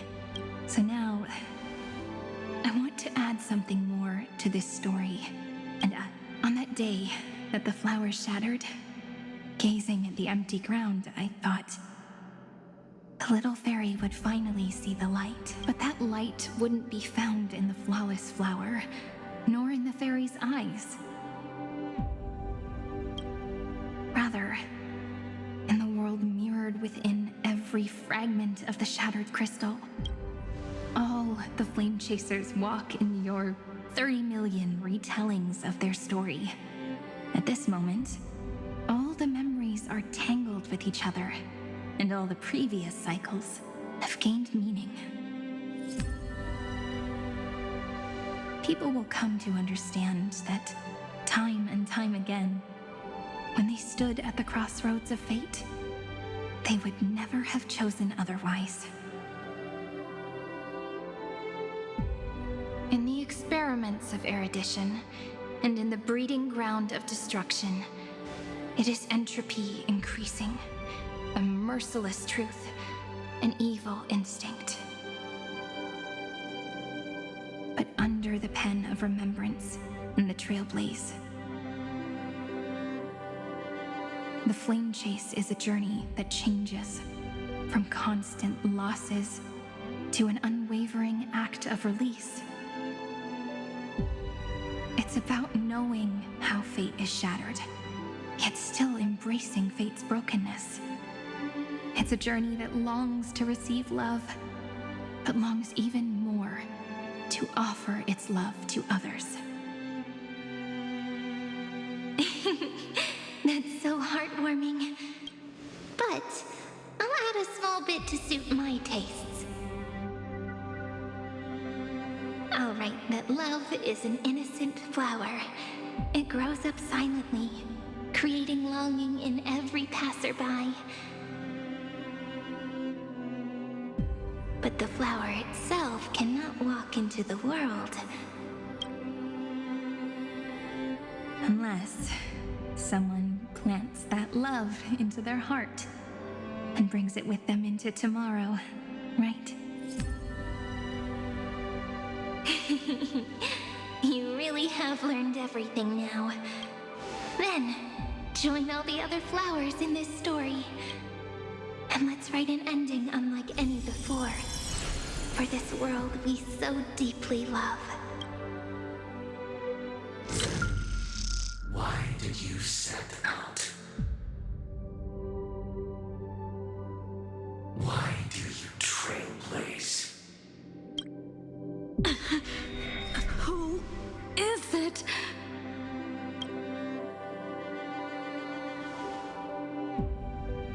Don't be afraid. Take my hand if you feel nervous. Honestly, I've always thought you were really incredible. After all, no god guided the path of the Trailblaze. It could only be forged by those who dare to take their steps one at a time. So, that's why I'm asking you. Step up as a senior and show everyone in Amphorius how it's done.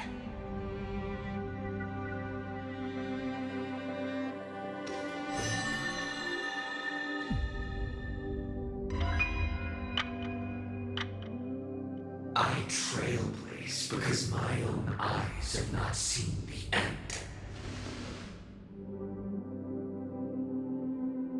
But I'm different. I chose to trailblaze because I am already on this road.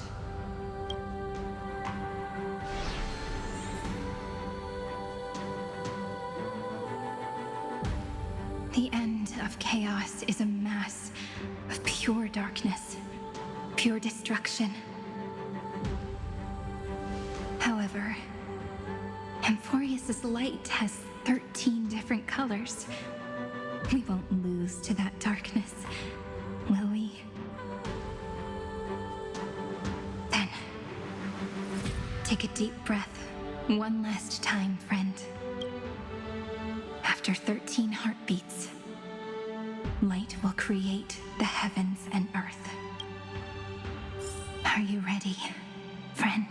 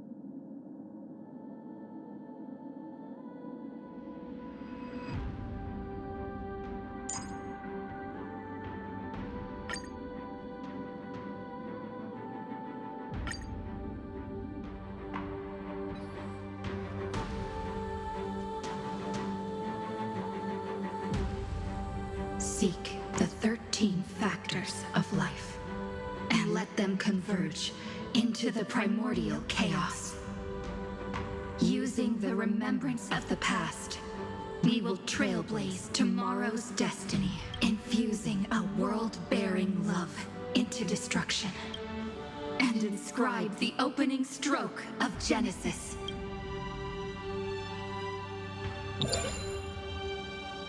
See you tomorrow. See you tomorrow. See you tomorrow. See you tomorrow. See you tomorrow.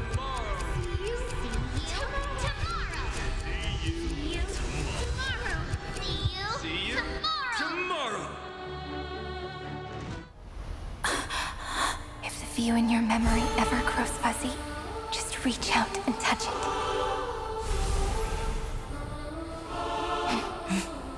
Then, restore its power to nourish the spirit.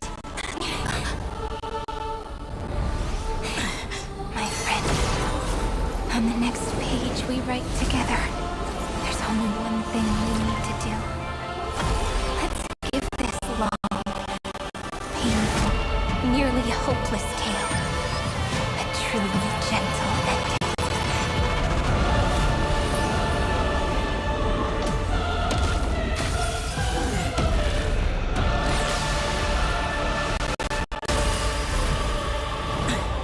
The flame chase was never about destruction. It was about breaking free and trailblazing!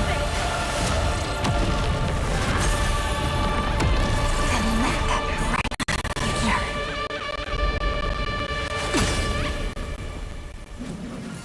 be as we've written.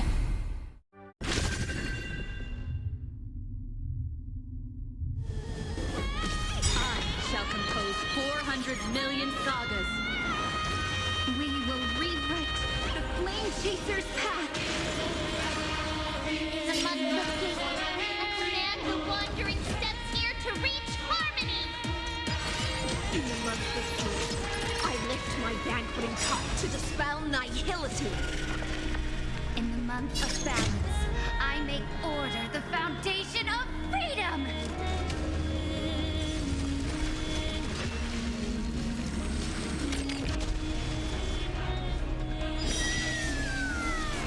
May this faint light dispel the gloom, restore clear skies once more.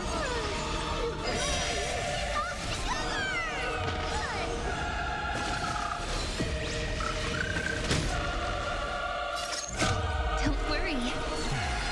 We're all here. May Strife be crowned king.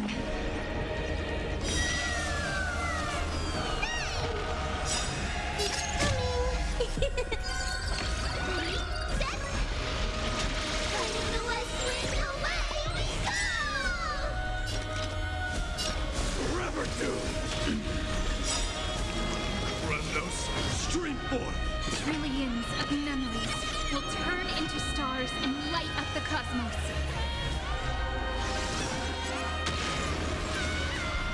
Burn it all! Together, let's create a miracle of humanity. Take our answer!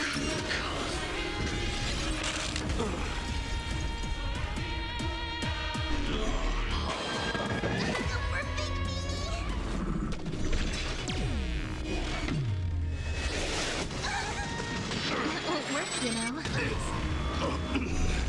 Death refuses me. In the month of weaving, I extend golden threads to weave beauty. In the month of reaping, I enlighten the foolish with luminary erudition!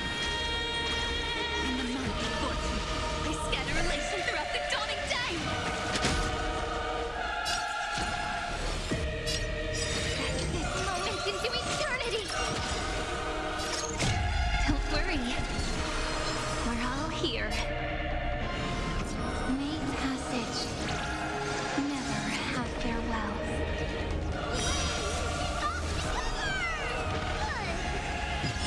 Cleanse hatred with love.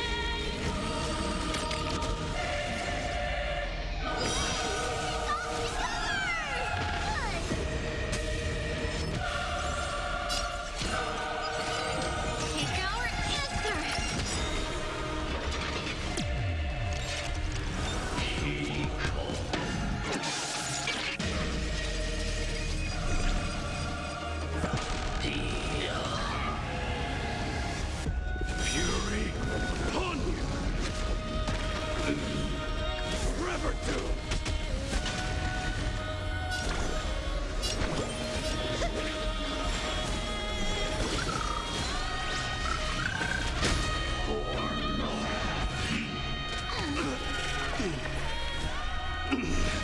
Death refuses.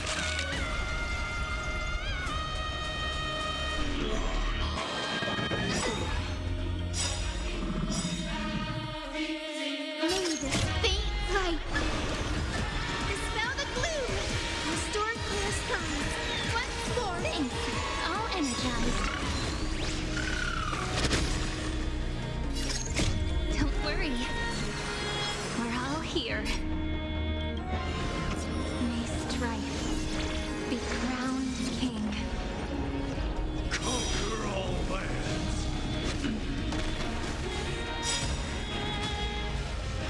A romantic ending will be penned by every beating heart.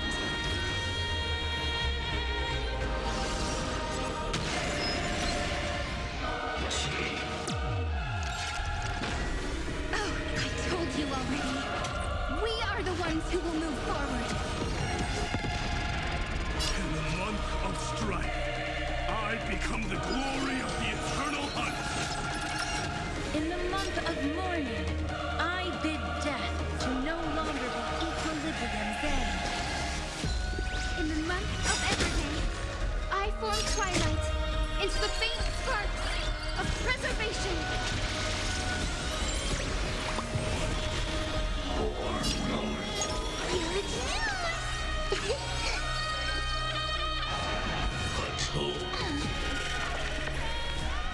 Fury upon you!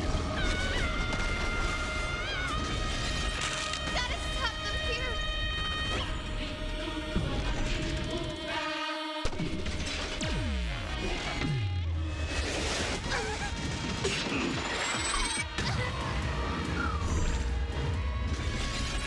Gotta stop them here. Ancestors, I haven't. Are you all okay? I salute you for the campaign that will end all things. I allow you to accept your punishment.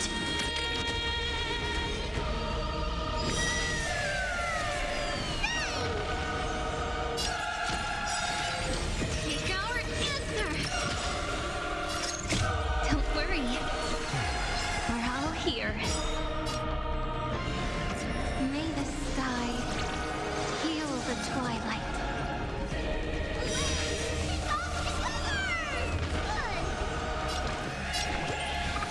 Everyone's been waiting for it. Thanks. All energized. I converge love into a river that will drown the tomb of hatred. In the month of cultivation, I turn into the ridges and peaks of permanence. Evernight, I weave remembrance into countless stars in the sky. In the month of freedom, I impart destruction unto the shackles of destiny. This moment into eternity.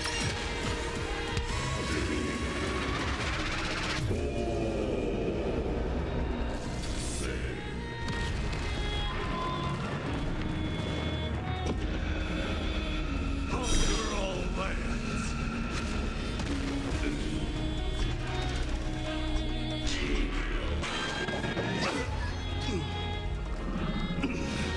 Death refuses me. Watch my moves closely.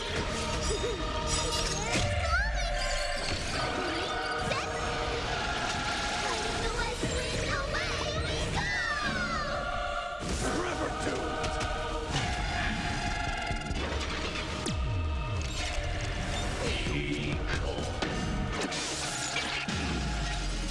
Fury upon you! It's over.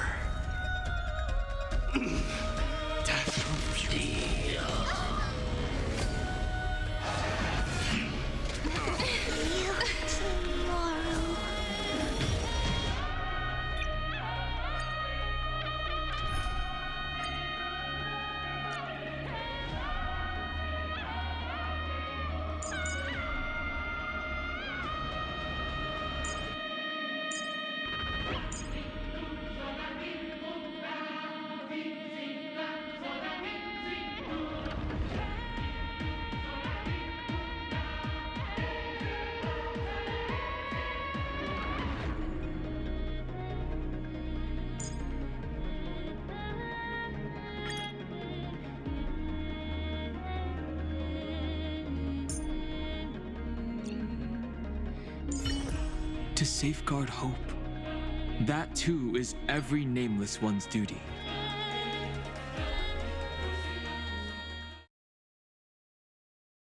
I shall compose 400 million sagas. We will rewrite the Flame Chaser's path.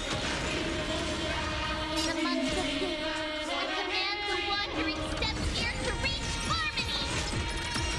In the month of joy, I lift my banqueting cup to dispel nihility. In the month of balance, I make order the foundation of freedom. Earth shatters, heaven trembles.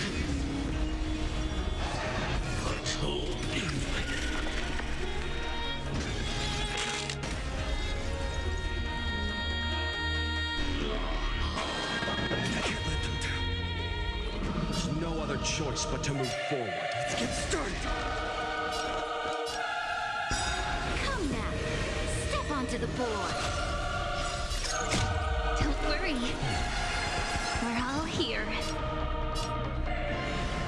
May law walk into the stars.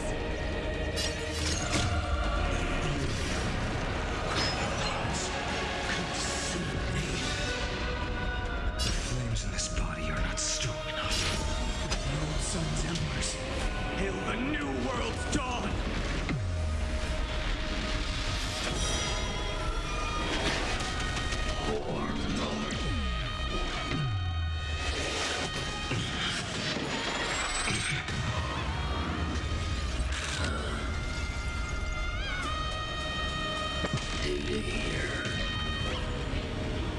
I will never yield to such a quench the flames with blood.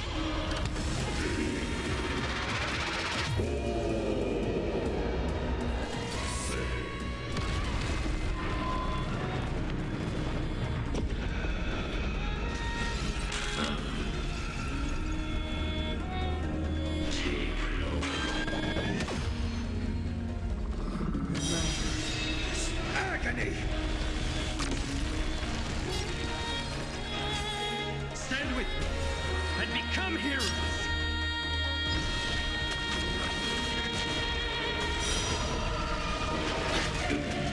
I will never yield this new sun.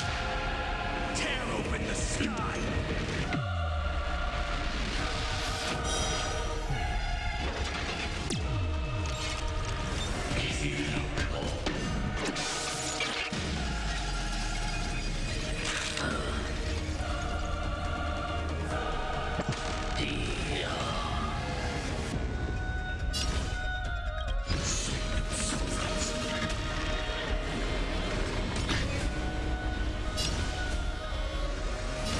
Quench the flames with blood.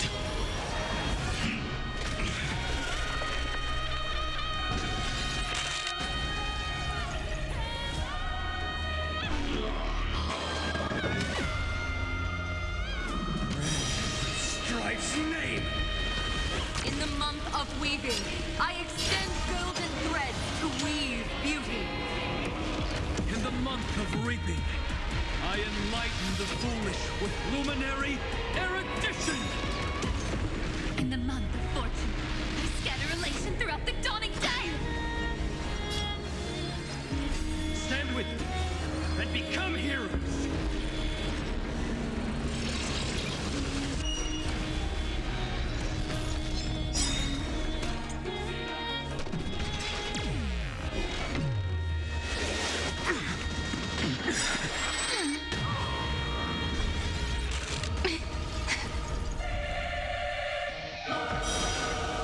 Oops, an accidental nap.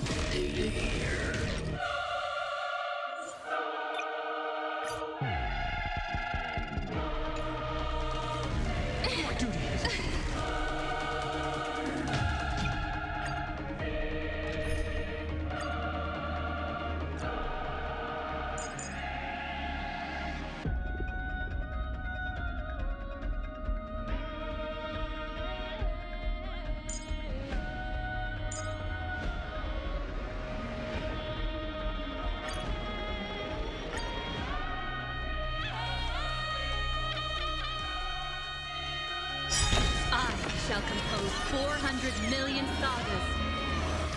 We will rewrite the Flame Chaser's path. In the month of Gate, I command the wandering steps here to reach harmony! In the month of Joy, I lift my banqueting cup to dispel nihility. In the month of balance, I make order the foundation of freedom!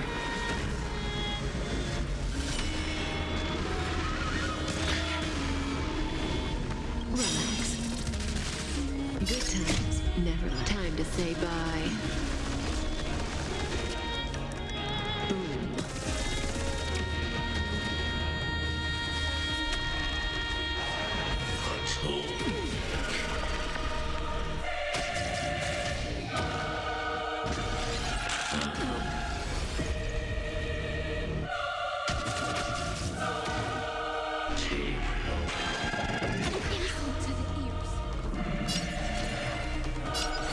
This moment into eternity!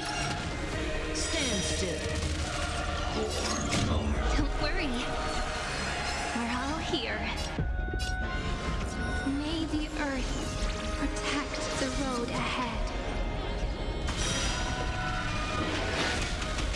May as well kill them all. This won't take long. Stay here and listen. In this endless revel of the abyss, your cries rise.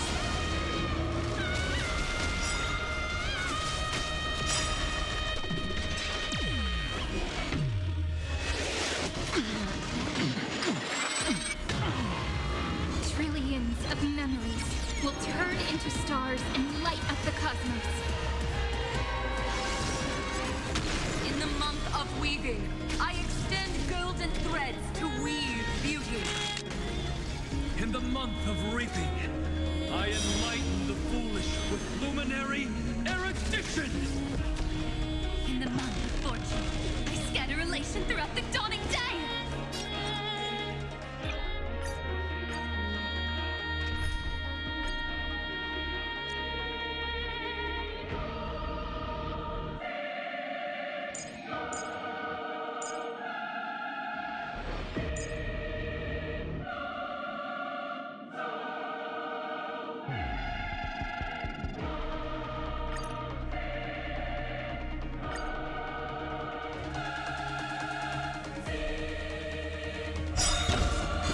Shall compose 400 million sagas.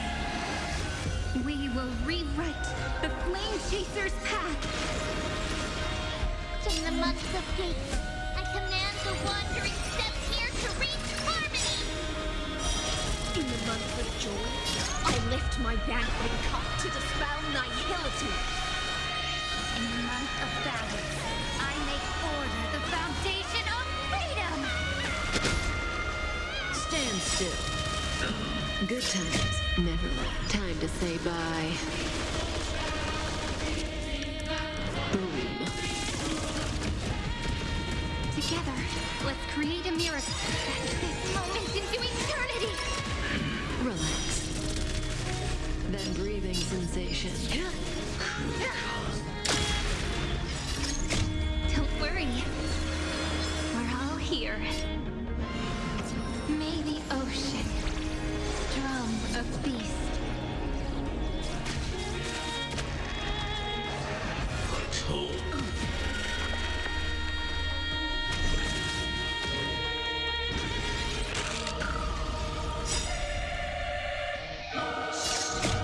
Stay here and listen. In this endless revel of the abyss, your cries rise. Stand still. Trillions of memories will turn into stars and light up the cosmos. In the month of weaving, I extend golden threads to weave beauty. In the month of reaping, I enlighten the foolish with luminary erudition! In the month of fortune, I scatter elation throughout the dawning day!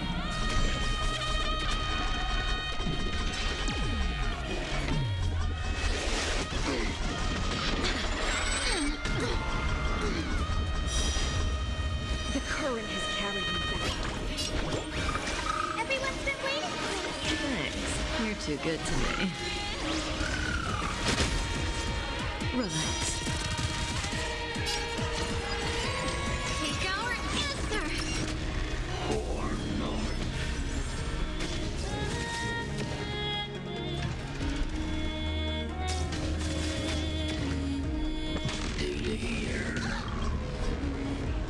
Careful.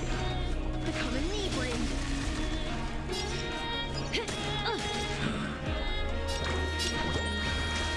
They need some sunshine. Like a warm current. My thanks. Stand still.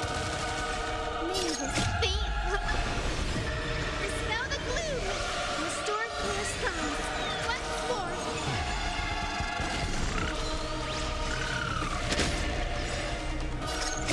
Don't worry. We're all here. May the ocean strum a feast. Rewrite destruction with me.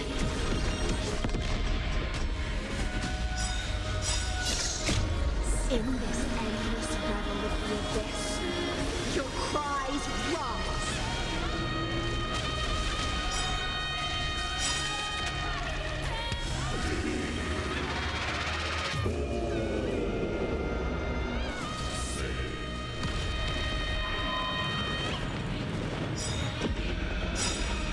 A romantic ending will be penned by every beating heart.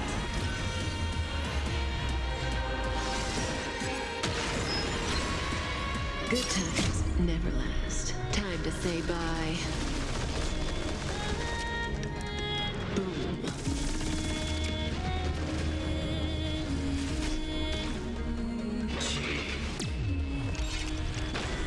Oh, I told you already.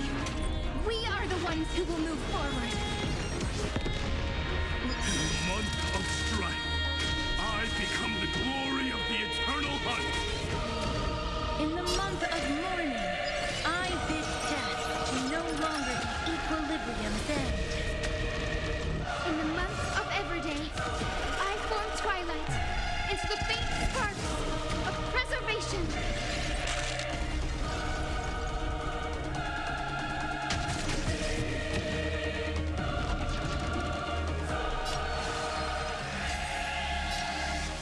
But if I am meant, let me add some rays of dawn.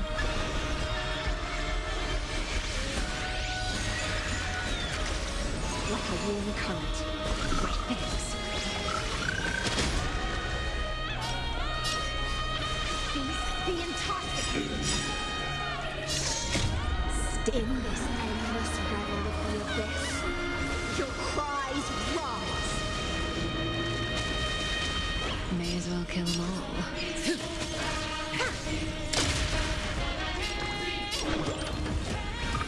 Everyone's been waiting for it. Thanks. All energized. Stand still. Good times never last. Time to say bye. Or not. Boom. In the month of cultivation, I turn into the ridges and peaks of permanence. Evernight, I weave remembrance into countless stars in the sky. In the month of freedom, I impart destruction unto the shackles of destiny.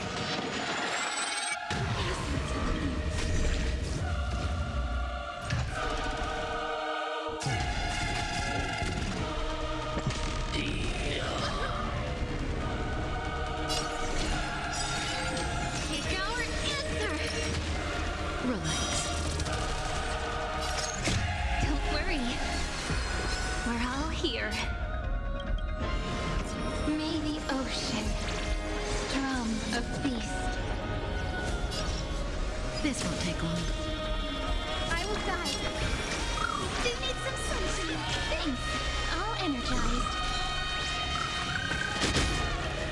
Stand still.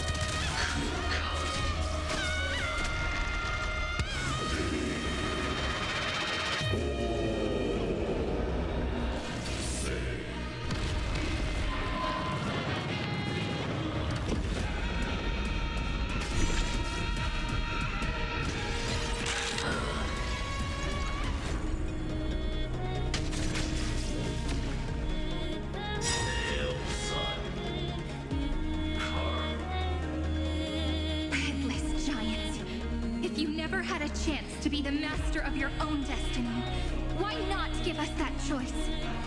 Let humanity prove to you that even the breeding grounds of destruction can bloom with gentle flowers! At the end, we shall trailblaze at dawn for the road ahead. And pen a genesis as I've written!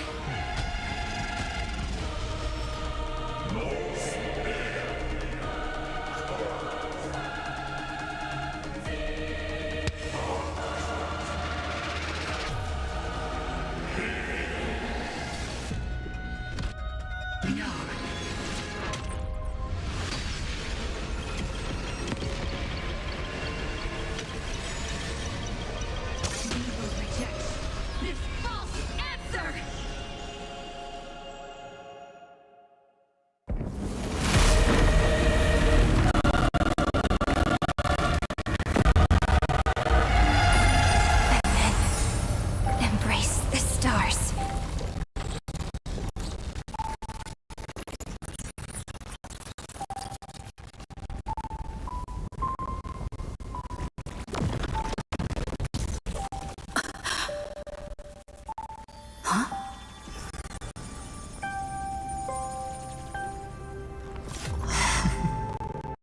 To end the destruction with destruction. At last, we can sit together and watch the victory fireworks, partner. Why not come a little closer? This warmth is proof that we live.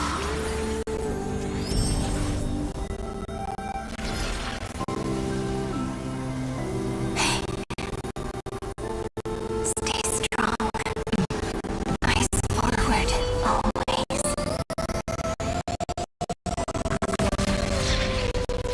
This arrow isn't the end, but the beginning of hope.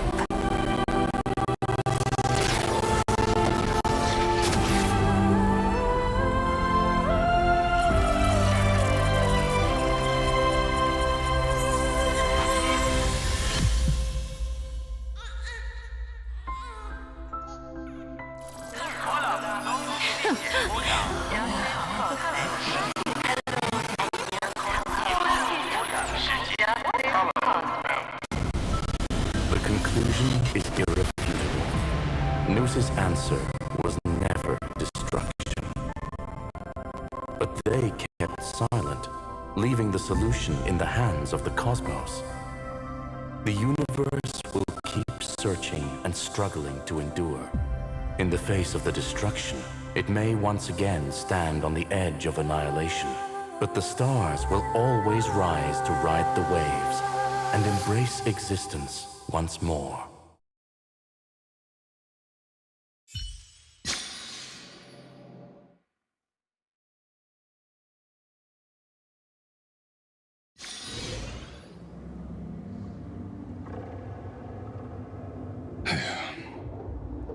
It's over, Lycurgus. Yes, another failure. How is Madame Herta? She's fine. The IPC's keeping her under observation. She'll recover soon enough. To bind a mortal body to a scepter and stare straight at an eon. I respect her for that. I still remember the terror of witnessing a single gaze crushing the entire world. No wonder you chose the destruction. Question: is all this worth it? There's no point in debating.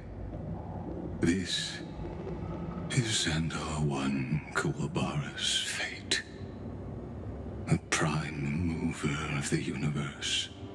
The first genius. And the first to fail. Correction. I was asking Lycurgus.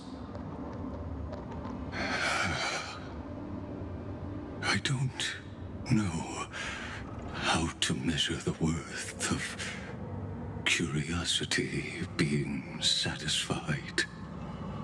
But in its presence, all the bitter fruits I've sown seem to turn sweet. But your harvest was watered in blood. Answer me. Is all this worth it? It doesn't matter to me. Let me tell you a story. Back when he was a student, Xandar's first experiment was slipping poison into his mentor's pipe, just to see how it would affect the lungs. And? There was no conclusion. His conscience got the better of him. Even so, the truth came out. He was harshly punished. Oh, that cruel mentor died of lung cancer 2 years later. It had nothing to do. His fate is no different now. Sentiment clashed with reason, and Lycurgus was born from the latter. But whichever side we take, in the end, curiosity claims us all. You've handed yourself a death sentence. And yet, Iron Tomb's fall still isn't sealed, right? Fu Li, the key variable, still hasn't made their move. As the Theoros, Lycurgus has reached the end of his road. If you can, take my body to the fallen Adlevin. There, you'll find a formula. It is Xandar's final gift to you. If the day ever comes when you must destroy the erudition with your own hands, it'll come to your aid. A foolish last wish. I won't grant it. You will. Not for yourself, but for your conscience. Listen. The death knell for the geniuses has begun to toll. As always, let me go first to the prisoners who stepped out of the cave. Stand before my tombstone and offer flowers of Adlevin.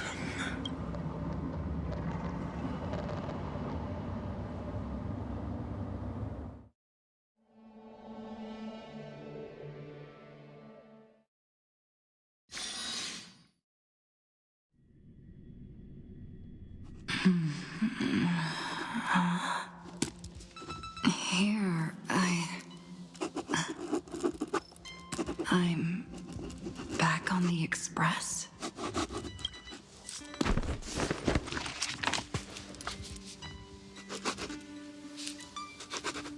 March? Don Hong? No response. Am I the first one back on the Express?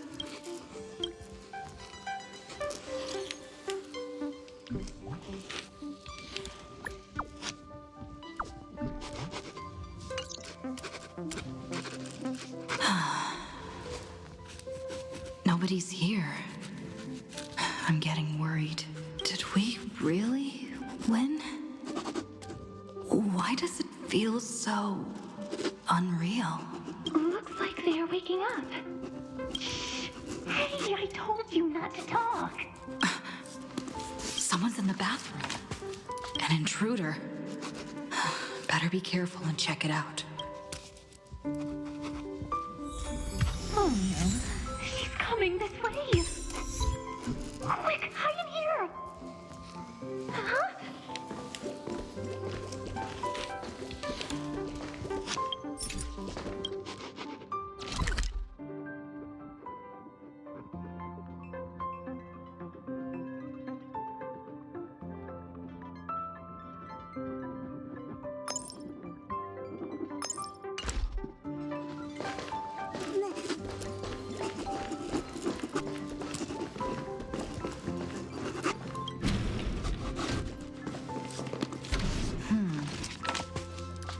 Somebody's here.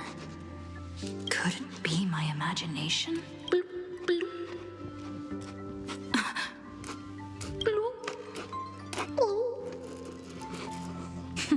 Caught you.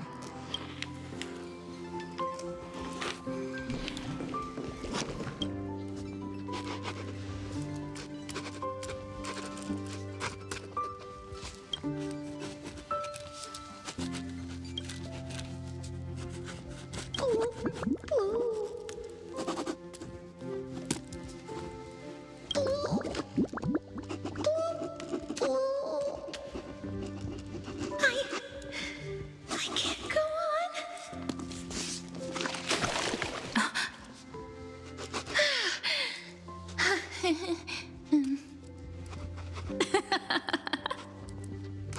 You?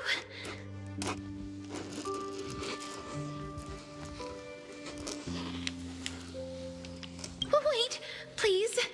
This isn't what you think. Ugh, I told you to keep quiet. You really can't keep your cool, huh, Princess Homebody? I'm not Lady High Sealands.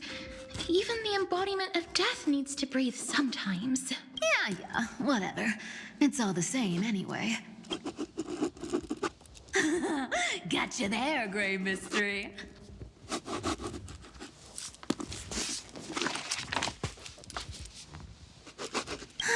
So composed, Gray Mystery. It looks like that big battle really helped you grow up, didn't it?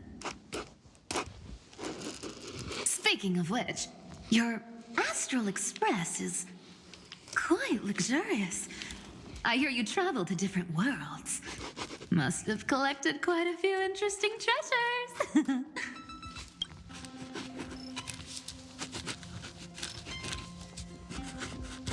Hey now, don't go throwing wild accusations around. Hey, I was just thinking out loud. I wasn't actually gonna do anything. Don't be so tense. Who knows? One moment we were shouting about love and justice, fighting Iron Tomb's virus. And next thing I know, we're all on this express. No idea how that happened. It's not just Miss Cypher and me.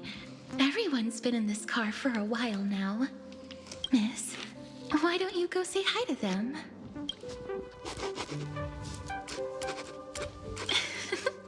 Don't worry. Everyone's following the rules here. If you're worried, feel free to check everything out yourself, miss.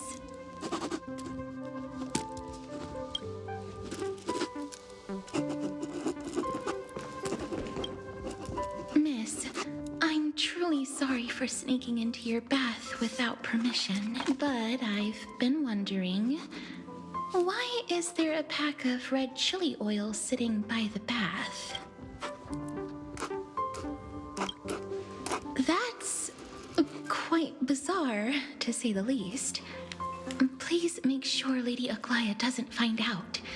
She's a firm defender of traditional bathing, you know. We've walked around this car for a bit already. The Astral Express that you've mentioned so many times is truly heartwarming. Like one big family that never splits up.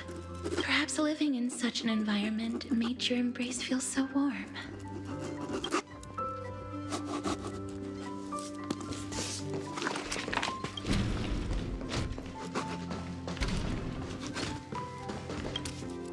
I gotta say, Gray Mystery, you've got quite the collection of treasures in this fancy bedroom of yours. A flying Amphora model I've never seen before. A head that looks just like a Titan's. And those weird Mr. Pocket Watch figurines. What do you think? You know what they say in Dolos. No matter where you are, never stop chasing money. Oh my. Don't tell me you actually believe that. Don't worry. Delosians are the most well-mannered folks around. They never do anything like that. Besides, the reason I say they're precious is that each one carries the footprints of your trailblazing journey. Priceless treasures are the true art of thievery. When you get the chance, Tell me more about your adventures. Wow!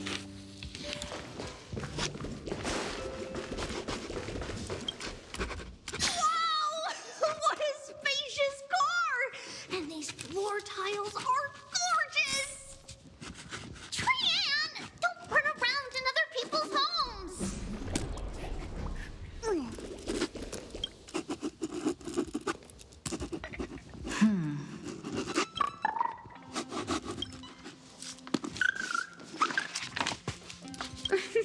Watch your step, teachers. Ah, Gray. Look who's finally awake. I hope Cassie and Miss Cypher's little prank didn't scare you too much. They were so enthusiastic. I didn't have the heart to stop them. When we woke up, the entire express was completely empty. Not a single soul in sight. Such a shame. I was looking forward to making new friends, especially since they were Gray's most trusted travel companions.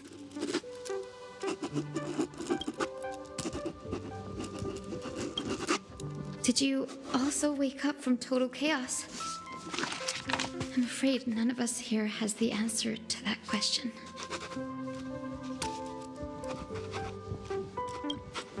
Don't worry. We beat Iron Tomb together, right? They must be on their way home. When they arrive, we can throw a party together. That's exactly the kind of thing Lord Finan has been dreaming about. He was just here chatting with everyone. Now, who knows where he's run off to? Lord Finan's always been quite the restless one. But you're used to that by now, right? Have another drink, my Demos. Sure. Those three have been chatting over there for quite a while now. Why don't you go say hi to them, Bree?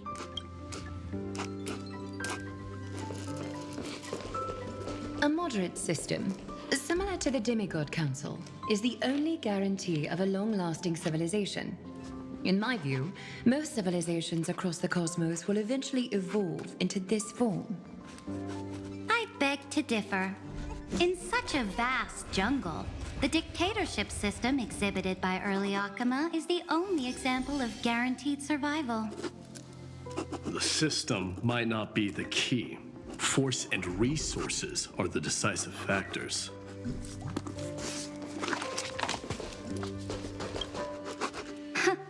Look who's here. If it isn't the master of the Astral Express. It's good to see you. Glad to see you're safe and sound.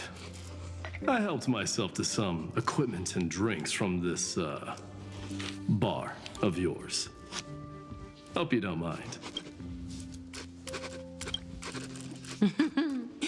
We're chatting about some topics that go well with being tipsy.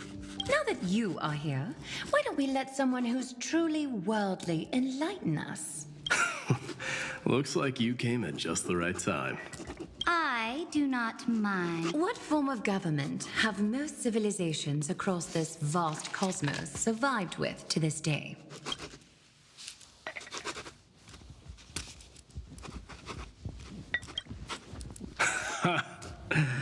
That's exactly the kind of answer I'd expect from you.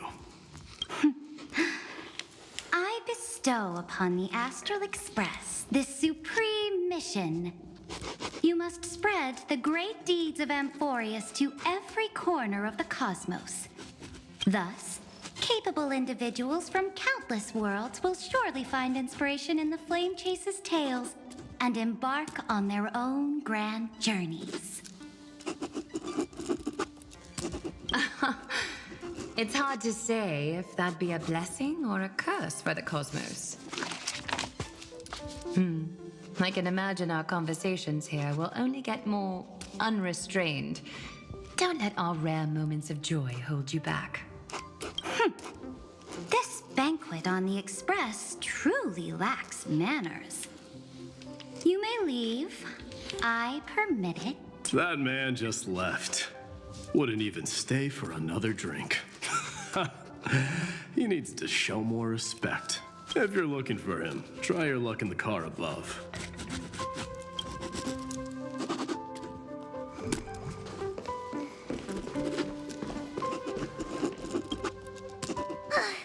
I finally caught you, Trian. Running so fast in someone else's home? How rude of you! All according to plan. Trian lured you here on purpose. Look, there are several adorable outfits here. Trian wants you to try them on so Trian can draw you looking all cute. Oh my! You even dare to scheme against yourself? Lucky for me, I came prepared. Time for a surprise attack. The hero of justice, Trinan. Trinan has been lying in wait here for a while. We will make Trian taste her own medicine. Two against one? That's not fair! Little Gray, you came just in time. Help me out here. Trian, good luck. Even Little Gray's saying that. Darn it! Trian won't give in!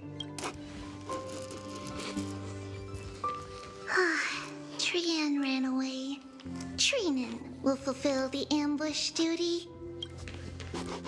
The Trevios is all laughing and playing around together. That must be quite the rare sight in Little Gray's memories, huh? Yeah, everyone will be all right. Look, every hero has put down their burden and returned to their innocent, childlike selves. After all, just thinking about how warm and bright Little Gray's tomorrow will be fills us with genuine joy and lets us breathe a sigh of relief. So, today, why don't you let Trevi enjoy some rare moments of childhood too? Wait up! Trian, don't you dare run away!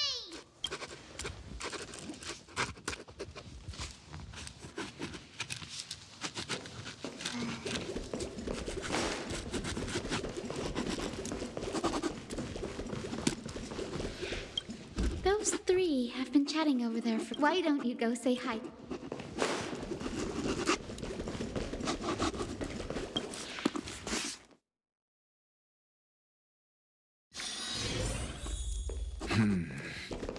Based on my calculations, there are countless celestial bodies with water in the cosmos. But I'm afraid not all oceans are suitable for life to inhabit. You must take this into consideration as well. As expected of a professor from the Grove, to be so certain even about things you've never seen with your own eyes. I'll take that as a compliment.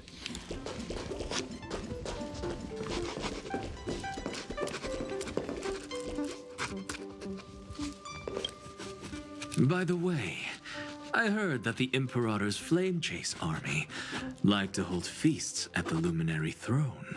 That's true.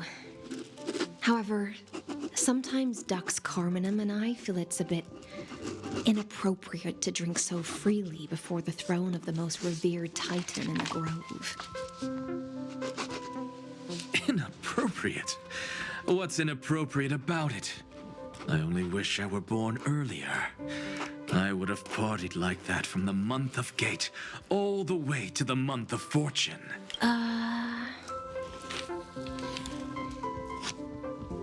Blasphemy is just a phenomenon, not the end goal. I'm sure there are plenty of people across the stars who question these so-called eons or paths. Didn't I spend some time in that Lycurgus's head? I sure learned quite a bit about blasphemy from that experience. Humans create gods, and gods shape humans. Who's really the one trapped?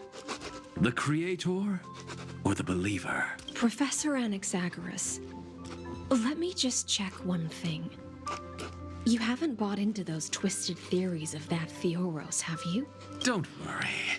The difference between a genius and a madman is that a genius shares lethal truths, while a madman tries to force them upon others. I see. It's like drinking honey brew at a banquet. Likeable folks invite others to raise their cups together, while the unlikable ones force others to drink with them. Being able to break down complex information into common sense like that. You're quite the scholar yourself.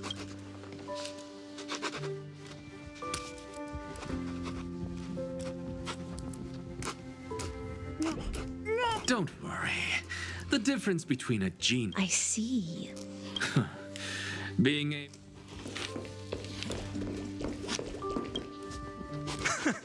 You're here, partner. That celebration party I've been mentioning to you has finally become a reality. Though the vibe's a bit different from what I imagined, this still counts as keeping my promise, right?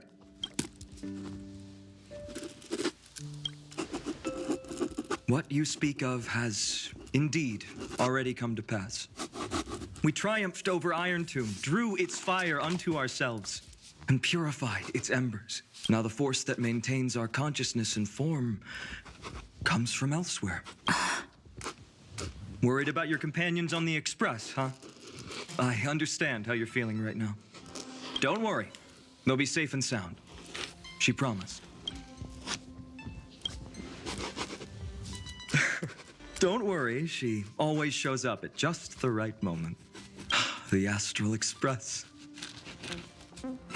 Honestly, it really feels like home. I can imagine how much you, Dun Hung, and Miss March must have missed everything here when you were trapped, like how golden wheat stalks sway in my... I can imagine how much you, Dun Hung, and Miss March must have missed everything here when you were trapped in Amphorius. The beautiful windows, the soothing music, your fellow travelers on the Express. In my dreams, every night through the countless cycles. Are you inviting me to join your journey?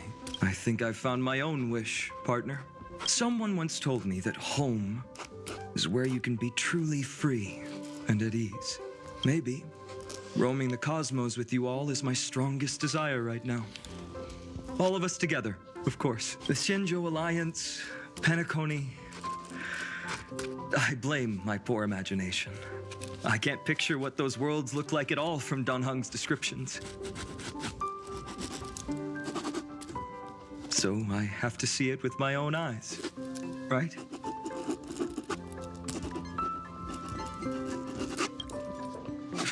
You're finally here. She has something to ask you. Well then, I'll leave you two to chat. Thank you, Finan.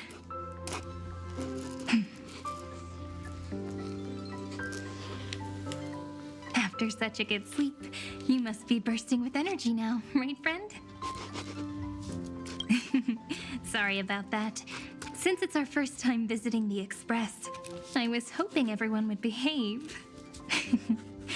But it turns out everyone's quite the character, aren't they? You know what I mean, right? How about we take a look back at everything that's happened so far? Together, we triumphed over Iron Tomb. It tried to transform into trillions of viral clusters to infect the cosmos. But the heroes threw themselves into the golden flames, becoming arrows that purified the destruction. The fall of Iron Tomb also symbolizes the demise of Scepter Delta ME-13. Amphorius, the home we sacrificed everything for, now exists only in the memories of the cosmos. So, this isn't real. Just a dream. An illusion. Oops. Wrong answer. Huh? In that instant when you broke through space-time with the Trailblaze, carrying all the world's memories back to reality, that world, once shackled by data, became a seed waiting to sprout in the cosmos. Did we really manage all that? Just as Kaslana's rage of 30 million cycles made the destruction shed a drop of golden blood. Perhaps we too have already left long trails on our respective paths.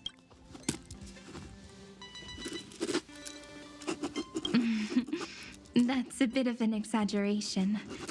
None of us can become true life forms yet. At least, for now. But Amphorius already has a tomorrow. So as long as you carefully preserve and tend to all the seeds, then when the Trailblaze creates another miracle someday in the future, I believe this world we deeply love will sprout and bloom into a beautiful flower. Don't worry. I've already kept all the seeds safe in the first fruit for you, and its name is As I've Written. So, it's time to reveal the correct answer. This isn't a dream, nor a fantasy. It's the epilogue of As I've Written. At the end of the story, the characters take their final bow and embark on a journey of no return. The one who wasn't part of the story, yet helped write its romantic ending. She bid farewell to her friends and returned to her home beyond the tale. Promise me one last thing, friend, when we say goodbye. Give me a smile, okay? I will. Every star that the Trailblaze passes by will remember the name of Amphorius. Hey, it's not fair that you get to be the only cool one here. We'll keep an eye on her. She had better keep her promise. Leave it to us, Cyrene. Your story will be sung across many worlds. Stories this complex and twisted are always hard to believe. If anyone questions the truth of this tale, you'll all have to stand up for us. Rest assured, even the most stubborn person can't withstand our six fists. You're so reliable, March. Shh. Listen. There's a book here? Its composition is similar to Memoria, but it's far more resilient than ordinary memory bubbles. Keep it safe. Perhaps this is the final gift that Amphorius left for the cosmos. Oh no! Passenger March is sleepwalking. Sleepwalking? Oh no, oh no! I don't want to make a fool of myself in front of everyone!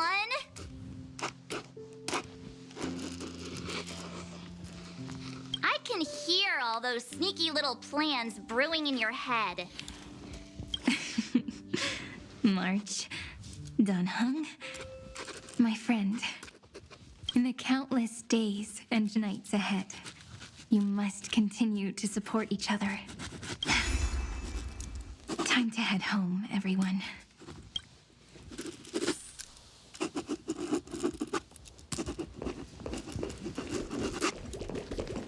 Don't worry.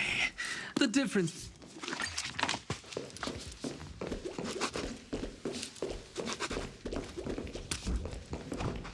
The Astral Express.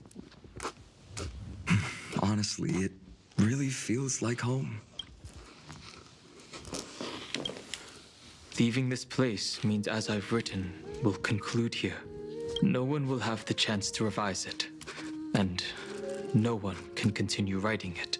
Don't leave any regrets. What magnificent words could possibly do justice to the finale of such an epic tale? I've been pondering this while you were sleeping. Now, I finally have the answer. Let's keep it simple and sweet. In our virtual extrapolations, we've lived through epochs longer than the lifespans of many stars. No language in this world, no written words, could ever carry the weight of this journey.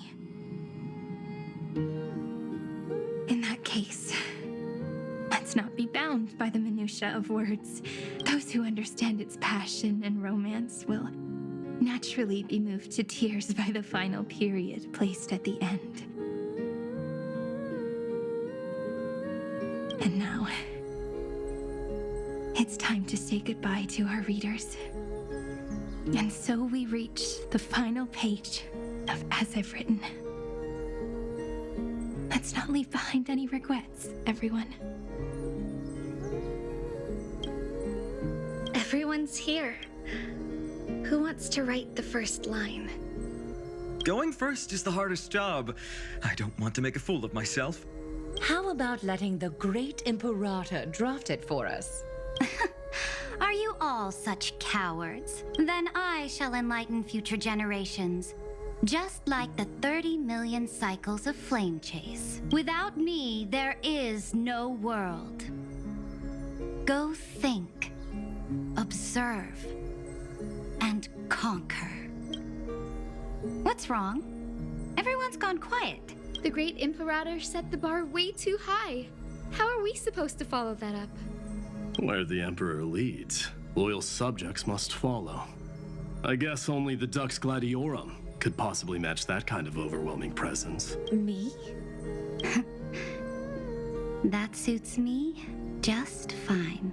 Once the deed is done, one should leave decisively, letting posterity judge right from wrong. Until we meet again in our next conquest, my dear dukes. The stars shall sing of the Imperator's great journey.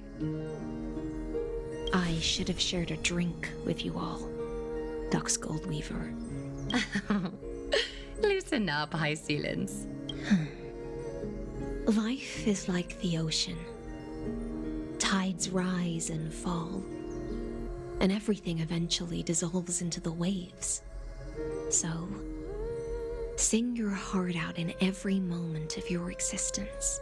Whether it's a feast or the nihility that awaits ahead, I will find its radiance and sing its praises. May the next feast be eternal. Miss High Sealand's toast is so poetic. Does everyone have to be so poetic? In my opinion, we should leave some real words of wisdom for future generations. Next up, any volunteers? I'll do it. There's no dragging one's feet in the Kremnoan language. Does the Kremnoan language even... Haikith, don't interrupt.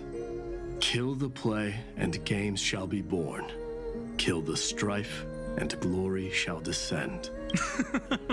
Not bad at all. But now I can rest easy. After all, the lines I prepared are way more profound than yours. Ha! If nothing else, you're certainly unmatched when it comes to singing your own praise. Farewell, everyone.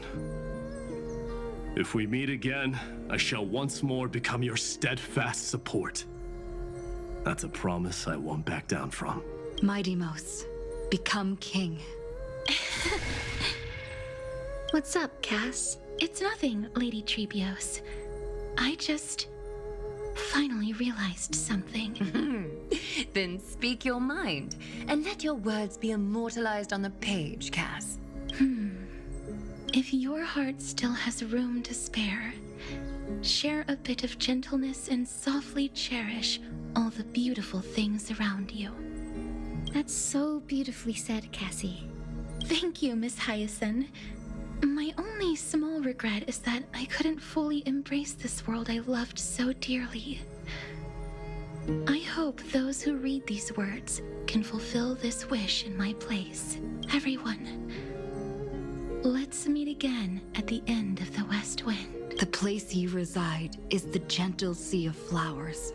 Well then, it's my turn. Take it away with your performance, Anaxagoras. This time, you won't have to worry about being interrupted. Then I must thank you all for being such a captive audience. Now, with this golden opportunity, I shall reveal to the world my insights into the world's ultimate truth.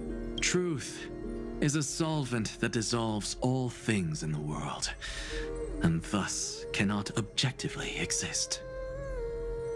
I have a brilliant proof for this in mind, but since we're nearing the end of the story, I shall not elaborate. Is this your final question for future generations?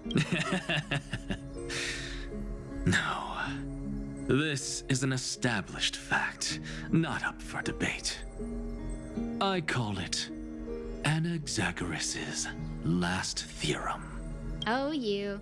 Still as profound as ever, Professor. We've got time, you know. If you don't explain it clearly, future readers might not grasp your true meaning.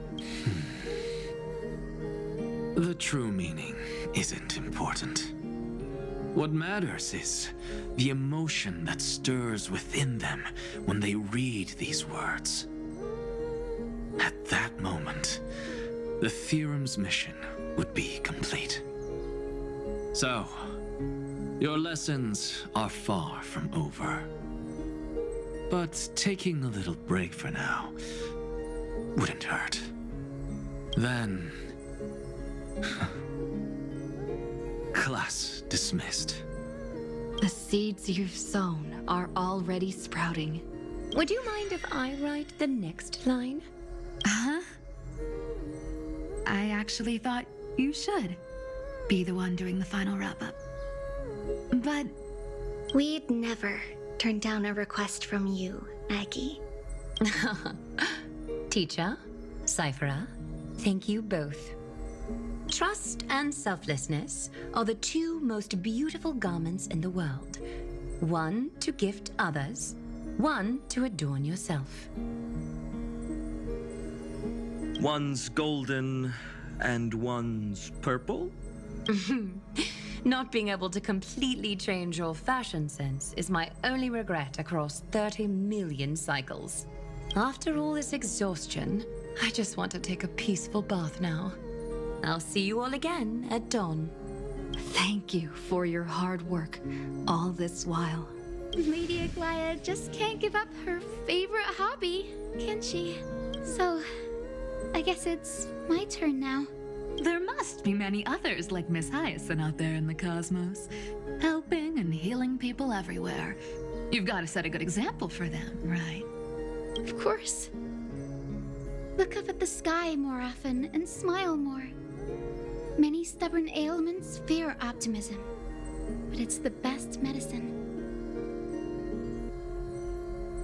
It's so catchy. The kids will definitely love this message. When it comes to understanding children's hearts, Lady Treebios definitely knows best.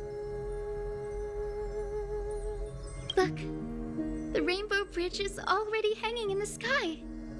Shall we get going, little Ika? It's you who healed the sky. What's on your mind, Miss Cypher? I'm thinking... should I leave behind a riddle? Some twisted, convoluted scheme that'll drive everyone in the universe mad trying to crack it. I see. You know what? Just go wild with it. No one's gonna judge you. Oh well, my brain's not working right now. Let me be genuinely sincere for once. Don't be afraid to fall. Just run. Destiny's just a slow-moving nymph. It can't catch you. So in the end, little Cyphy's message was the most straightforward one. Even if you combined 30 million of me, I probably wouldn't have read as many books as you did in one lifetime. I won't pretend to be cultured before Big Sis Treeby, Trinan, and Trian.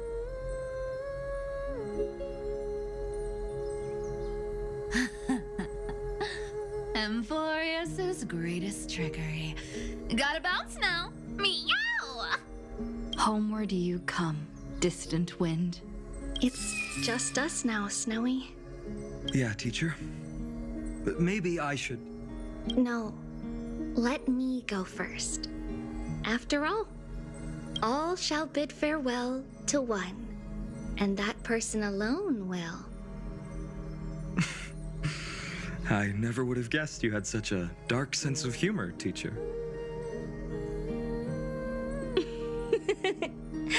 You still know so little about the complete Trivio, Snowy. Jokes aside, I want to leave these words at the end of the story. Whether it's a sunny day or a rainy day, remember to tell yourself before you drift off to sleep, see you tomorrow. See you tomorrow. Times 1,000. Prophecy received. Times 1,000. From now on, no more goodbyes. Finally. The time has come to say farewell. I'm grateful that you could be here to witness this moment, partner. Of course, as long as I've written stays by your side, Amphorius will always be with you. The last line I want to write down is, a hero is living in everyone's heart. Embrace it and chase after the sun. I hope those who read this will find the courage to face their burning lives. See you at the next pale dawn, partner. Did you see? Amphorius has ushered in the dawn. The characters in the book have taken their final bow. It's time for us to return to our own reality. But as people who live through it, we can still add the final touches to this story, right? Of course. The pen will eventually break, the ink will run dry, and life will ultimately fade. But thoughts will permanently remain in sagas. If time is an endless cycle, then forget the bitterness that keeps repeating, and remember only the moments of happiness. Let's walk towards tomorrow together. We were never apart. Time to head home. Don't miss the crew meeting. We won't wait around for you, you know? See you later, Donhung, March, and with this, as I've written, officially comes to an end. We're its co-authors, after all, friend. Once the words are written down and have been read by others, the meaning they carry is no longer in our control, leaving the freedom of interpretation to every reader who opens it. Don't you think there's something romantic about that? As for what this story means to you and me, let's keep it close to our hearts. After all, we've always had this unspoken understanding between us. Whoa! Passenger March! Why did you suddenly wake up? You scared me so much that I dropped that book! Welcome home, you three. Thank you for your hard work on this Trailblaze. We might need to reshuffle the seniority rankings of the Express crew if we count the years you spent in Amphorius. Hey, I was the first one to get dragged into it. Does that mean I'm gonna be the oldest member of the Astral Express now? Miss March hasn't lost her innocent nature even after all these long years. In other words, she hasn't really grown up at all. Hey! This is the first time I've been able to examine as I've written up close. Miss Irene's handwriting is gentle, yet steely, with an underlying strength. I had no idea it was so sophisticated. Looks like I need to brush up on my knowledge in this area. Maybe start with a few basic books first to get your feet wet. Look who's talking. As if you're not glued to your phone in your room all day. Huh? Wait, something fell out. It's... Is that a bookmark? In a corner, unknown to everyone. There was actually an untold interlude that took place. I left it out of the story because it involved a choice. A choice I made for my own selfish reasons. Can you forgive me, friend?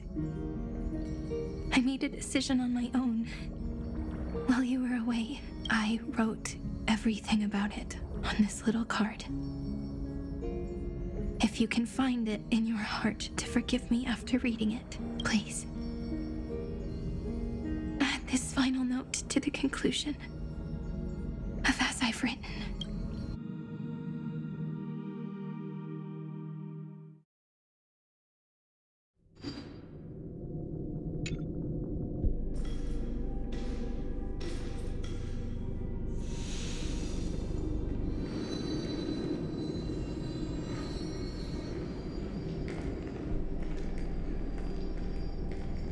Memories swallowed by Iron Tomb.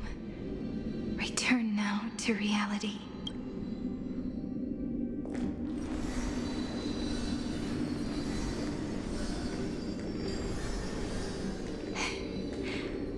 And don't lose your way. I finally found you, Cyrene. Demiurge. We won the battle. Thank you, Madame Herta. Without you, we never would have stood a chance. Still, is something weighing on you? Right before I shut my eyes, inside the droid head's brain, I saw something unsettling. The fourth instant, this turning point in cosmic destiny, anchored by the erudition. It's not a single instant, but a process, a chain of events. So, this victory isn't the final piece of that chain? Far from it. This is only the beginning, the first toll of the death knell for the cosmos. That sorrowful look doesn't suit you, Madame Herta. Don't hold it in. Tell me. Not long ago, you crossed paths with the Eon of Remembrance again, didn't you? Yes. Even if the figure was hazy, I knew right away. That was the god from Cyrene's dreams. Causality has gone wrong, just as I thought. Causality? Let me put it in your favorite fairy tale terms. The universe began as a seed. It grew into a great tree. And the present is its branches and leaves. The erudition calculates how the future will sprout. With so many possible outcomes, they choose to anchor one path, cutting away the crooked or fragile branches. But if things continue that way, the branches grow endlessly, the leaves multiply, and one day the tree collapses under its own weight. That is why there is a concept in biology called lignification. Soft sprigs form a hardened shell and fuse with the trunk. For the universe, that process is what we call memory.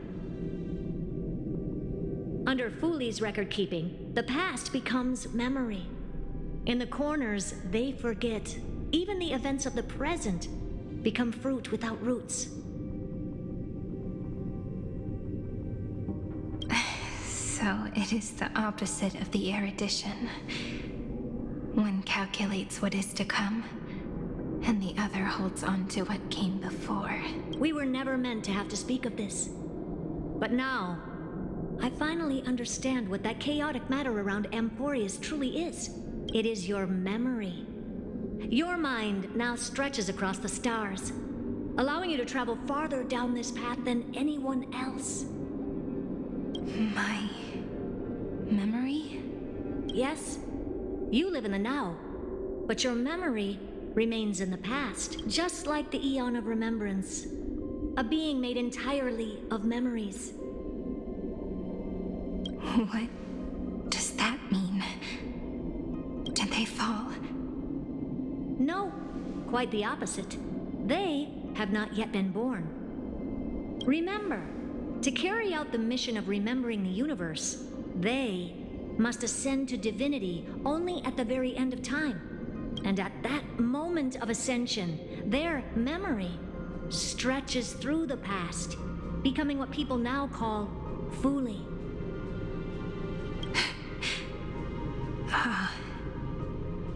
That is why they feel so distant, so cold. That crystalline form is just an empty shell. I do not know how the Garden of Recollection managed to hide this until now. They must have their reasons, but none of that matters now. Here in the present, we cannot know who will become Fuli. But one thing is certain. They will be born. And those who might become Fuli all share the same characteristics. They are known as Children of Remembrance, pure child of Anasrava. Both of you, Children of Remembrance. So help us. Find where Amphorius's memory began, and bring it out.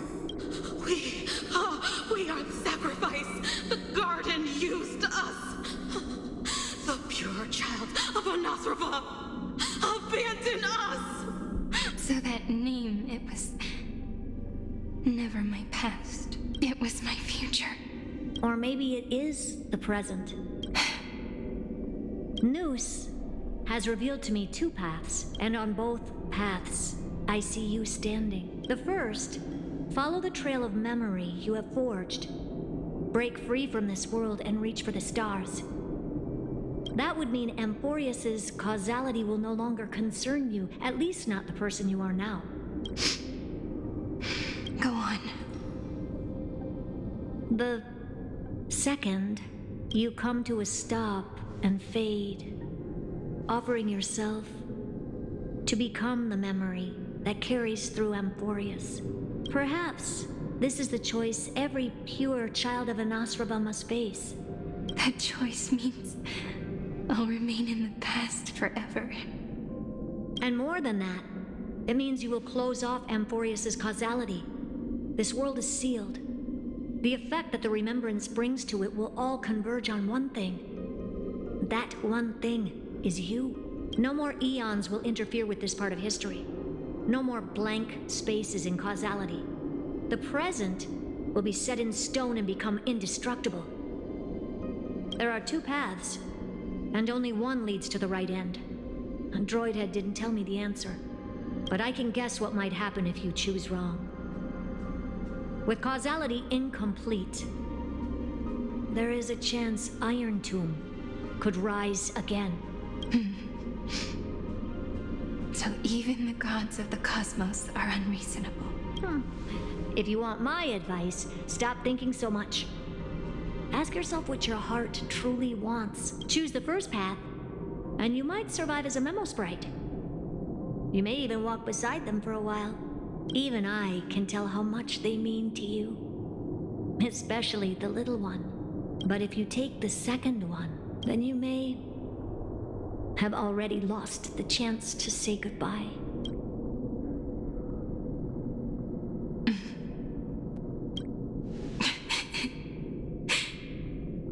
I have made my decision, Madame Herta.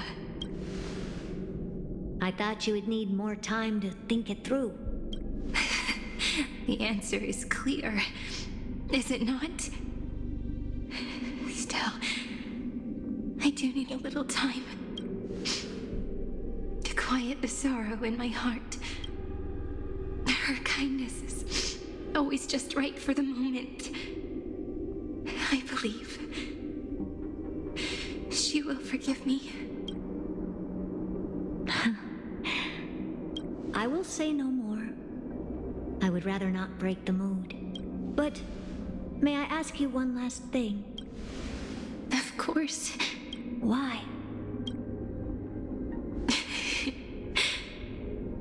I once heard a saying that went something like this.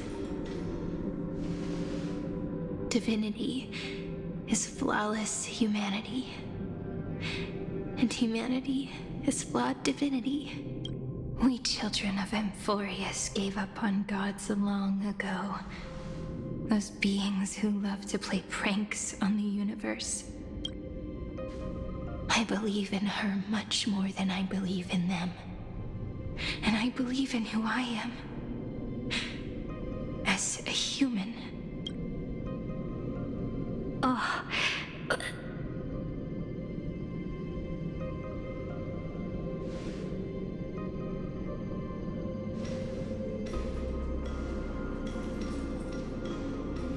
That really is a comforting answer. As for the one wish I still have trouble letting go of.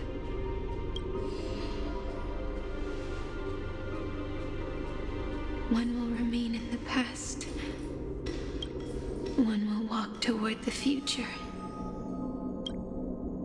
I believe that the one I cared for most will witness on behalf of the ripples of past reverie every starlit tomorrow.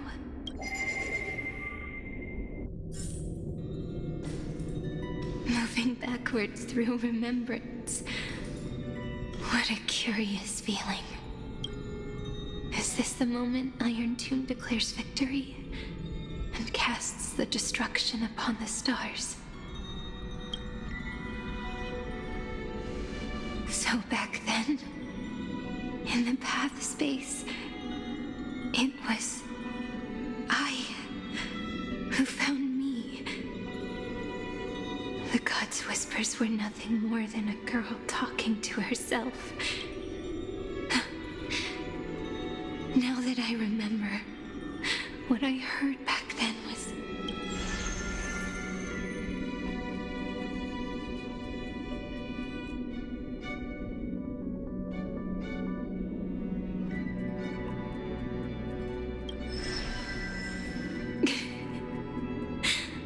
All I wanted to say was, don't give up. She will find you. Memory truly is amazing. Then let me wield this power and plant the seed of causality for the miracle that is destined to bloom.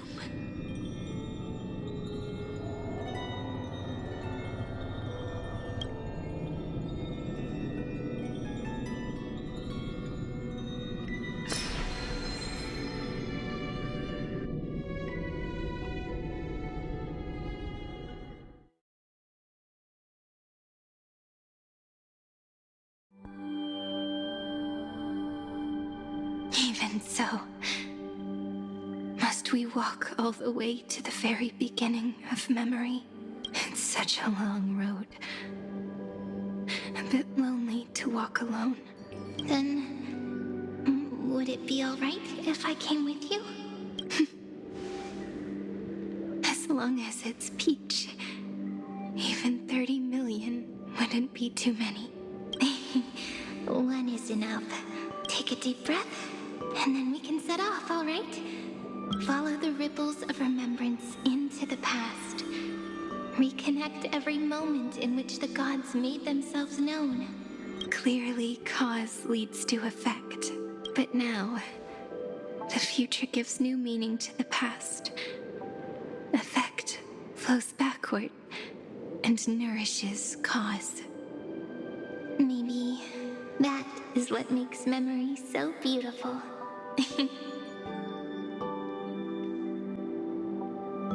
So, let us return the way we came. Look back at every ripple that formed. Go back home.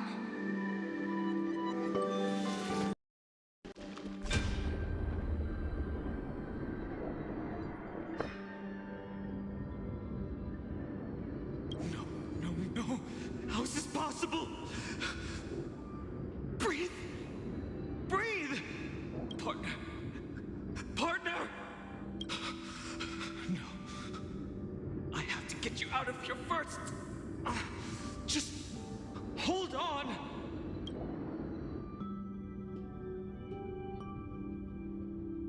Remember?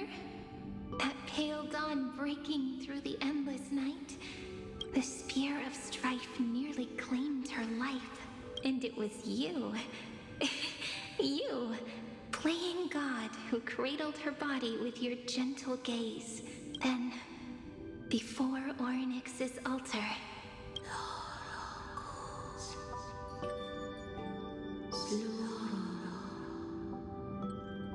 even the Titan of Time mistook you for someone else.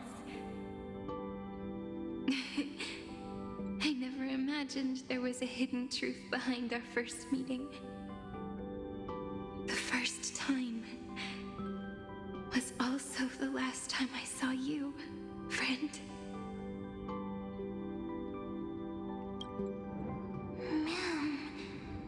Ma'am.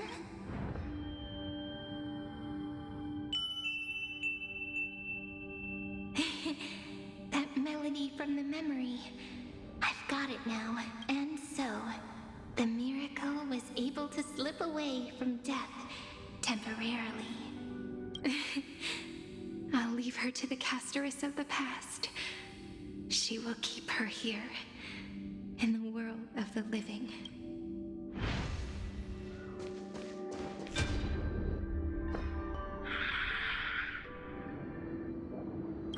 Darn it! What are these things? You're not taking me down. Not before I find a way to help her and Danha. If you've got a bone to pick, take it up with my six-phased ice. March wandered all across Amphorius for 97 days straight, chasing one goal: to save her friends. And with her bow and arrows, she brought down every obstacle that stood in her way. So that's how it happened. My skill with the bow. I owe it all to March.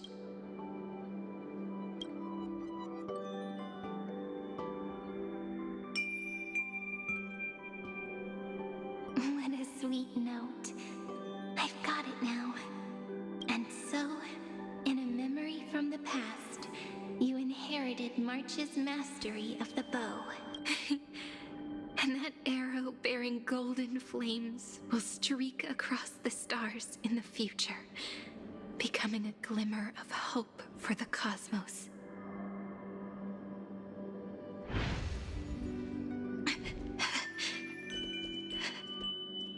Are you okay?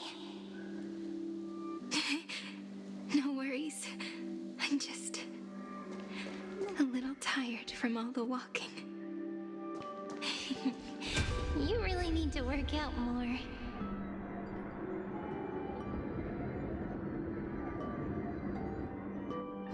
Three paths interweave and fetter Amphorius, co-authoring the fate of the world.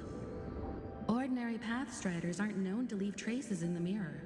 So if what you said is true, then this isolated star system must be home to at least 3 beings comparable to emanators. I would even go as far as to say, eons themselves. To gain the favor of the stars for Amphorius, the Remembrance sent a call for help to the cosmos. But the obstruction from the scepter was far too strong. Even the gods could do nothing more than send a fleeting mimetic being to someone who walked the same path. Thankfully, Miss Black Swan caught that fleeting moment.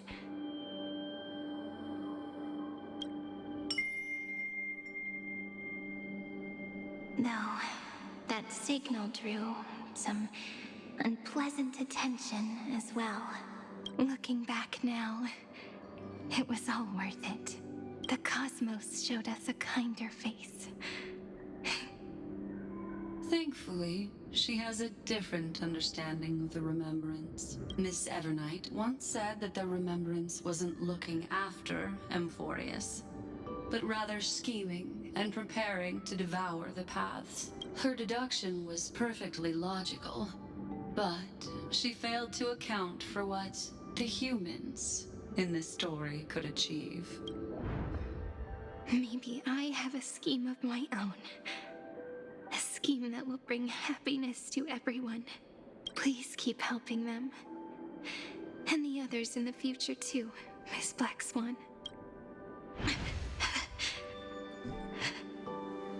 Looking back on the past really does wear down the mind. And wears out the body too.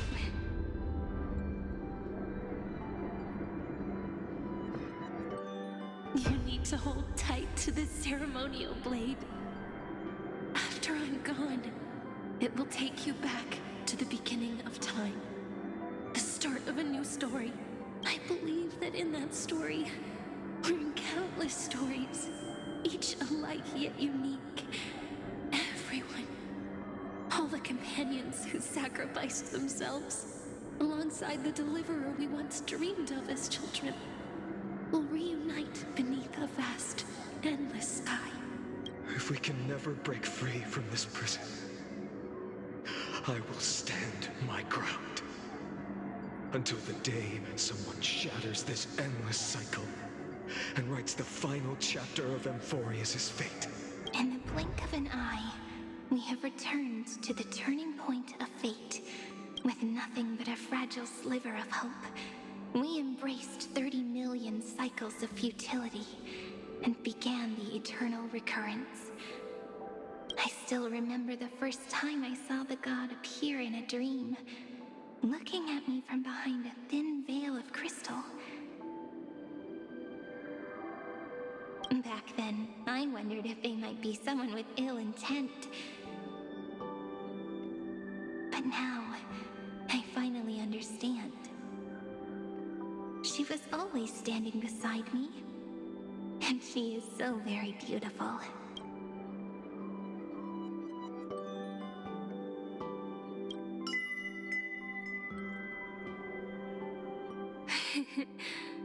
Causality really is a force that cannot be stopped. Even if I wanted to leave a few more words for Cyrene, it seems I no longer can.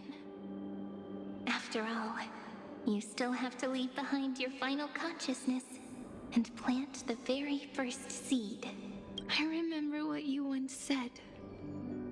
When a god sheds a tear, the thing reflected in the ripples must be the most beautiful thing in the world. But do you know what Amphorius saw when its heart was born? The first thing it saw was a name.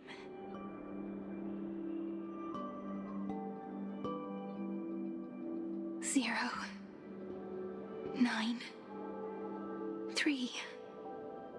Looks like you figured it out. Sometimes, all it takes is a change in perspective to reveal something truly unexpected. Don't you agree? That's right. Turn these numbers upside down, and you'll see a beautiful eternity. Something we believe in. The ego.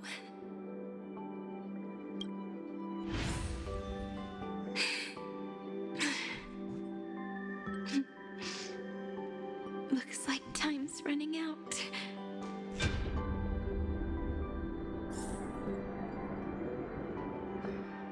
I want to protect everyone in the village. But can I really do that with the strength I have? I shouldn't think too much. Better finish the farm work Dad left me first. The hero within has been by our side since we were little. Finan has always been strong, but without that faint glimmer of hope lingering in his mind, would the weight of fate and endless recurrence finally break him? If only someone could place even a sliver of hope inside his heart, he would hold on and keep going. Yes, just a single spark and he would guard that fragile light until it turned into a blazing sun.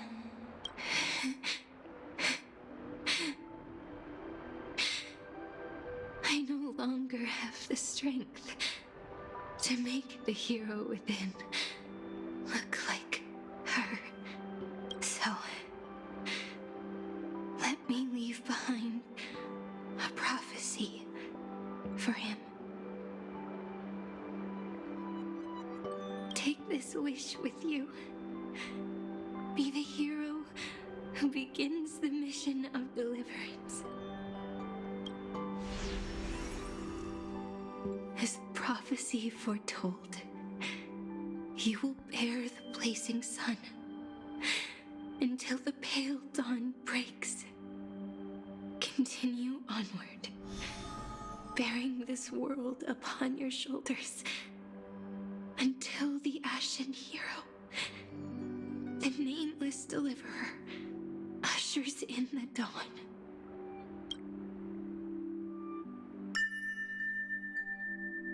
Now, your eyes have seen through all of Amphorius, from the end back to the beginning.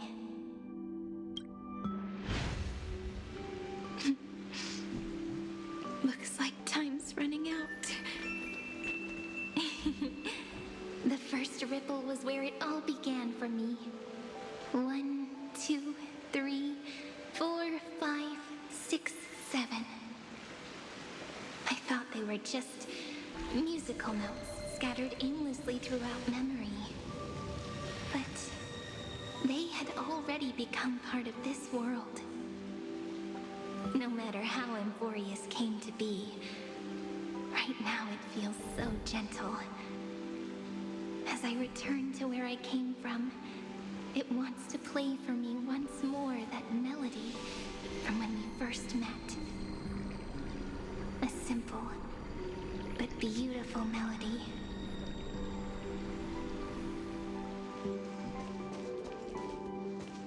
Behind this door, I can smell it.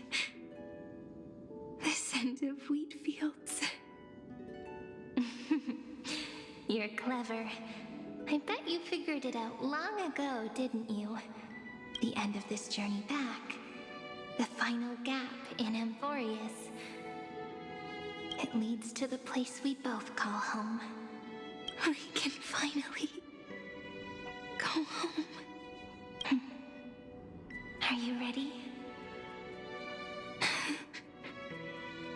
If you leave memory at the very beginning of the story and cast the first stone, that final gap in Amphorius will close.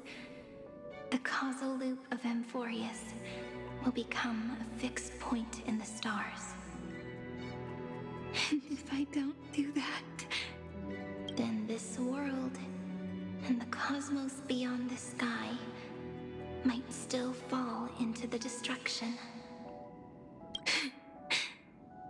There's no way we would let something like that happen, right? Exactly.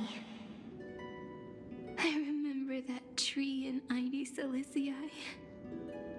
It grew all alone, unable to go anywhere. It watched the sea in silence, dreaming of a faraway shore it could never reach. But now, a tiny boat sets sail. It carries a seed of hope, plucked from the tree, and heads into the great beyond. Even if the boat's shadow fades quickly from sight, the tree knows that its wish will bloom on the other side of the sea. In that moment, it must feel happiness. Right the way you brought it up. Now I kind of miss that tree too. Come on, let's go home together. Take it with us, back to the sacrament courtyard. Let it become remembrance's anchor, tying together the times we knew so well.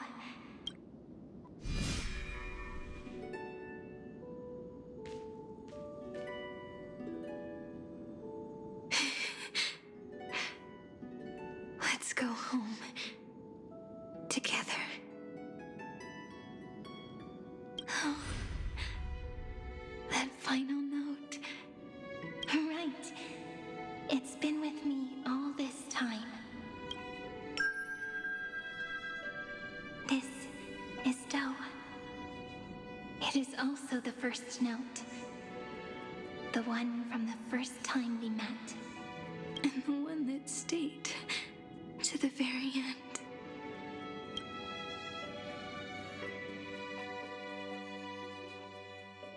Heidi Silicii.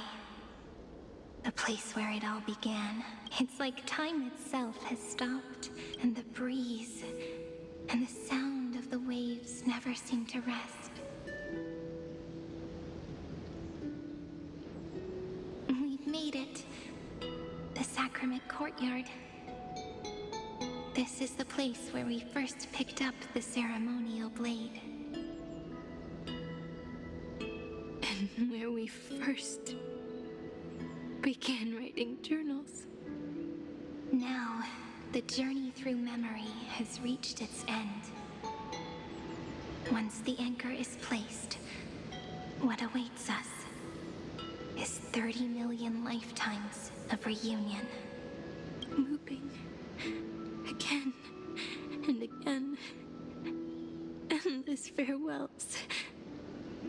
Do, re, mi, fa, sol, la, ti.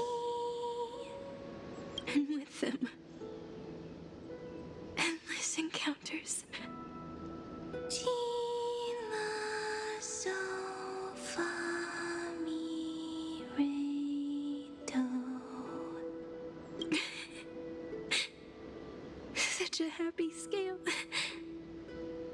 Whether it's for Cyrene, the Deliverer, or every sprouting branch of Emphorius, I leave this tale of love here. May the river of time flow backward, bringing scenes of the future before our gaze. In the eternal land that no one remembers. The legend of the Trailblaze is about to begin.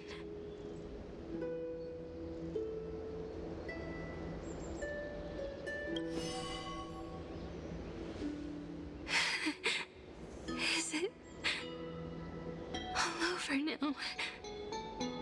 My mind and my memories. It seems they're beginning to fade. The breeze is warm, but my body is shivering for some reason. If you're feeling cold,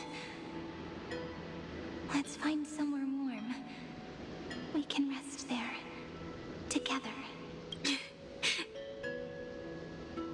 Somewhere warm. I know just the spot. 405. 504. 093. 365. 432. 252. 496. 720. 618. 600.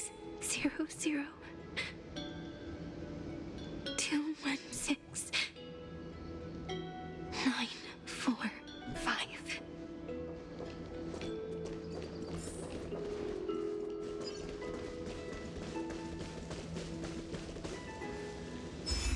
Treehouse. Seridra. March 7th. Dunhound. Electra. Cynthia. Caslana. Anaxagoras. Aglaya. Midamos. Castorus. Cyphera. Cyrene. And you. Look. Everything is already as we've written.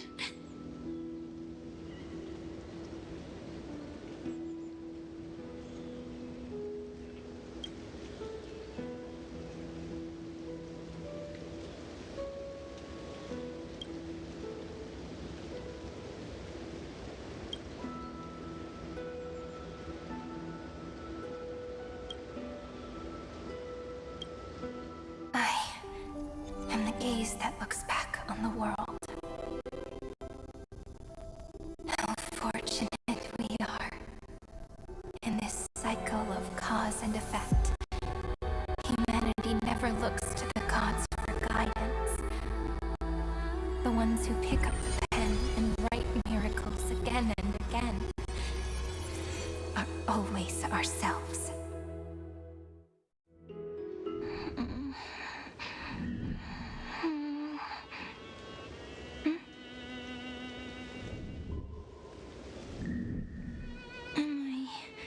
Still awake?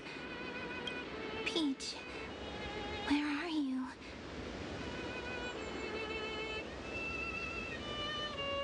Are you still here?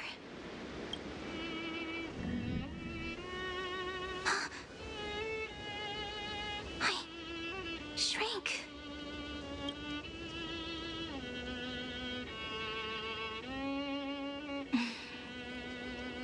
So that's how it works. When memory drifts away with the breeze, love leaves behind a seed and turns into lament. Demiurge, Cyrene, Mem, back again to the first, Philia 093. I always do have my charm. The final ripple nourished the great tree, and from it grew a single pink peach. We've been playing for so long, and you still haven't told me your name! I've told you so many times already. You're just forgetful. My name is Livia. Livia. If you forget again, I won't tell you next time. Livia, got it. Then you have to remember mine, too. I'm... Piso. I always remember. So, Cyrene was just a pen name after all. So sleepy.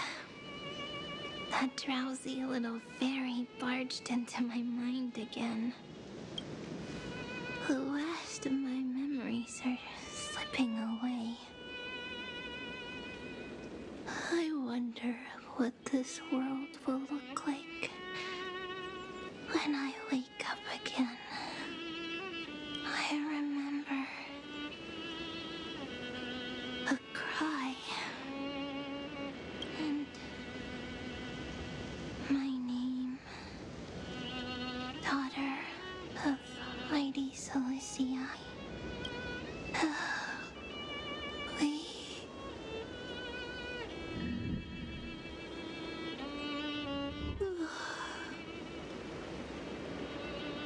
Shh. Never mind. The same seed, when planted in different soils, blooms into flowers that are alike, yet never the same. But what truly makes her beautiful is each and every soul in the world. No matter what form liking takes, it is still precious love, and I will accept it gratefully and return it with joy.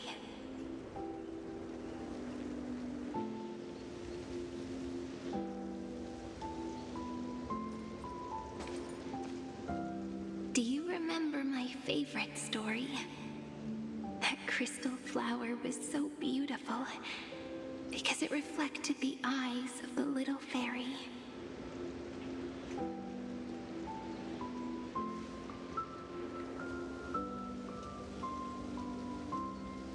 The stars across the cosmos will know I am the fairy who wrote, as I've written, together with you. And in your heart, I know I will always be given the name I love most. The one you gave me. After all, we've always been in sync. Hey, don't rush! Slow down. Let the words settle. We have plenty of time. In Amphorius's month of mourning, all conflicts across the land come to rest. On the 11th day and night of the month of mourning, the dead will part, the living will embrace, the snow will fall, and bonfires will rise to warm every heart aching with lament. It may sound heavy, right? But on this day, laughter always rises louder than tears. Because people understand that parting is for the next reunion, and sorrow is so we may love more deeply. That is why this day is her favorite of the year.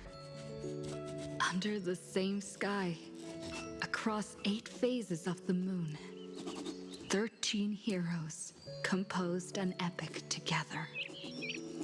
1 plus 8 plus 13 equals 2 11s. Would it feel more fitting if the rest were written in Miss Cyrene's voice? Agreed. Then, we'll add 1. A 1 like none that has come before. A 1 that blazes new trails. I make this wish. On the 12th day of the 11th month, 13 heroes will take every core flame ignited across 30 million lifetimes and scatter them among the stars. Later, when the people who know this story gaze upon the cosmos, they will discover that the countless stars in the sky now glow pink. And after 13 seconds, that radiant light will quietly fade away. It will be such a romantic, yet puzzling sight. But that's all right. They will keep that mystery close to their hearts, constantly pondering. Pondering what the ego truly is. They will love. They will get hurt. They will rage. And in 30 million moments of helplessness, they will stitch their shattered hearts back together. Again and again. But remember this well.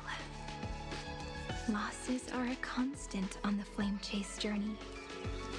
There may be pain along the way, but you and I will never be alone. They will come to understand what it means to lose, and in the end, they will choose to let go. They will offer their hearts to this world, to every companion they walk beside.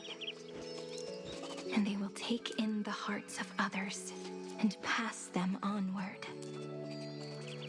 For every soul that exists in this world, there is a different ego, a different prime mover of life. There will never be just one answer. Not even for love.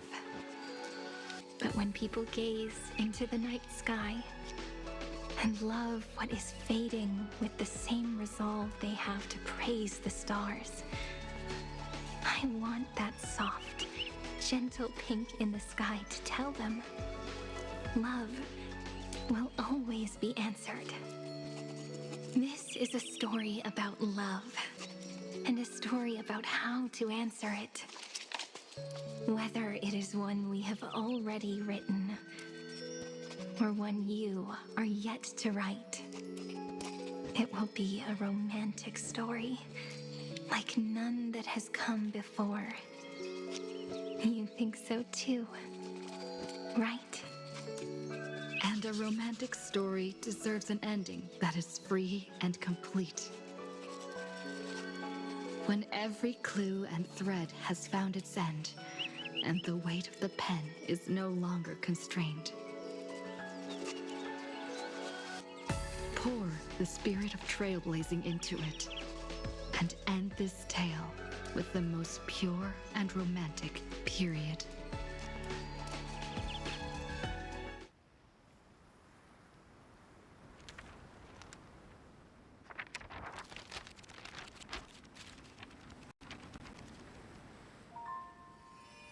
Light, sky, sea, stars, seeds, flowers, birds, hope, and love.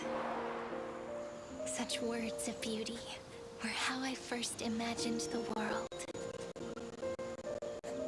For as long as I can remember, I've used them to tell the stories of Amphorius. And now, this is the last one. A story about tomorrow. Dedicated to you.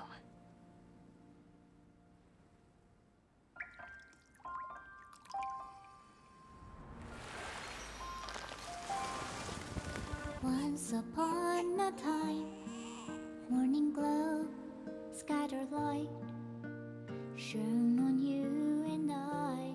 The fading poems, frozen rhymes, are traces on the breeze, whispers of past reverie.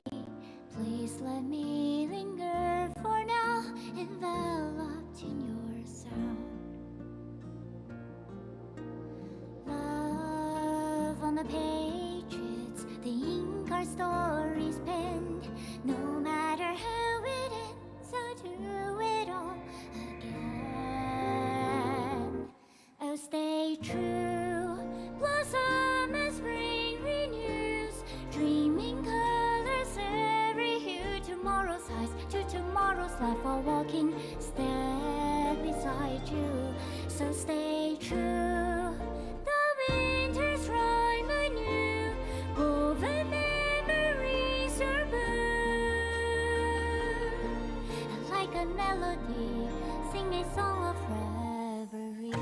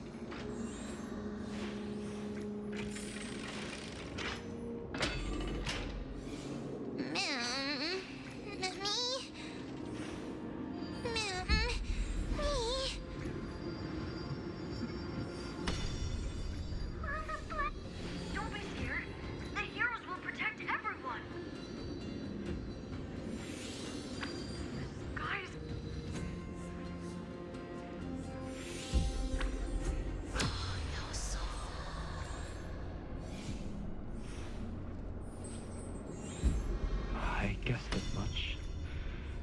It's no longer working. Looks like it's just the two of us out here now.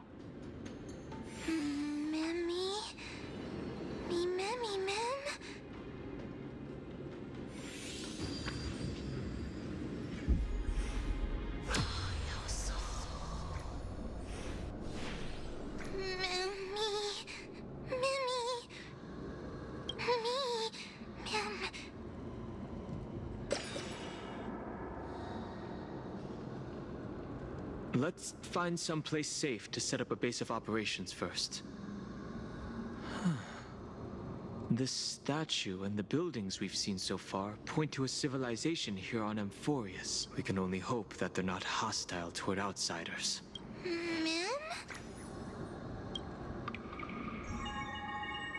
I've reunited with you so many times, and every time feels like the first time we met.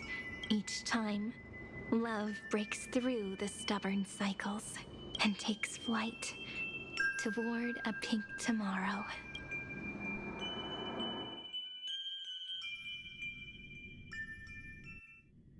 It's still early. Where to now?